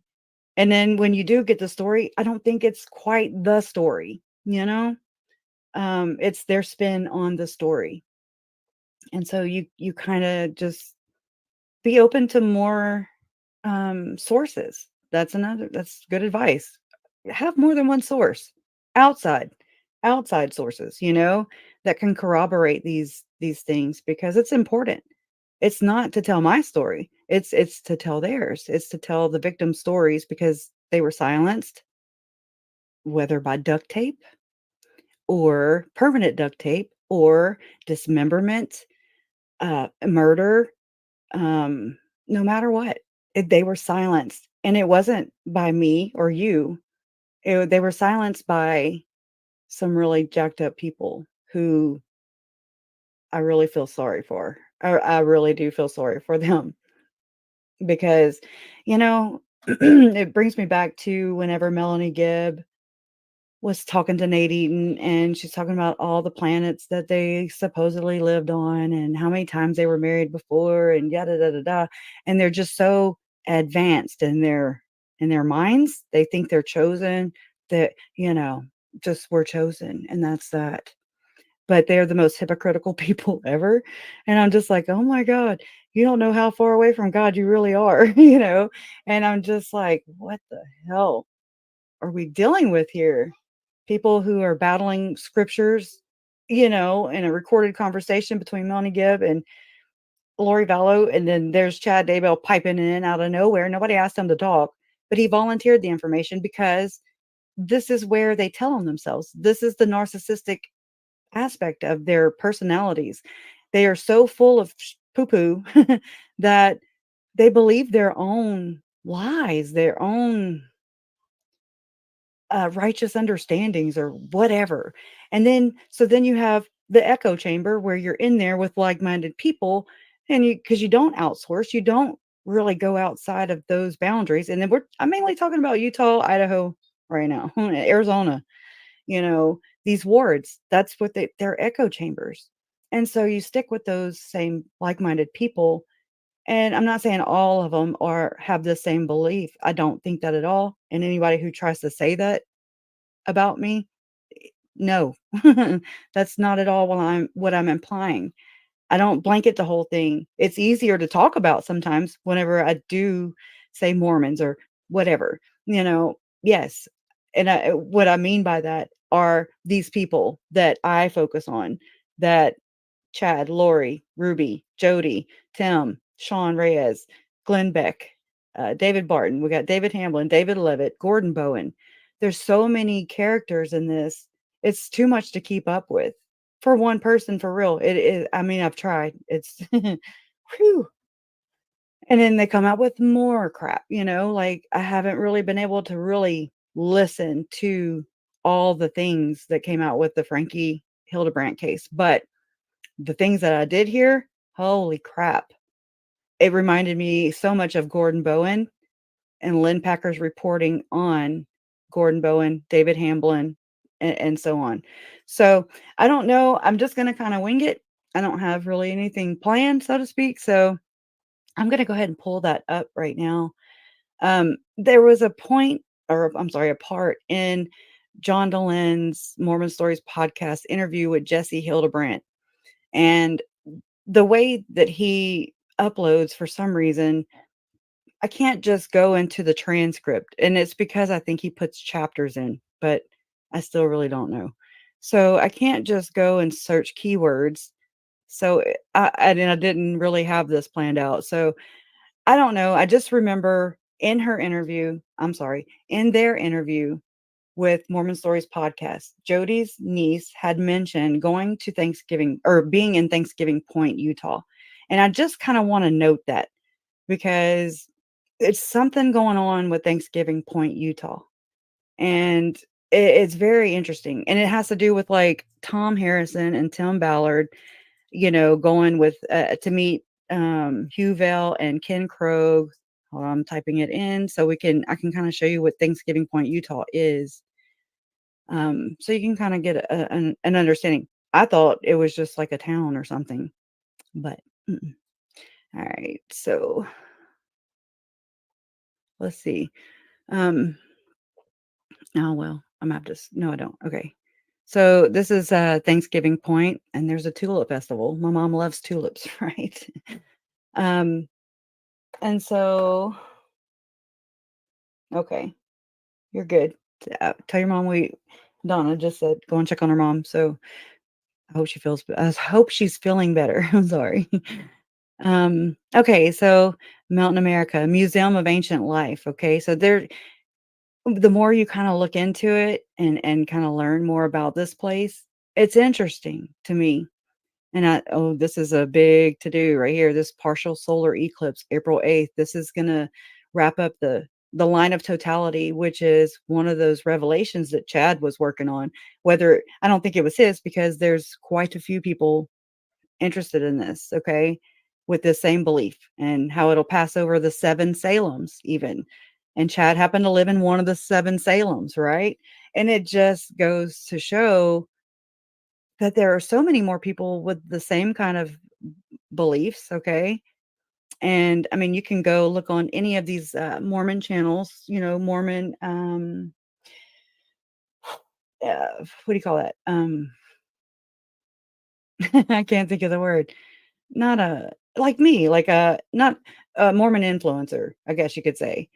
And so, it's just kind of interesting because on these people's channels, they're just ramping this up. And then I'm sure, I can only imagine Christopher Perrett is like, driving the fear, because that's what gets you to conform is fear. Fear gets us to just not think. We lose everything, our wherewithal, and we're just like, okay, because we're ready to tap out. We want answers. We don't want to be stressed out above and beyond just what our normal lives entail, and I get that. but it's so clever too, because I mean, you can get anybody to conform to what you're wanting to do and your way of thinking, if they're in fear and scared and running around mindless. So it's just one of those things that we're watching. Um, so I mean, it's basically like a theme park, and I mean that's oh my little kids are being loud. But anyway, so um, I just find this interesting, and I mainly find this interesting because let me go to it. Ooh, let me spell it first. Ooh, I can't spell today. I'm spelling all backwards and stuff. Okay, let me keep trying. Oh my god, I still didn't get it right. Okay. All right. Then we have Bear World, which is where JJ was brought to, before his murder. What are they doing at these theme parks? Why? What's going on here? You know? And Bear World is not far from Chad Daybell and Tammy Daybell's home. Let's see. We got a map. I think. Where'd it go? Okay, it didn't show up. We're gonna go bigger. 6010 South, 4300 West. I hate the name of the streets there because it's so hard to keep up with. Okay, so this is Bear World. I'm sorry, Yellowstone, Bear World, temporarily closed. Temporarily closed. I don't know if they're having bad weather there or what. I don't know. But I mean, it's just interesting to me, because what's really going on? Why would you bring your child that you're going to murder without the child that you just murdered? Why would you bring them and put them on a ride by themselves? Why?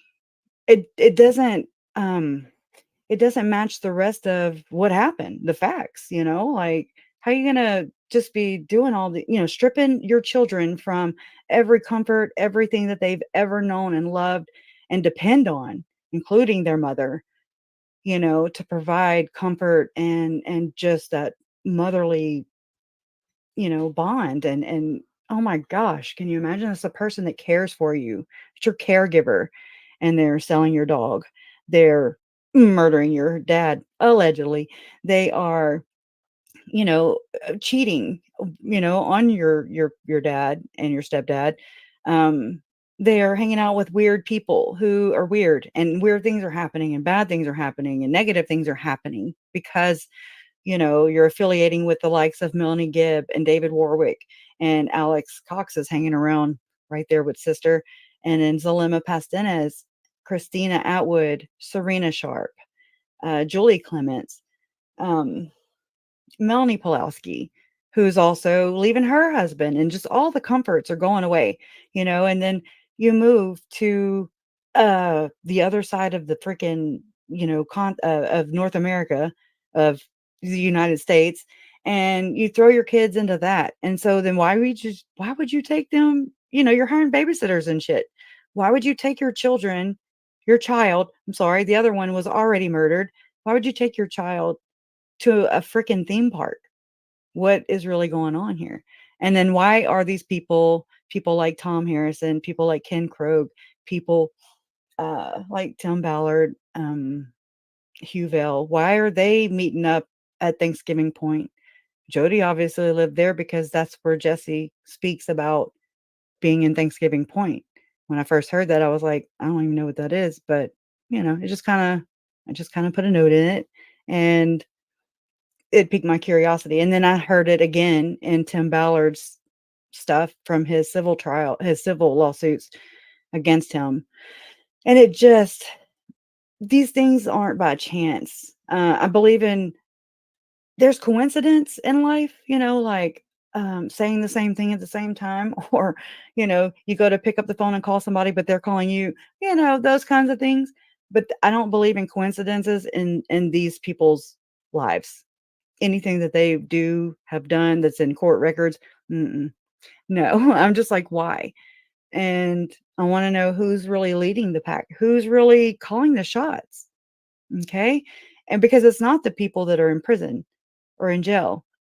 This happened with the Lafferty brothers and their murders. Okay. This also, and there was one I think that had um, mental health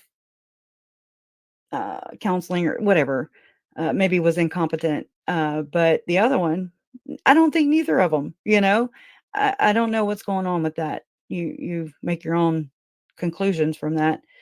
It's just interesting because this goes bigger and wider and further out. We just can't, put a microscope on just Chad and Lori. I mean, you can do whatever you want. I don't I'm not a cult leader, okay? And I mean, I appreciate opposition. I appreciate people coming at me with, well, what about this? Because again, I don't want to be right. I do not find it's not of help to be right. I'm not going to get a prize at the end of the thing, it's not like, okay, I don't get a star by my name or anything. It's not for myself. It's my intuition, um, which I depend on. I don't depend wholly on my intuition. I, with other sources, outside sources, I corroborate things that way, but I do trust my gut. And I believe that we're told to not trust our gut because it's beneficial for those who tell you not to. I think it's dumb if we let our guards down, and it's our fault. You can't blame anybody else for letting your guard down and believing them. Just because somebody tells you something doesn't mean that you have to conform to that. Mm, They hate this phrase, do your own research. They hate it. Okay. Why? Because then you're going to become a critical thinker. You're going to know better. You're not just going to be a sheep. Okay. And nobody wants to be the sheep. Nobody wants to be the wolf either. Okay. So, but there are wolves in sheep's clothing, and they're pretending to be your friend, and they're pretending to have your interest in, uh, or your best interest in, I don't know how I'm saying that. But they're pretending to care or whatever it is. It's self-serving, and anyways, take it as a grain of salt, or take it for a grain of salt, however they say that. But anyways, that's just interesting. Not to mention Knott's Berry Farm that Chad and Lori and Chad's kids went to in December of 2019. How do you do that? How do you murder your kids and then go and bake cookies for Chad's kids and then take them on vacation? How does one's mind even wrap around that? Oh God, really just think about these things. And you're just like, it doesn't match with what you're doing, you know? You can sit there and pretend to be the world's greatest mom and the world's greatest dad and patriarch, right? But that doesn't mean that you are. And so I think this trial is also going to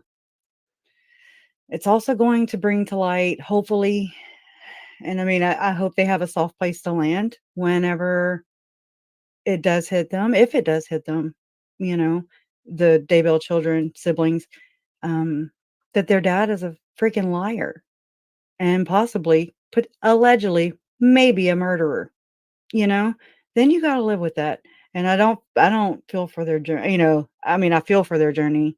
I'm not jealous of their journey for sure. I can't imagine being put in that position. I know as an outsider, it's easy for me to be like, oh my God, how can they do this and how can they do that? But I'm not them. I'm not in their shoes. Never walked a day in anybody else's shoes. So I can only imagine what this is like for them from my experience and just from learning and experiencing these murders and the damage is done to my family. It's through my experience. This isn't just a true crime story. This is part of my story.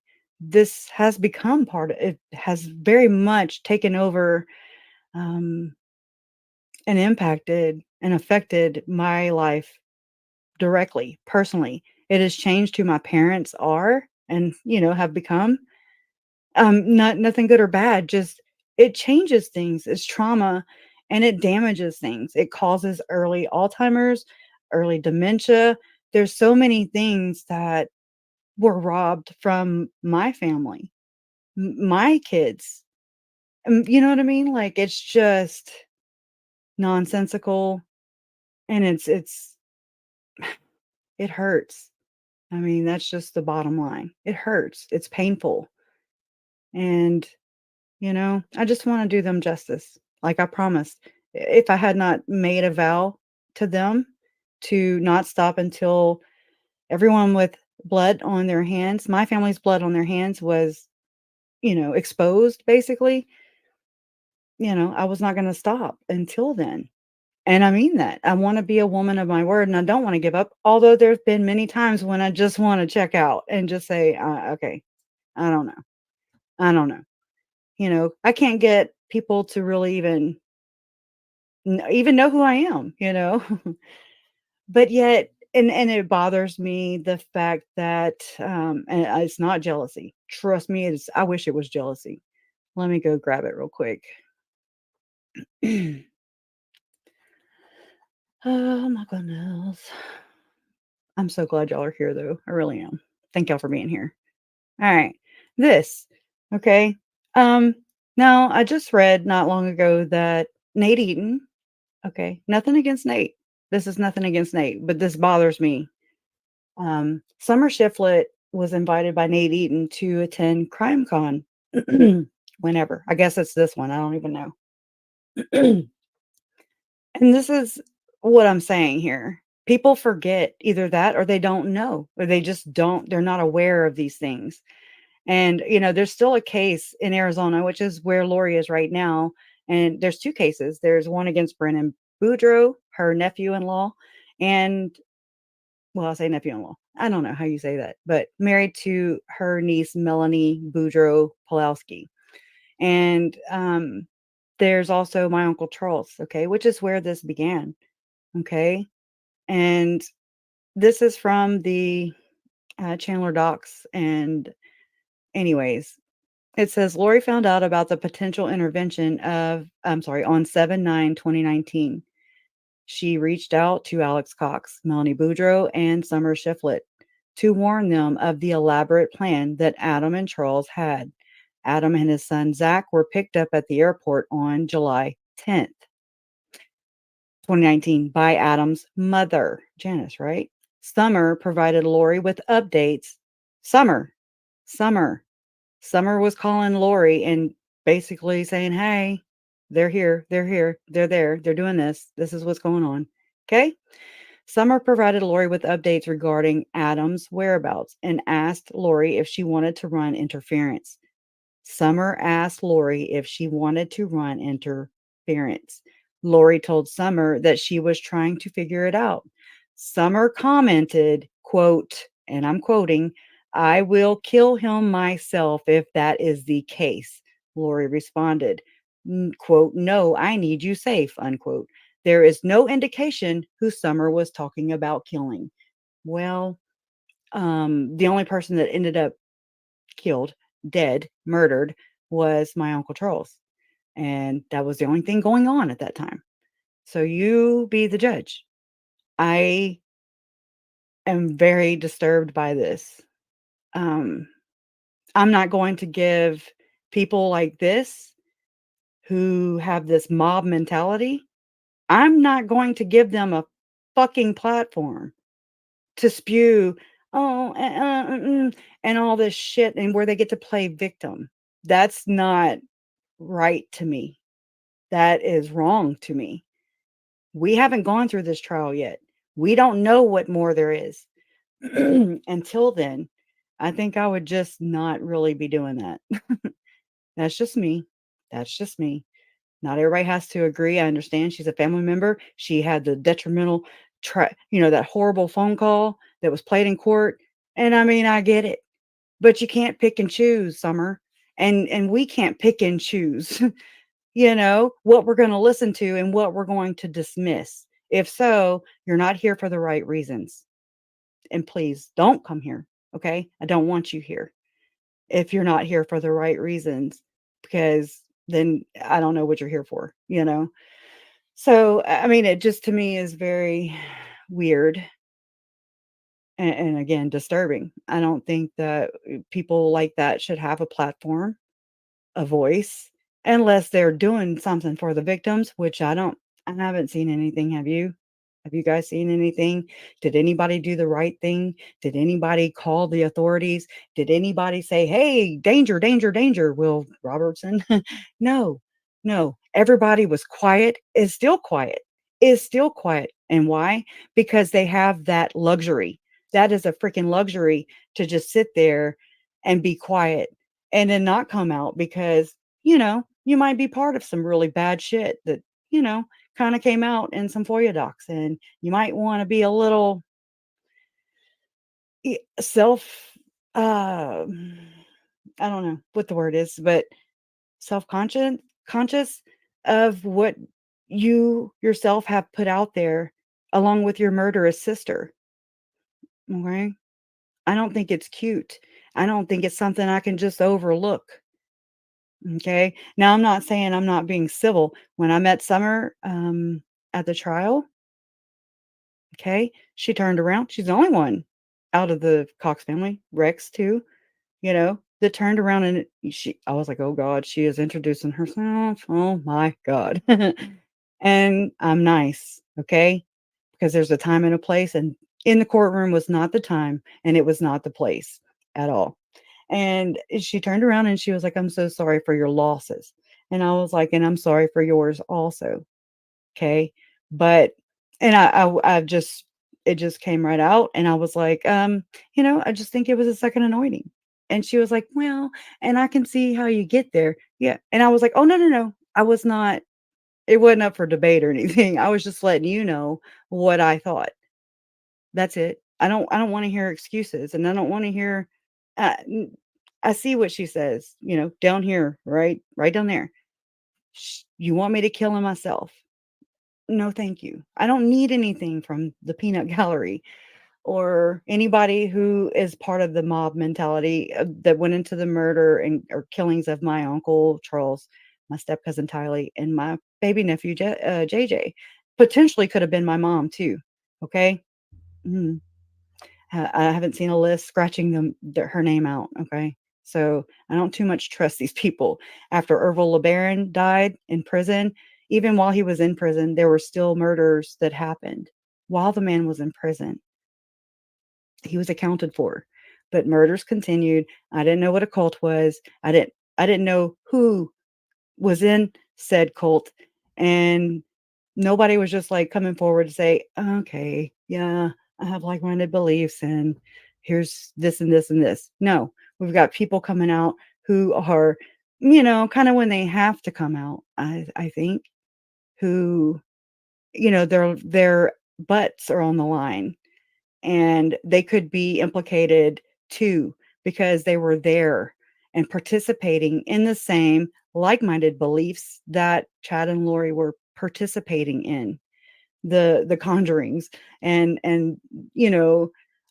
casting out so-called demons. But geez, somebody hold a mirror up to these people, because if there's a demon, I think we know where they lie or where they source from. We know these people project. So perhaps they're projecting their very own demons that they feel within. I don't know. That's just an observation. I'm not a professional, but again, it's from my experience. Thank you, Stephanie. Oh, thank you. That's sweet too. Love always wins. Justice will prevail. Yes, ma'am. I hope you're doing well. I think about you often, and your daughter. I really do. We've been through a lot, huh?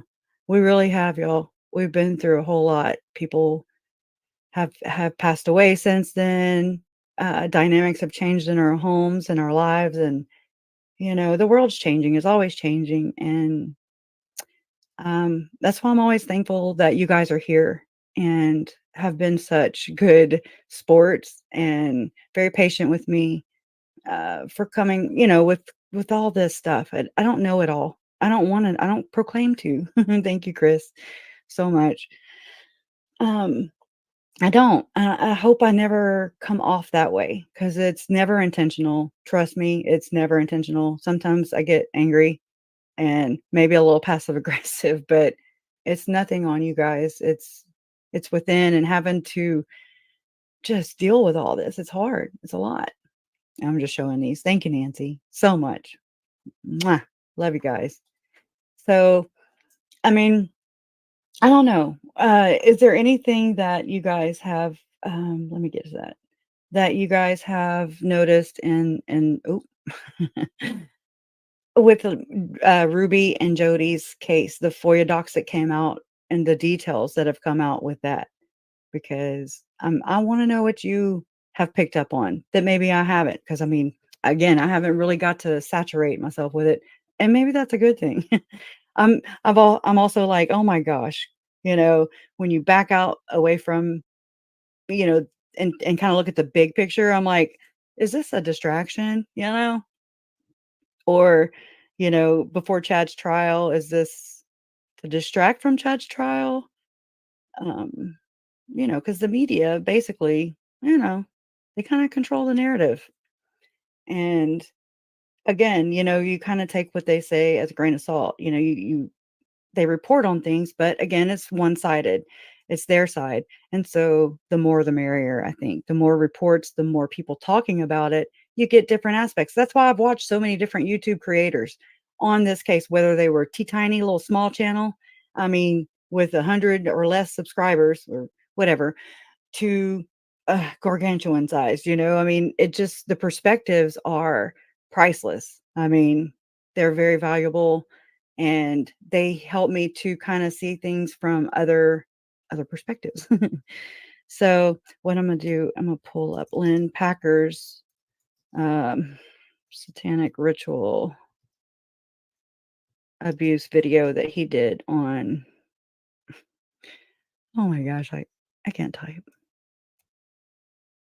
Okay. Well, let me do it right. Yeah, I'm so sorry. Uh, Um, okay, op-ed 23. So what Jody Hildebrandt, the stuff that was coming out about Jody Hildebrandt, I was like, oh my God, okay, you can't make this stuff up. And that's not how it works, you can't make it up.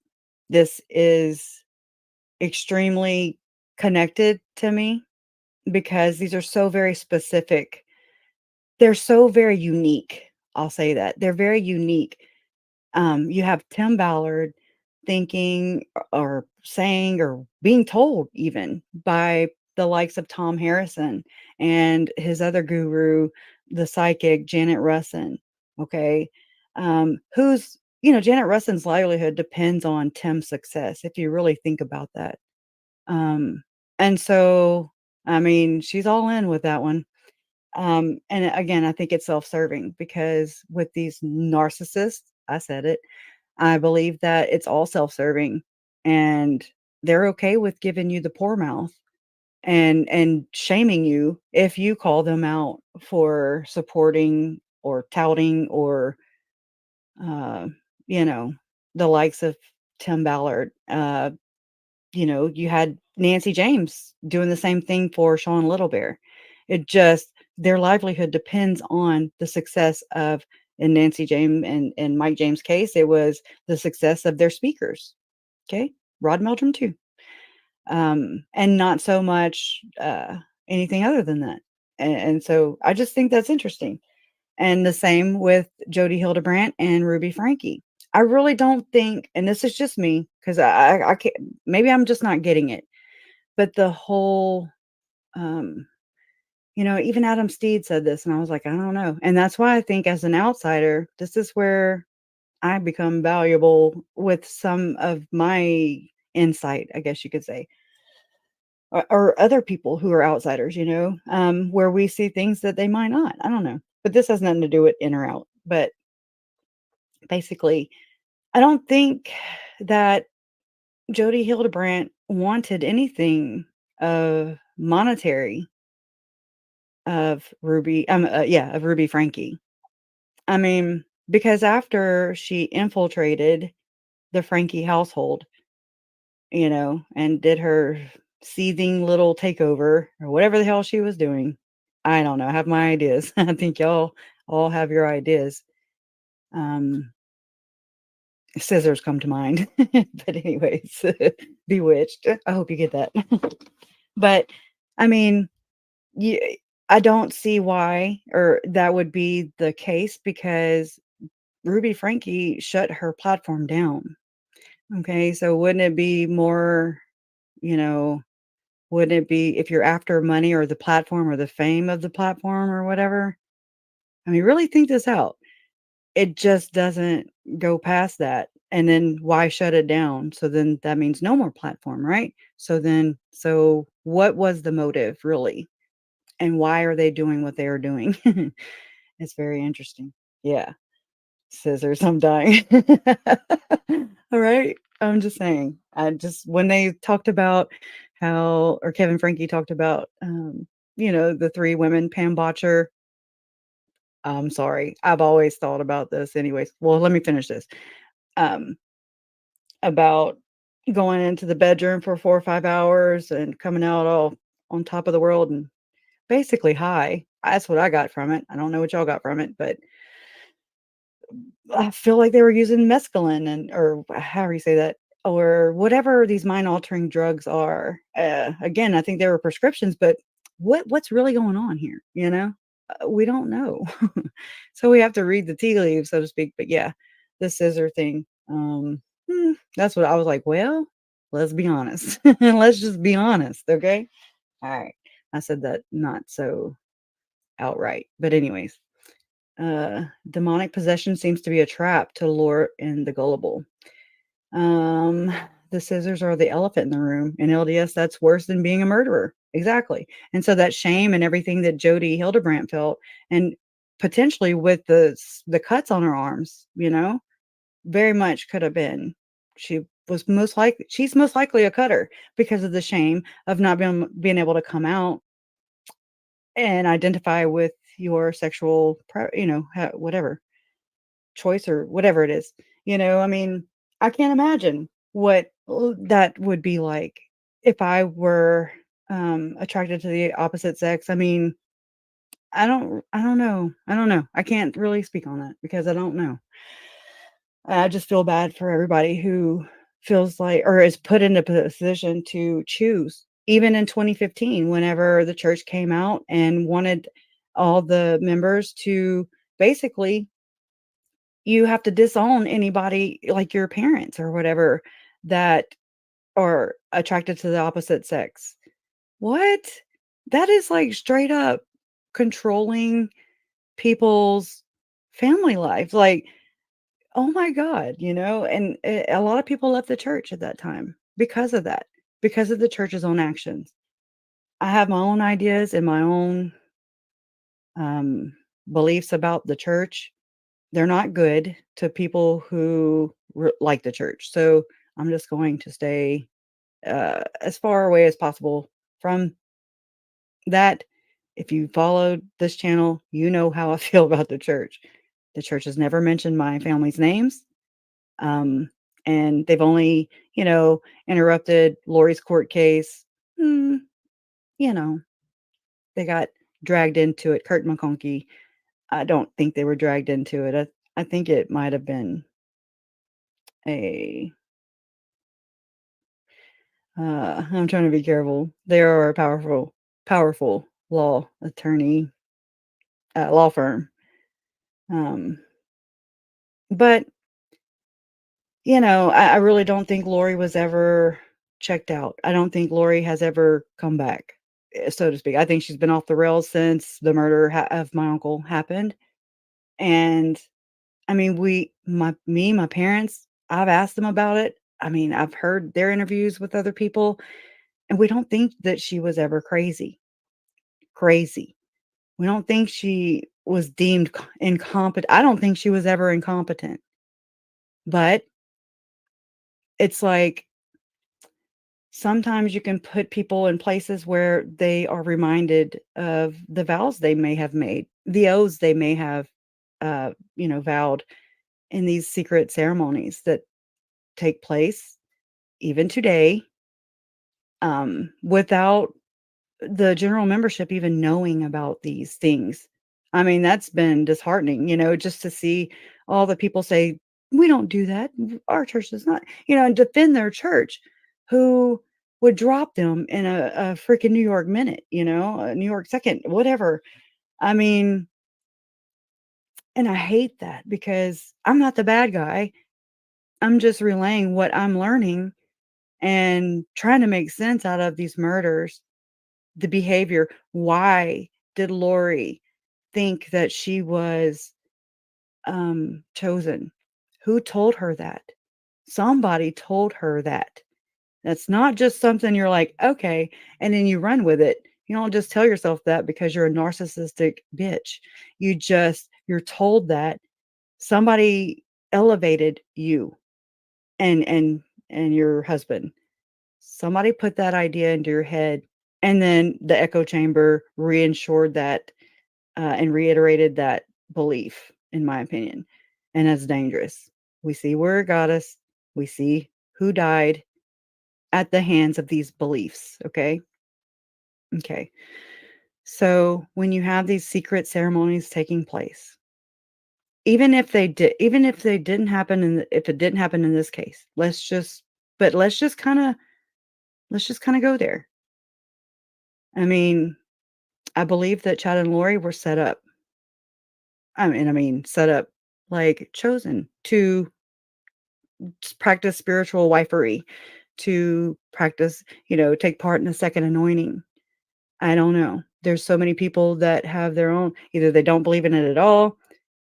They believe their church would never do that. Or some people are like, well, I don't think a church would do that.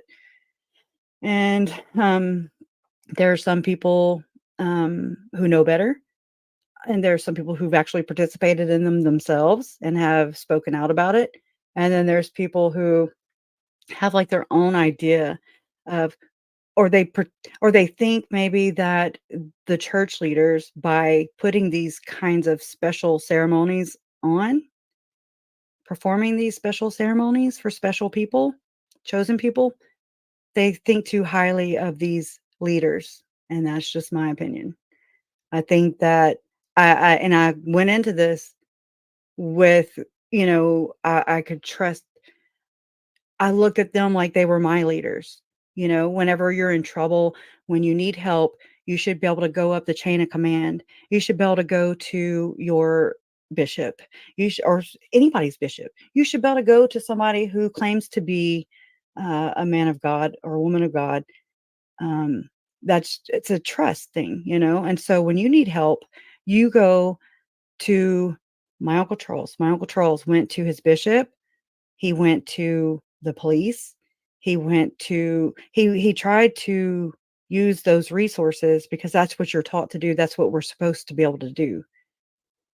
I never scared my children away from being scared of police. There's my sister-in-law, my ex-sister-in-law. She used to scare her kids about the cops. And I'm like, oh my God, no. Just because you don't have their asses in seat belts, that's on you, boo. That's nothing to do with reaching out for help. Like, if my kids are in trouble, I want them to be able to run and call and, hey, mister, look at what happened with Ruby Frankie's son. He ran for help. And thank God that person is not in the same loop as Jody and Ruby. Thank God. That's all I can say. God bless that man and his wife. God bless them, because I don't know. I just, woo, I got some chills on that. Major. So it's good to see you, allegedly innocent. She's a psych. I don't know. I always mess them up. Psychiatrist or psychologist. She's in this field. She has a great channel. Go check her out. She really does. Lori's behavior is consistent with those diagnosed with narcissistic personality disorder. She puts on an act of cuteness and superiority. I believe she still feels like she is 15 years old. Now, isn't it true though that whenever someone experiences some kind of perhaps abuse or trauma or whatever it may be, don't they stop like um mentally growing, like I get that from Lori. She's always like Tylee was way more emotionally mature than Lori. Lori like stopped developing in the head at a certain point, and I don't know. I remember that, but we'll never know. It would be nice if we did. Oh, yeah. Oh, I know. We have to. Every time I'm like, oh no, no, not the old man, not the old man. That's so bad, so bad. And as much as Ruby and look at Kevin, Frankie, they did not trust the police. Ruby said it. Kevin displayed that. He was just like, you know, I don't know, but he still talked, so that's good. At least at least he did that. And but so you can imagine whatever your parents are basically your first cult leaders, so to speak.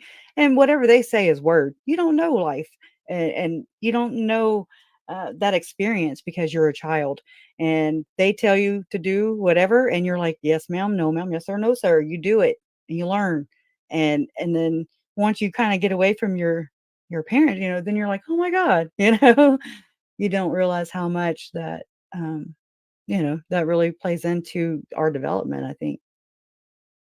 Yeah, you too. Thank you too, for real. I love what you do and have done since the beginning, since the absolute beginning. Thanks for having me on too, even though I don't even want to go look at that interview because I feel, oh my God, I was so brand new and so nervous at all this. That was scary. Just opening my mouth was so scary. You don't want to say the wrong thing. So I didn't want to like implicate anybody, especially if I didn't know anything about anything. And people take that and run with it. So I'm just glad and thankful that, you actually acknowledged me as a family member. A lot of people haven't even done that. That's interesting too. But you know, I don't know. I don't know. It's weird. It's the weirdest thing. But thank you for that. And left undone, Kathy. I was looking for your number actually. I thought I had it. But I guess it might have been on Facebook Messenger that we communicated through. It was about the Sherry Dowdle thing. But you know, you've covered this case with grace, with class, informative, just like allegedly innocent. You guys y'all are the real deal. And I wish that the numbers of subscribers reflected how I see you guys, because it would be big. And I just appreciate y'all for that. And they do too, because it's telling their stories. I'm gonna cry. I don't want to cry. I don't want to cry. But that was so long ago. It was, huh? But it was such an important piece of the puzzle. Whoa. Melanie Gibb just yo gabba gabba on the phone with some random chick, allegedly, Sherry Dowdle. And you get kind of the real, no, you don't kind of, you get the real Melanie Gibb, kind of. I'm going to say that because, she's still polishing and putting on a front with how she's talking about, my Uncle Charles's murder, how she's just like Alex Cox. I mean, he was such a funny, how they adore these murderers, but they don't feel any. I don't think they feel anything for the victims at all. They dehumanize them along with Lori. So perhaps, maybe, allegedly, maybe they could take part in the same ceremonies, if you know what I mean. Takes a special person, in my opinion, to do the things that were done and to be able to go in front of a camera and do an interview, knowing what Mel, right? Kind of the whole Lori Vallow telling Melanie, give that, not with someone who knows as much as you do, Melanie. I think that takes a lot of gall And it just goes to show you that, hey, Spooky Micah. Thank you. It just takes a lot of gall to be able to take part in such horrendous, horrible, dark things, but then pretend like you were just another victim. I don't think so. Not in this lifetime, Melanie. So I'm saying that. Not in this lifetime, Melanie. You and your friends, your partners they're going to regress, okay? It's called regression. So if there is another next life or whatever, you don't get to start where you don't get to start here. You're going to have to go backwards there, sister. So sorry, but not sorry. Anyways, yeah, we all know she totally lied during that interview.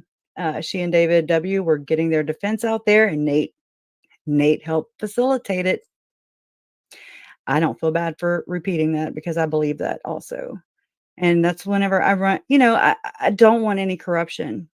I don't think it is justice, is not true justice whenever there's corruption. So if there is corruption in this case, like I don't even want to suspect, but I kind of do. I don't want to. It bothers me to the nth degree, okay? I want to trust the people who are facilitating my family's justice. I want to believe them. And for a while I did. But there are so many things that have come out since then that make me question that. Just the affiliations, just the conflict of interest with Rob Wood being a prosecutor and a bishop at the same ward where Chad was serving a calling in the church as a ward clerk. You hear from Christina Atwood. There's a little blurb. I put it out on a short video not long ago where Christina is talking to Ron Ball, who just got promoted to Madison County Sheriff. And Ron Ball was talking to her and asked about Chad Daybell, and it's like a 30-second blurb. And, she just mentions that she went up to visit her sister Ruth in Rexburg, and they went up to visit her brother-in-law, Ruth's husband. And at the church or wherever, the ward clerk serves in the same office as the bishop. So I don't know, not Mormon. But she's like, yeah, that's when I ran into Chad. And so that was like in July of I don't know if it's 2018 or 2019, but probably 2018, if I had to make a guess. And Christina says that she met, Chad Daybell there. And then she brings up the fact that she knows Lori. And I'm like, why would you bring this up? Why would Christina Atwood, if Lori and Chad hadn't even met yet, or maybe it is 2019, she already knew Chad. So that doesn't really make sense to me. So let's say it was 2018. Let's say, how long have Chad and Lori really been together or known each other? What? You know? Anyways, so I don't know if the narrative that's out there is really the real narrative. I don't know how far this goes back. It would be interesting, really, mainly because of Joe Ryan. Just saying. I'm just throwing that out there. I don't know. But we have to go by basically what we know as of right now. And as of right now, it is that they met October 26th or something, 24th, 26th in St. George, Utah, and at a Preparing a People event. And then in November in Mesa, Arizona. And I mean, I was on this like a shark circling. Okay. And I knew that usually second anointings, this is just me, second anointings happen on Sundays. Okay. Well, the dates that were released in Lori's trial from the FBI analyst, it was a woman, I forget her name, but she released the temple visit dates. Okay. First off, the nerve of these people visiting a holy place, a place of worship, where, reverence. You know what I mean? Like it just doesn't that but you're going around with your side piece there, side piecing, hoeing around basically in the temples. I don't get that. And Rexburg is a small town. Um, I'm sure that other temple goers know exactly what's going on, knew exactly what was going on. Maybe not what was going on, but they knew that Chad was married to Tammy, and maybe not. Maybe they didn't know Lori. I don't know. Not there. I'm not them. So I don't know. I can just imagine. That's what I've done, and that's bad. Don't leave me with my imagination. um, Okay, and Janelle was at the St. George event. She said that he was so very giddy in his presentation. He actually I've actually seen the 3-minute clip from that, and I'm just like, he was compared to other ones, to other presentations. So, woohoo. Anyways, I'll just keep it PG right now. But, you know, I did. Um, Oh, yeah. Thank you, Miss Jackson. I'm sorry, Miss Jackson. Woo. I'm just picking. Check out Hidden True Crime and Left Undone and Allegedly Innocent. She has an amazing channel too. She's really good with again, I didn't see the answer if you did answer Allegedly Innocent. So I apologize, but she's in the mental health field.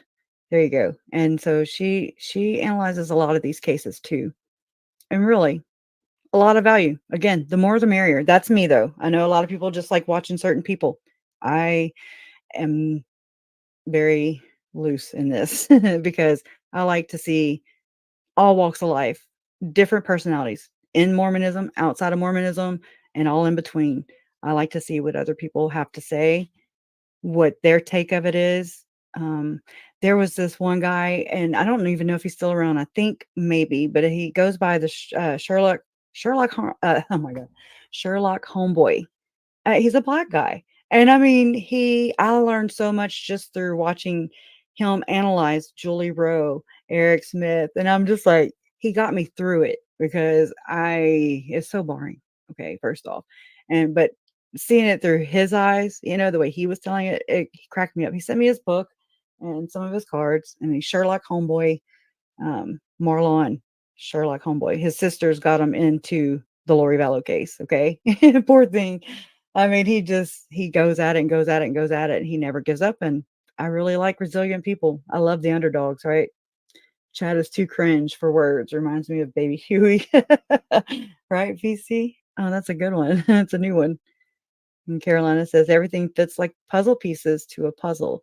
I can see how the top dogs from the LDS church used Chad and Lori as patsies and presented the whole light dark ratings idea to Chad, and he ran with it. Or they're not even Chads, they're just kind of in this other group, which is that's where I'm at. I really think so. I think it's just Tom Harrison is rating people, or allegedly was rating, maybe still is, because he's not in prison. Okay.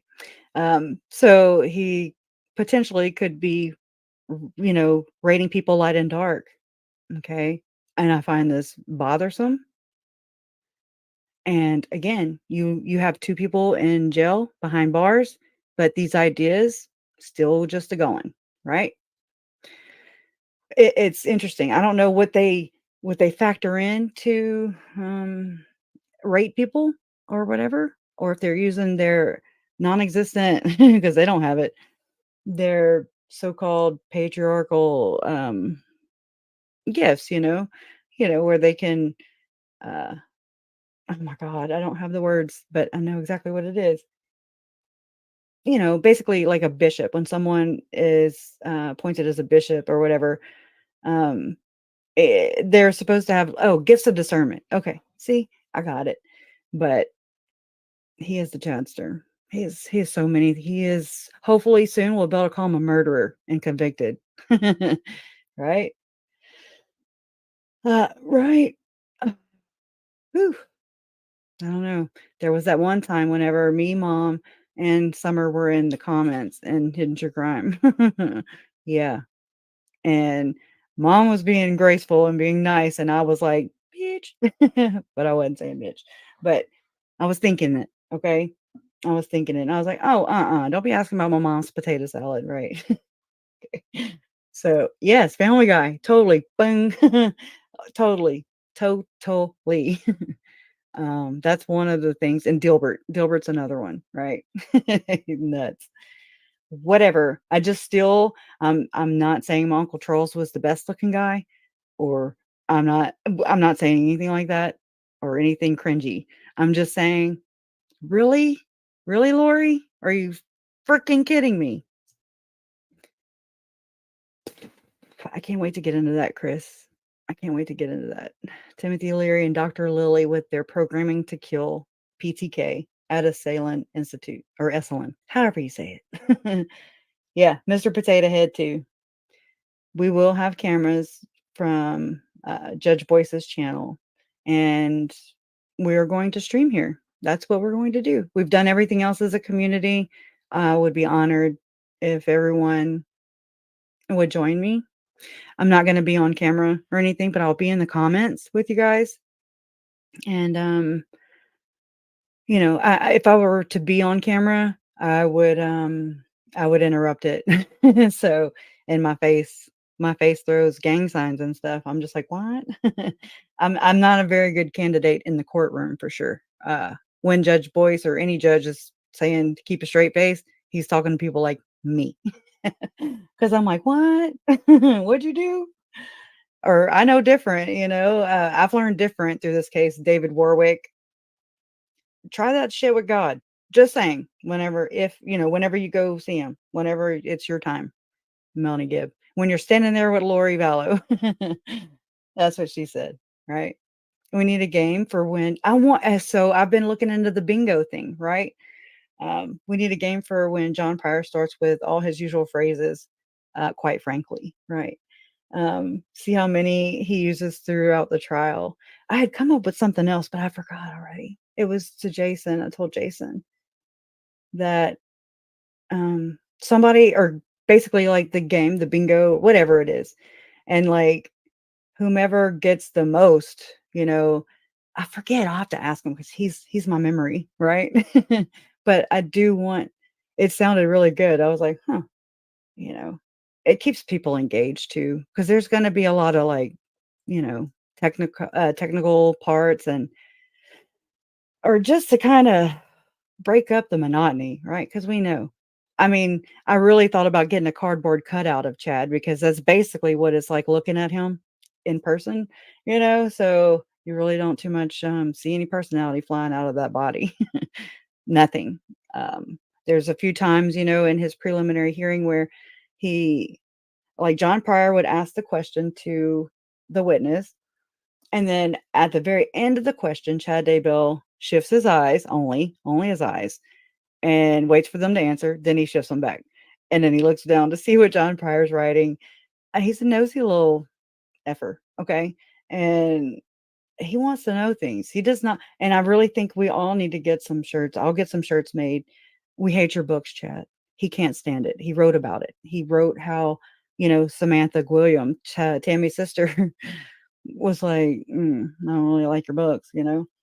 Well, he does not like that criticism, okay? And so that's the only way, in my opinion, to really get to, I am not even licensed to even diagnose or whatever anybody, okay? These are just from my observations, but that's exactly how you kill, so to speak, an narcissist's ego, okay? That ego, boy, it don't die. I mean, that thing can't die, because their entire worldview depends, and interview inside depends on that ego getting stroked and everything else, right? That's just me. Yes, I know. We hate your books, Chad. We just do. I don't know if I can, and I don't know if I can put like their faces on them. So I don't know. I don't know the laws about that, but I got to look into that, because Donna's real good with throwing things on merchandise. This is something she's done for a career, so that's it. We just need your ideas, and we will put them to print, to press, whatever, right?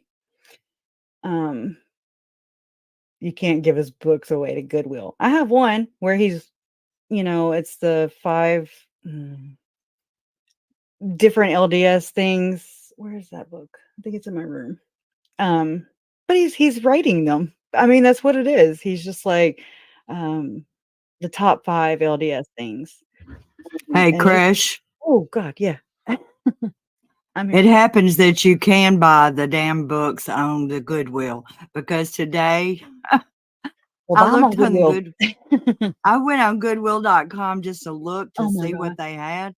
And they have Visions of Glory and Chad's books and some more crap. Yeah, You they know what do. that tells me is that people are giving them away. So there's that part. If It's we're gonna like look at the they're like $6 or something like that. I don't know. okay, don't buy them from Amazon. Please don't buy them from Amazon. Because No, then do not buy you're 'em from paying Amazon. commissary for the chudster, for the chadster.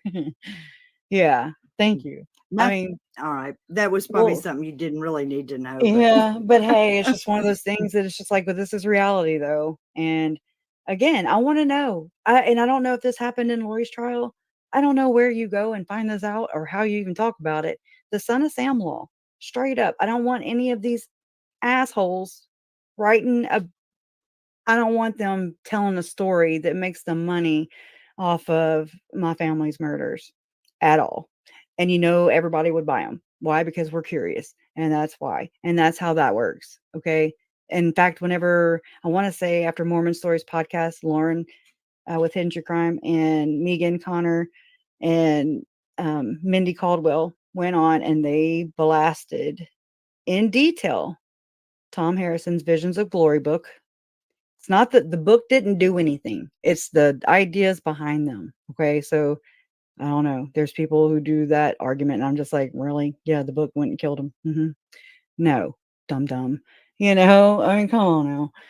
It's just like saying, I don't even want to go here, but because it's politicized now, but like the Bible, whether it's a book, but it's the ideas that come from them.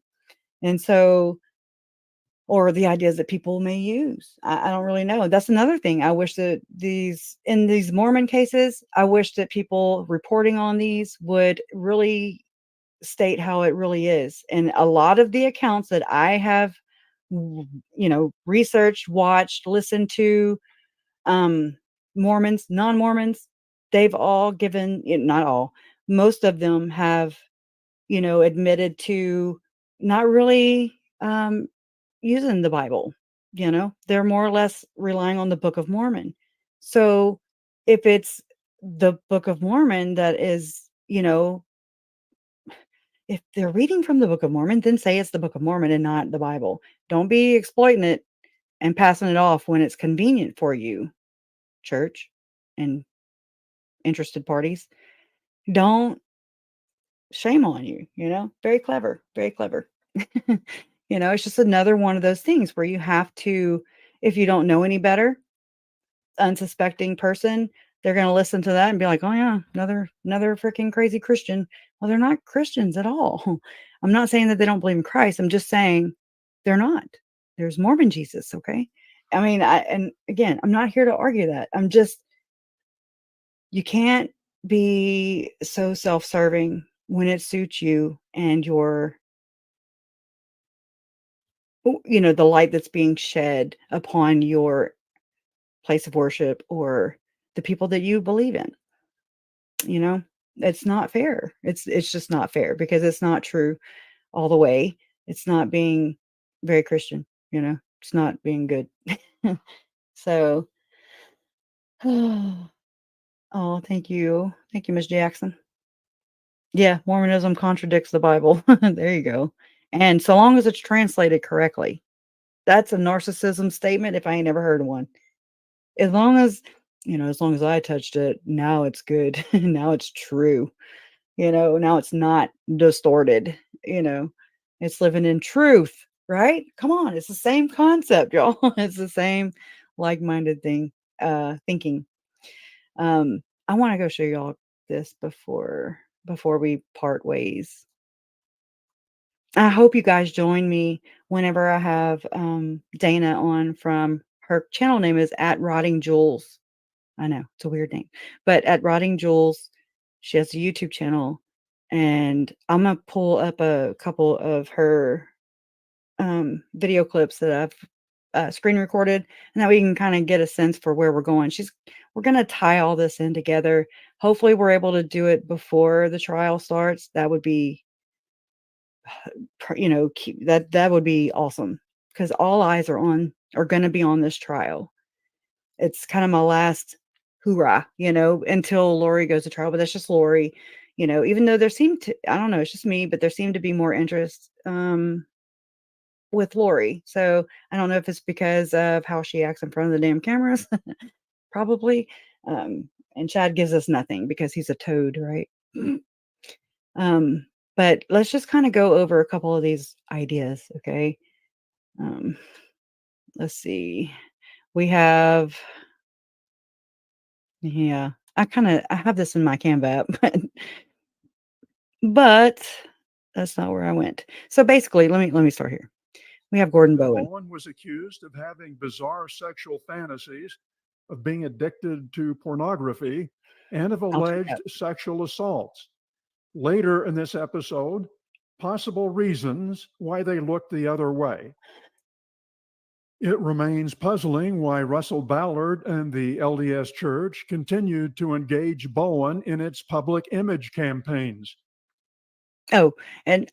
Oh, my God, there I go, messing buttons up. All right, let me go back. So sorry, I hit it. Okay. Oh, damn, I've done changed videos and everything. Okay. God, take the mouse away from her, right? Let's go back. Okay.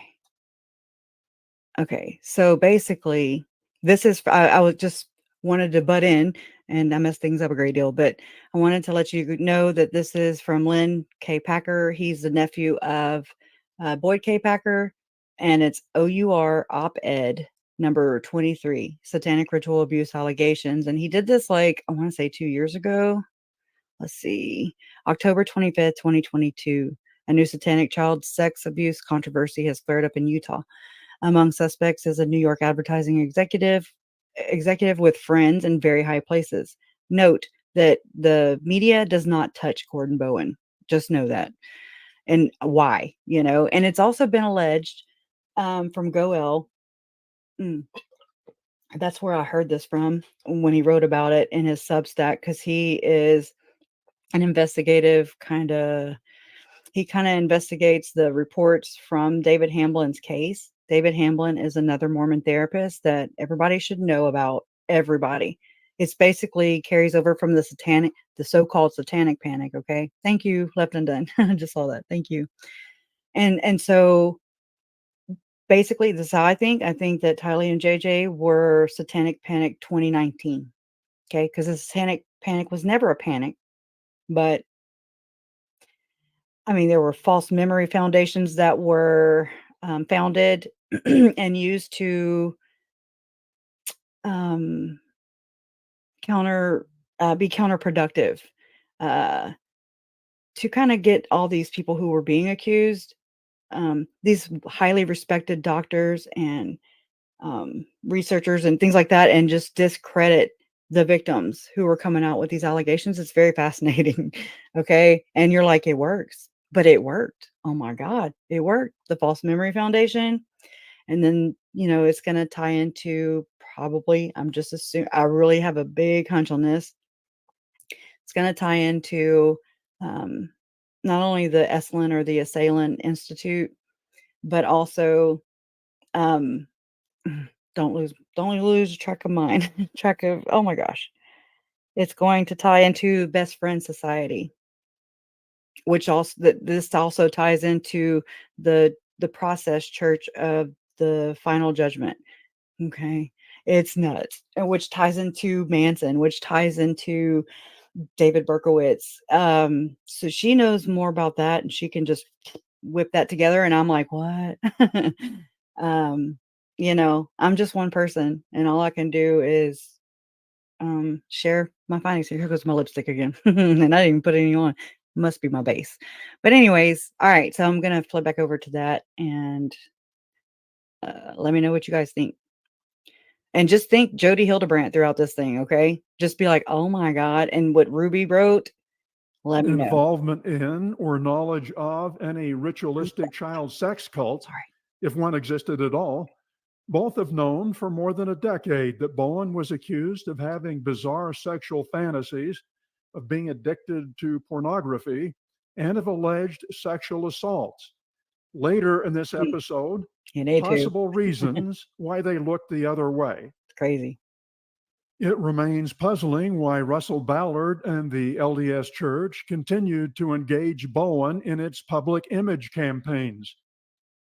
A recent example of the continuing Bowen-Ballard alliance is a multi-million-dollar movie Okay, I'm about gonna go grab my Jesus. timestamps for her right here. Ballard and the Mormon Church entrusted Bowen to oversee the project despite Bowen's weird, even eerie notions about the Savior. About Jesus The Christ. completed film is yet to be released.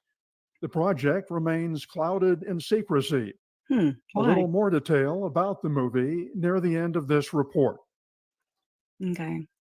Russell Ballard, who is now second in line to assume the presidency of the LDS Church, is but he died in November 12th, 2023, just after September, the allegations came out about Tim Ballard and his couples ruse and all that good stuff that we heard about Timmy. And I mean, y'all, I've been following that movement since the beginning because it's alleged that Melanie Pulowski donated $6,000 to OUR, Tim Ballard, okay? And while she was in Hawaii with who I would think would be Lori and Audrey. And I just want to know. I just want to corroborate that. I want to know because it is important because they were hanging out with the same people already. But this is just another possible scenario of where they were hanging out with the like-minded people. If there is, and look, I'm going to be straight square with you, straight up. If ever there were a cult leader in this whole debacle, this whole thing, it is Tim Ballard, in my opinion. Lori and Chad, I believe, are just an offshoot of that. That's the main movement. That's your guy, okay? And that's not even it. And he's getting the shots. The shots are being called from, Mormon leadership. So you really got to question what's really going on here and why. And I really think that. And I think that Ruby Frankie and Jody Hildebrandt are also offshoots of Tim Ballard in this movement of his. He was the one that was going to be president of the United States one day and was going to become a prophet of the freaking Mormon church. I mean, there's your cult leader. I don't think it's Chad. I think it's trying to be, I think the label, trust me, I'm the first person. My family's dead. Okay. They were murdered just horribly. And I mean, I want to pin everything possible on these murderers or alleged murderers. But I don't think it does their stories, any justice, doesn't do them any justice when it is not accurate. And so, yes, if you just look at Chad through the little bitty, through your little blinders or whatever, and just block out all the other things that have taken place and all the other things that we know about. To me, it's clear to see that Chad is not so much the quote unquote prophet that everybody is pinning on him. Now, I like to joke around with it just as much as the rest of you. My channel's name is Difficult Research, cult being accentuated. There's a cult and there's a cult leader. All right, there is. But in my opinion, this is just looking at the big picture of it all and without quite being at the point where I can really show you guys this. That's where Dana's going to come in, I do believe, and really blow everybody's hair back and kind of see. She works from the top. I work from the bottom. And hopefully in the middle, we will have some Mormon fireworks and some understanding about what is causing these things. Why are these people doing this? Who is running and not only what am I trying to say? Endorsing, funding, donating to, run campaigns and stuff. You just try to see who's powering it, who's all into this, into these people who are doing really or accused of doing really horrible, heinous things, especially towards children. Okay. I'm not trying to screw up your worldview like mine has been screwed up. Oh my God, I don't wish that on my worst enemy. But here it is. It's like finding out Santa Claus is not real. But as an adult and finding out so many things about the world you live in are a lie, you know? Anyways, that's me. Yeah, Mitt Romney.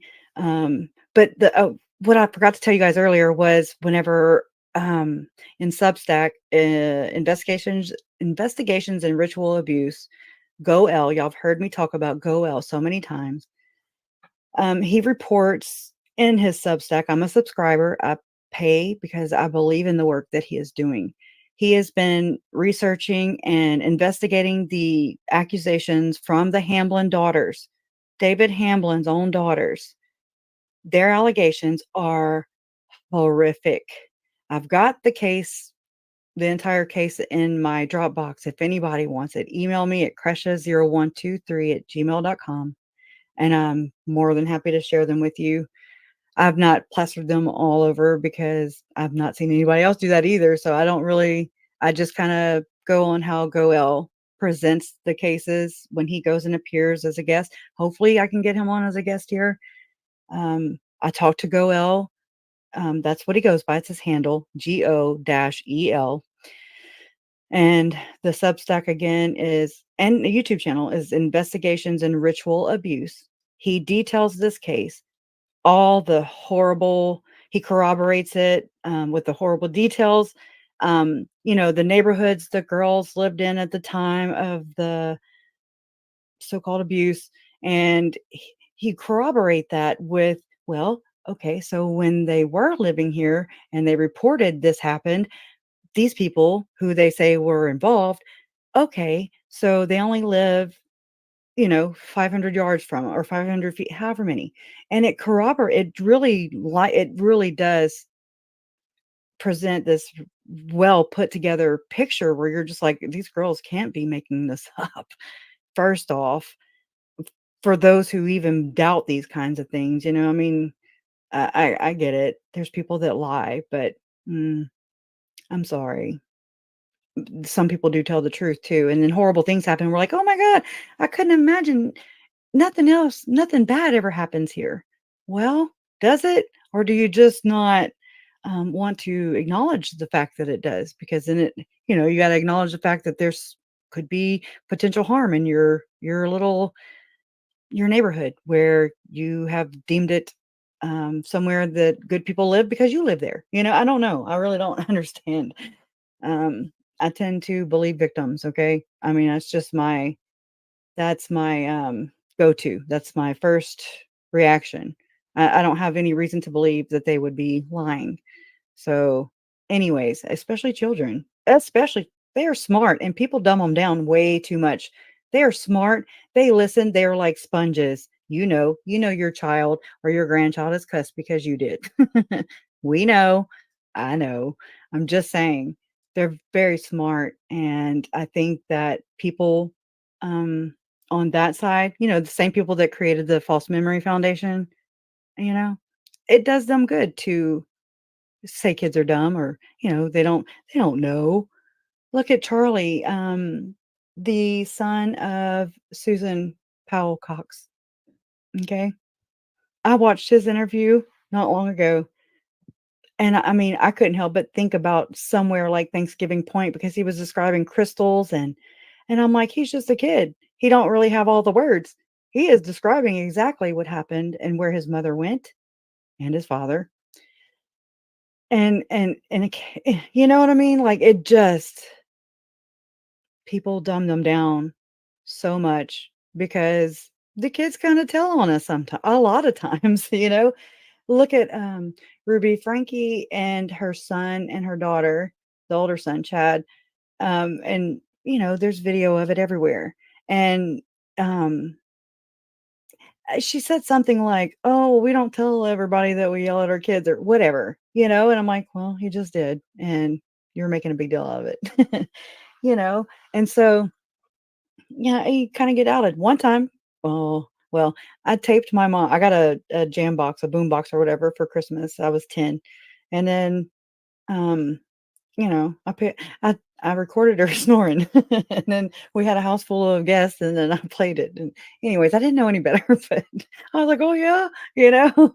Anyway, so I mean, I'm just saying, we as kids, we do a lot of things and our kids do a lot of things that, we're like, oh my God. But anyways, they're very intelligent and we underestimate them and we they really deserve a lot more credit, you know. And I feel bad for Sebastian. I'm so worried about that. I'm so watching that. But anyways, I don't even know if y'all want to watch this. I've kind of gone long tonight, but let me grab the link and I'm gonna put it in the chat. You go and you watch and listen. You just have to listen. You don't even have to, pay attention to the screen.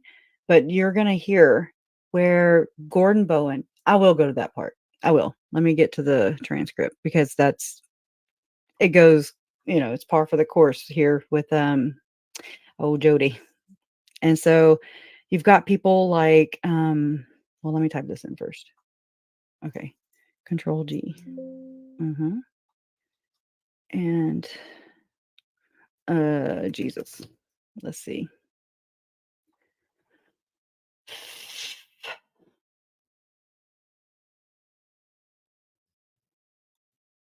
Okay. Yeah. And just listen to the affiliations. I mean, it's so important. It's so very important. There's people that were referring to Jody Hildebrandt and her therapy from the church, paid by the church, for the church, through the church. Okay. Same with David Hamblin. He was a Mormon therapist who developed this parts theory where you fragment the mind of your victim. Okay. And it causes them to split. You then program their split minds with programming. Like this alter ego is going to be named Tabitha. And whenever they do whatever the hell they do to get Tabitha to come out and perform in a certain way for certain friends and certain circles at elite, kind of hangouts and stuff, playing the harp. Okay, Ruby Frankie's kids played the harp. Okay. It's so twisted, y'all. And it's the people that you're like, well, you don't see it right away, and people go to church with these people, Pam Bochner, the Ruby Frankie, the Frankies, Jody freaking Hildebrandt. She's a monster. She is a freaking monster. I hope the hell they give her the max. And then I hope that's from the prosecutor after they were quote unquote sentenced without knowing how long their sentence will be. He's just like, I really hope that basically they don't let Jody out without her being, deemed not a harm to public. Okay. That's scary. Okay. That's after his job's done. He don't have to say nothing. Just thank you to everybody, but he made it a point and I listened. A lot of us listened because our eyes are fixed onto these cases, what's going on and why. So, all right, let me go down to this real quick. Oh yeah, I was looking for Jesus. Hold on. I'm straight up looking for Jesus. Okay, let's see. Did y'all know that Gordon Bowen actually came up with the Jesus logo for the church? I mean, isn't that interesting? He got paid $20 million, yo. Okay, what am I doing? Okay. Okay. Right here. Oh yeah. All right. Muffets. Earmuffs. Why did I say Muppets? Anyway. Suburb in Westchester County, neighborhood boys had broken into his home and smeared feces on the walls and furniture. Sounds shitty. A friend said it appeared Gordon had been involved with the youths and that they were none too happy about it. In about 1992, Bowen did not show up to a meeting. Soon thereafter, there were rumors that Bowen was found naked, chained or handcuffed to a bed or radiator feces smeared on his body. Yeah. Sounds Gordon great. told me that he had burned his dick while he was ironing. Straight up. He explained that he was naked while ironing and that the iron hit his penis. He didn't burn it off enough. Gordon liked to tell various stories involving a penis. He repeatedly told about being in the bathtub and having his penis rise to the surface, and about his cat attacking his penis. I heard him tell this several times. I'm gonna get demonetized. At one time, Bowen aspired to be a Hollywood screenwriter. That may have been the So check this, okay? These are from his own writings, just like with Ruby, just like with Jody. I pray to God some journals get turned loose after Chad's trial or during Chad's trial, please. motivation behind two of his literary writings titled Dearest Savior and The Holy Dream. In 1992, Bowen began drafting a story, maybe a screenplay, that he titled Dearest Savior. He dedicated it to Barbara Timothy, who he had yet to marry, and to Jesus. He had yet to marry Barbara Timothy. Her husband was a veterinarian, and he told her, I'm going to marry you one day. Gordon Bowen says this. She's married to another guy who dies. He's a veterinarian. They have 3 kids together. And Gordon Bowen's at the freaking funeral. Okay. It sounds like, I think we were married before. Anyways, I don't know. Here are 2 excerpts. Did he die on accident? Open with a child, long blonde hair, blue eyes. She is in prison. As far as I can see, are thousands of adult men, naked, all have extremely small penises. Well, but they're fixated on them.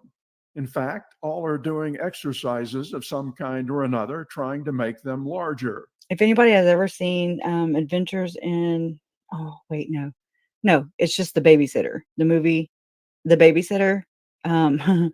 There's this part in there where these guys are like kind of, they remind me, I can picture that, not the nakedness of it, but just these guys that are just working out, and they're all buff. And if anybody knows and seen that movie, I wanted to have a clip ready, but anyways, I didn't. I take the A lot of child in my preparation. arms. All the naked men are in the fiery furnaces doing their penis exercises. I hold her next to my chest and escape. And a lot of these accounts of these abuse survivors, okay, who have taken part in the satanic ritual abuse or ritual abuse, whatever you want to call it. Tylee and JJ are in this too. I don't know to what degree or extent they did not live.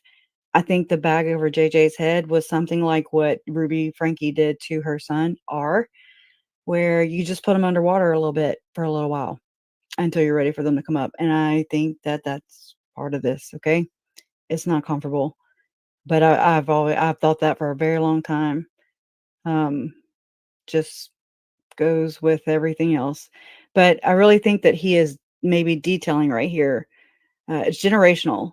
We know that the abuse and everything is generational. And that's why I say hurt people hurt people. Some people don't believe in that, but I really think that Gordon Bowen experienced this. This might have been a ritual he had to attend whenever he was growing up because his dad is alleged to have done this kind of stuff with him.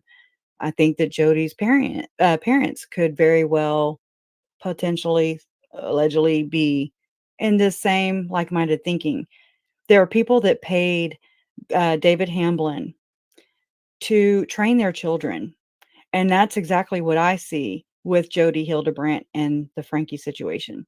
You get paid to train your kids, where the boys are taught to have their own ways with their sisters whenever they want, and their mothers whenever they want, however they want. Put porn in their room. I mean, I'm just like, what the fuck is really going on here? Okay, I don't know, but I've always kind of suspected this. And then the whole Pam Bochner and how much Ruby Frankie took up for Pam Bochner at her sentencing. And I mean, I even had a dream about these people. Okay. I mean, it was weird. It was weird. Anyways, I don't dream often. When I do, it's definitely not about Ruby Dan Frankie and Pam Bochner. Okay. But when I do, here it is. And it's just, I don't know. I don't think that they are so innocent in this, just like Kevin Frankie said. So here we are. But yeah, training children to perform these acts on these other participants. During a 2008 video deposition, Bowen admitted it was his handwriting, but claimed he could not remember writing it. Gordon's Dearest Savior script for Barbara and Jesus, my only true love. Reminds me of Chad saying that Tammy's his one true love, right? It's in 1992. There it is. Open with a child, long blonde hair, blue eyes. She is in prison. As far as I can see, are thousands of adult men naked. All have extremely small penises, but they are fixated on them. In fact, all are doing exercises of some kind or another to make them larger. Do you remember that, writing that? I don't. Is that not your writing? Yes, it is. It's about to get A really couple interesting. more quotes from Bowen's script. I am holding the child. She is sentenced to death for killing a man. The man who is the largest looks surprisingly like my father, doing penis exercises feverishly. The man she killed was killing children and sexually abusing them. Racially abusing them too, yeah. She says she was not sleeping with the man, although some accuse her of it. It's like a damn riddle. The second story, Bowen. This is interesting. This is reminds me of Charles the Lion, okay? Entitled The Holy Dream. He was also asked about it during his deposition. It's a story about Jesus riding a horse. There's a scripture in the Old Testament about Jesus riding a white horse, but Bowen's story has him riding a black horse. Why? Here's the storyline. A voice tells a boy child he needs to cross a treacherous ravine to find hidden treasure, gold on the other side. In the ravine below, he sees a river of blood with millions of heads bobbing to the surface, disemboweled, disembodied, but very much alive. The voice says, you must cross.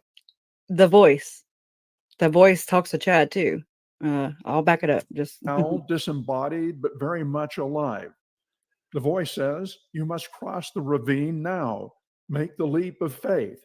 Jesus will carry you.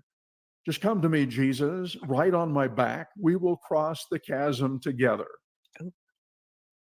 The story describes a juicy, naked, engorged Jesus mounting a black horse, okay, wrapping his bare thighs around the hairy mane. It seems the Bowen story infers at times he's the horse that Jesus mounted. Okay. The horse says or thinks, I'm ready for this eternal rider. Rub me, mount me. Then he writes, and this is copied from the script, children run forward. There are hundreds of them, but a chosen few, come forward with outstretched arms and begin to stroke me, touch all my hidden places, the tingling tenderness. I feel overwhelmed with awe. Okay. I know it's cringy, y'all, but I believe it's Gordon Bowen is allegedly he's a closeted gay man. Okay. And we had the likes of President Hinckley, who was going to perform the ceremony of him and Barbara Timothy's wedding. Okay. But right at the last minute, Gordon Hinckley backed out and did the proclamation to the world, I think. I don't remember right offhand, but about protecting children and stuff. Well, and I mean, so you have him with the likes of Russell and Russell Ballard. He is the common denominator, and he may not be here anymore. And I cried whenever the man died, not because I felt any sentiment or whatever towards him, but I think he was up to this in his eyeballs. And he became I'm not saying he was murdered or offed or anything. He was in bad health. But I'm sure they weren't like, damn, because he was becoming like a liability, especially with his quote unquote, not related, but very close friendship with Tim Ballard. And because M. Russell Ballard, it was his idea for Tim to start the OUR. And you wonder why. And then this goes back to in September of 2023, whenever all the allegations started coming out and the church distanced itself before the allegations came out because they've got friends in high places, okay? And it behooved the church to do this, right? Distance from that. That's a PR campaign thing, I think. And so it just is so interesting to me that they have all, especially Emerson Ballard, but it has been alleged that all 12 apostles actually showed up to talk about the sound of freedom, but it was the abolitionists at the time in 2019, and in 2017 also. All 12 showed up. And then 4, I think, showed up allegedly at, I call it Tim Ballard's white horse prophecy.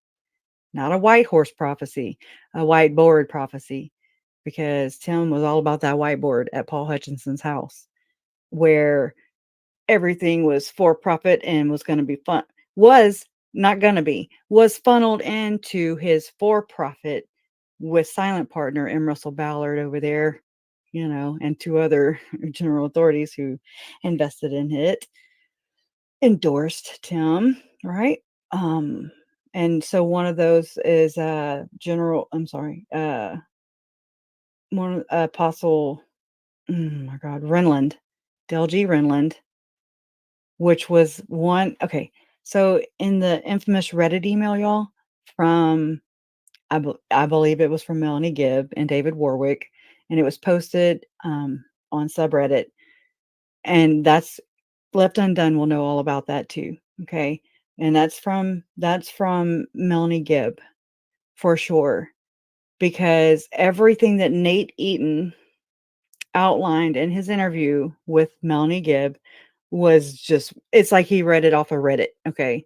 But actually, he sent my mother an email of the same kind of things. They vary a little, between the different ones, like the lady Anna on Hidden True Crime, in her interviews and stuff. It just seemed to be a little bit different, but not much. It just says basically the same things, There's a few little details that are different, but I mean, and this goes with the whole thing of Mark Means.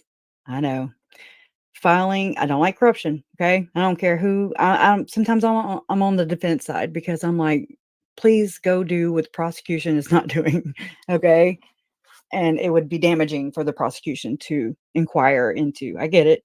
But sometimes I'm on that side. I'm on their side. I'm on team justice for them. And I don't care how I got to get it out. I don't care who has what and what case and how good of investigating you did and documenting all that. You should have done it right and you would have nothing to worry about. That's how I look at it. It's called integrity, doing the right thing, even when no one is looking. Okay. And so it just is interesting to me. I found in the paperwork, the court documents, court filings, I'm sorry, Matt. What the hell? um, Mark Means and John Pryor, when they were trying to disqualify Rob Wood.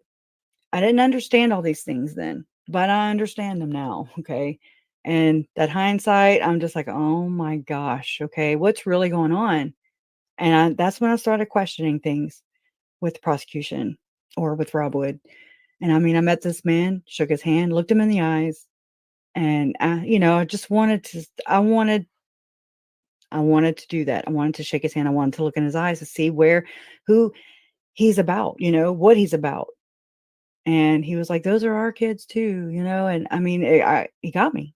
Okay, I believed him, but I mean, I think what a terrible position to be put into. But you shouldn't have a bishop prosecuting a case. And I mean, that's just that. So that's a conflict of major interest. And I don't even know how it made it this far, honestly. It again begs the question. But there was Mark Means had filed something with the court and was saying, that he wanted all the tapes, recordings, the whole, every freaking paragraph was, he wanted everything, every post-it notes, of conversations between the prosecution and Melanie Gibb or whomever. It was a bunch of people. I've shared it not long ago. And there's a part where, and I mean, this is just the defense attorney, Mark Means, inquiring and asking about this to be, released by the prosecutor. Any and all communications, between him and Melanie Gibb. And he even made this little quote. He was just like, I'm not saying it verbatim, but to the tune of this. Something about Melanie Gibb was told by Rob Wood to make a video and make it a good one. I would like to know when this was, if it was before May 20, whatever, 2020, her interview with Nate Eaton. I think it was May 26, 2020. And the children were found on Chad Daybell's property on June 9th. Okay. I mean, I'm just saying, make it a good one. Why would anyways, I've got questions. I've got lots and lots and lots of questions because why would he be telling a potential, I'm sorry, not a witness, but a potential co-conspirator, Melanie Gibb, David Warwick. Why? Then I have video of David Warwick walking out of Lori's trial last year after David did all that shit and that smearing his testimony, acting dumb or deaf. He does both. Okay. And he doesn't fool me at all. He does not fool me at all. After saying that JJ was found in camouflage pajamas. Okay. No one, we saw the picture. He was in red pajamas. I saw the autopsy photos. He was in red pajamas. There's no freaking camouflage in pajamas. Okay. Why? And why was he explaining this church? Just like with Jodi Hildebrandt and people saying that people were after her, Ruby Frankie's platform or whatever. That's just like these people saying that Chad was building a church of the firstborn, which is not even a real church. If you go read about it in Mormon theology, for sure, it is not a real church. It is a label. It is a label. And I wish people would understand that and stop letting these people rule the narrative just because if they told the truth, their asses would be locked up too. That's just that's my honest, straight up opinion. Diabetes all the way. There's no cure for it either. Right? So anyways, I put the video link for Lynn Packer right here. Please go check him out. He's an investigative journalist. He's been reporting on this for years. Okay. Whenever everything came out about Tim Ballard, people finally started seeing views on his channel and stuff. And he also reports at AmericanCrimeJournal.com. I'm a subscriber there in Patreon just because it shows support. Okay. I mean, I know not everybody can afford it. I get it. There's times when I can't. I have to cancel, but then I sign up whenever I can to try and give monetary support because I believe in them. I believe in what they're doing. People like Goel, Substack,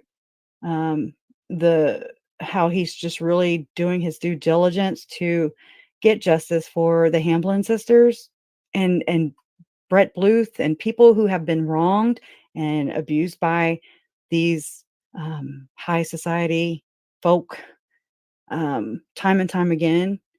And they're still, out free amongst all you and me and our children and in between. And they don't look like they would really be, they're not your typical looking predators or whatever, but predators are where our children are. They are where the vulnerable are, and they exploit that. That is, I don't care which case you look at from who. I mean, no matter what background, what religion, that is prevalent. I mean, that's like, bam, here's your sign. They are predators and they prey. Prey. It's not good. But it doesn't mean that you or your children have to become a statistic and, another notch in their belt that never gets brought to justice. It's not fair. It's not right. And I follow the evidence, and the evidence brings me right to where I'm at, right here with you guys, sharing all this crazy stuff. But, we can go to bed tonight knowing that this is not our crazy. Okay. It's theirs. And so all we can do is the best we can to be voices for the victims, extensions, right? Extensions of their voices, because they're not here, and or they're, there's those that did live and are living and aren't believed. They are shamed. They are, their characters are assassinated by people, not even their perpetrators, but people who just don't want to come to grips and come to terms with the people that, because they met them, and, they just don't see anything wrong with these people. I know, you don't know how many times I've heard this, I know Tom Harrison. I know him personally. And I'm just like, well, goody, goody gumdrops. How are your children? Are you in on this too? I really don't know. I don't know what your point is. Why the defending? These people are freaking dead. Dead. Never to breathe a breath in this life again. Ever. Ever. And there are so many more just like them. Why is it so hard to wrap your little mind around people doing horrible things? I don't understand. I don't understand it. I don't get it. I don't get it. Lori was my aunt. She looked pretty. She talked pretty. She was all that. Never did I ever think that I was going to be duped, betrayed by my aunt, Lori, Vallow, Daybell, all the names, right? Lori Cox. That's where it originated from. So please, don't believe me. Do your own research, please. And then let me know what you think. Let me know what you come up with. I want to know. I really do. Again, I want to be proven wrong. So please, here, challenge, So, thank you, Tracy. Thank you, guys. Question. Oh, God. Hey, I'm sorry. I'm jumpy. Lamicia has been trying to ask you something through the.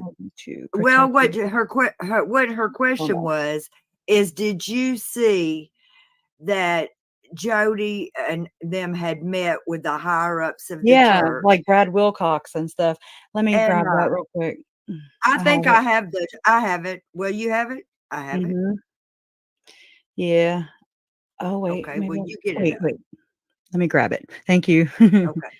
Thank you. And I'd also, y'all, I found this, I don't know. Let me finish this first and then. I didn't mean to interrupt your thought. Yeah, here it is. Oh, no, you're fine. Let's see. Let me hide me back here. Well, let me do this. There it Let is. me hide my comment. Okay. Okay. So, oh. Okay, my bad. It's my first time here. Anyways, and so this is what Mormon Stories podcast had shared in one of their community posts. Oh, I'm grabbing the other half of it right here. And so he posted. So I just took a screen grab of this. Okay, so this is really from Mormon Stories podcast. And it says, breaking news on first page of Ruby Frankie's diary. She reports either her or Jody Hildebrandt meeting with 1, an LDS temple president, 2, former LDS mission president Steve Kaplan, 3, LDS General Authority Jeremy Jaggi, and 4, YM, I don't even know what that stands for. Anyways, youth mission or something, maybe. YM General Presidency member Brad Wilcox. Y'all, I mean, I've watched stuff on him. That dude is. Keep your eye on him. Where was LDS Church leader spirit of discernment? That's what I was saying earlier, too.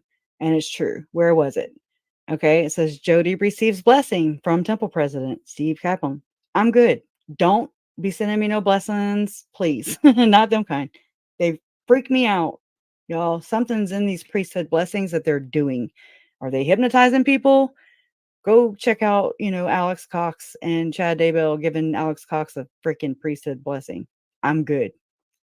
For people who don't say it whenever people sneeze, I'm from the South. We say, "Oh, God bless you," or "Bless you." You don't hear that. I don't get it. But yet, you have Ian Pawlowski saying blessings were flying everywhere. Okay, what kind? I don't think that's right. And I'll tell you why. 5/22/23, Ruby, A, J, R, and E. Those are her children's names. Come down to Jody's to help spring clean. Well, is that code? Because that's what happened at Pam Botchner's house. Now that I think about it, she told the cops that when they put her in the police cruiser, when they showed up at Pam Botchner's house there in Springville, where Chad and Tammy raised their children. It's interesting, and it makes me wonder a lot of things. Okay, that's what Pam Boschner said. She was like, "Oh, they're here to help me spring clean. We have a couple coming in," and I'm like, "What are these couple? What's the couple coming in for? Why did that little girl want to come outside?" It just doesn't. I don't know. The math don't add. Math. 6/13/23. Jody goes to Salt Lake City to meet with Jeremy Jaggy and Brad Wilcox. 6/30/23. R refuses to do wall sits. He says he is done. Well, no kidding. Poor kid. 7/1/23. R is to stay outside, sleep outside, only come in, I guess, to use the bathroom and shower. And I mean, that's whenever they weren't writing about these children, messing themselves, because there was no toilet, there were no restroom facilities for these children to use the bathroom at. Big old gargantuan house. Beautiful, lavish. But Jody doesn't freaking bathe? What is really going on here? Don't let the children bathe, but then pick on them for not, I'm sorry, not bathing, but for using the bathroom, because people have to use the freaking bathroom. Monster. I mean, come on. All right. That's awesome. Robbie. You changed your name. So, okay, you've been flying under my little radar. Most up to date, up to the second news platform. All right. Yay. Well, that's good. Thank you. Thank you for sharing that. For real. I don't get to keep up with all these analytics, I'm just like, whatever. I ain't got time for all that. But what was I gonna tell y'all? I was like, and I'll tell you why, but I don't remember what I was talking about. Anyways, oh, there was a whole paper that I had found for Robert Hamblin. Robert Hamblin is David Hamblin's dad. Okay. And in this paper, it was a abstract paper, a research paper, right? His dad was a sociologist. Okay. In what? Behavior modification. Just holy shit, right? Oh my God. Really? You just can't have all these characters in one story. But wait, there's more, right? There's always more. And it's a learned behavior. I think that all this abuse, it's generational. Their parents do it to them, and then they do it to their children, and so on and so forth. And that's how they infiltrate, so to speak. And they stay within their trusted little network. It makes me question the Griffins or Griffiths. I forget. Is it Griffins or Griffiths? Ruby's maiden name. There's Carl, for what it's worth. His name is Carl Crusher. And he came out about, how his wife got caught up with these people, him and his wife. But he was like, and his wife changed, and they were having these touching parties, allegedly. Touch parties. I have never had a touch party, nor have I been invited to one. If I didn't even know what they were, I would soon find out, and I would soon be like, 911. Okay, come on, or somebody. I'd be telling somebody and some people. Thank you, Lieutenant Charlie. Appreciate it. But I mean, for real, what's really going on? And the secrets are worth covering because that's what they're taught to do. I do believe it's generational. I don't think this is just one family.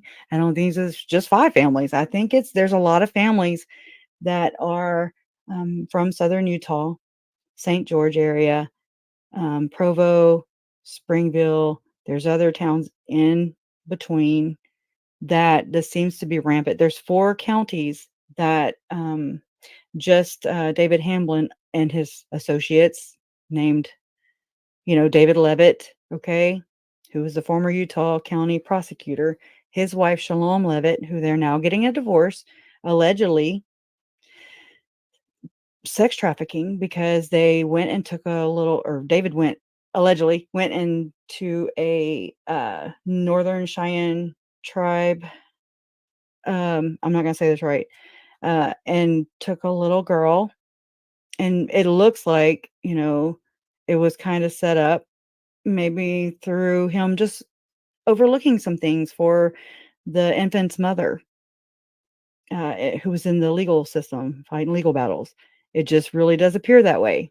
And then they moved to Scotland, of all places, and he's chasing down this whole other dude, who goes by Nicholas Rossi. You may have seen him. He looks like he is worse than Daryl Brooks as far as a sovereign citizen goes. I mean, it took them everything to get this guy extradited back over to Utah. And I'm like, well, why is one alleged perpetrator chasing another alleged perpetrator? What's really going on? It's weird. But I've been keeping an eye on all these cases, and it's a lot. And my brain is fragmented from it. Right? I don't want any any Tabithas being placed into my mind. Can you imagine? Can you imagine some alter egos being planted into your mind? Oh my God. I don't even know what they got to do, but I'm not trying to find out. Yeah. I love me some old people, they really do go unappreciated, but they really have a lot of knowledge. I miss my Momo for sure. But yeah, every time I drove through Idaho and Utah, it was weird. Now I know why. When I went to Salt Lake City to visit Jen and Michelle, and we went downtown, and I was like, having panic attacks, and I was just like, I know I'm a fish out of water here. And I know the air is thinner. But it was not that. It was just like, I don't know. I felt better when we left downtown. Okay. Okay. So maybe I came out of that and whatever, got over the panic attack, but I didn't like it. I didn't like it. So I think I was just like rebuking it naturally. But I don't know. David, okay, so David Hamblin said, I gotta tell you all this real quick, or I'm never gonna forget myself. Robert Hamblin, he was a sociologist. He was into behavior modification. So you're like, huh, interesting. But I'm looking for the damn paper files. Let me go there. I don't tend to think while I'm reading, while I'm talking. Oh, come on, Peppa. My goodness. It was a paper. Let me look in my Google history. Let me look in this desktop because it's over at my other one. Okay, so he did things like the humanization processes, a social behavioral analysis of children's problems. Robert L. Hamblin's research works at Washington University in St. Louis, Missouri, and other places. Robert Hamblin found a news article on him, and he had like 4 wives. And straight up, I think it was his 3rd wife, Robert Hamblin. This is David Hamblin's dad, the sociologist who got paid from the government straight up in New York. Okay.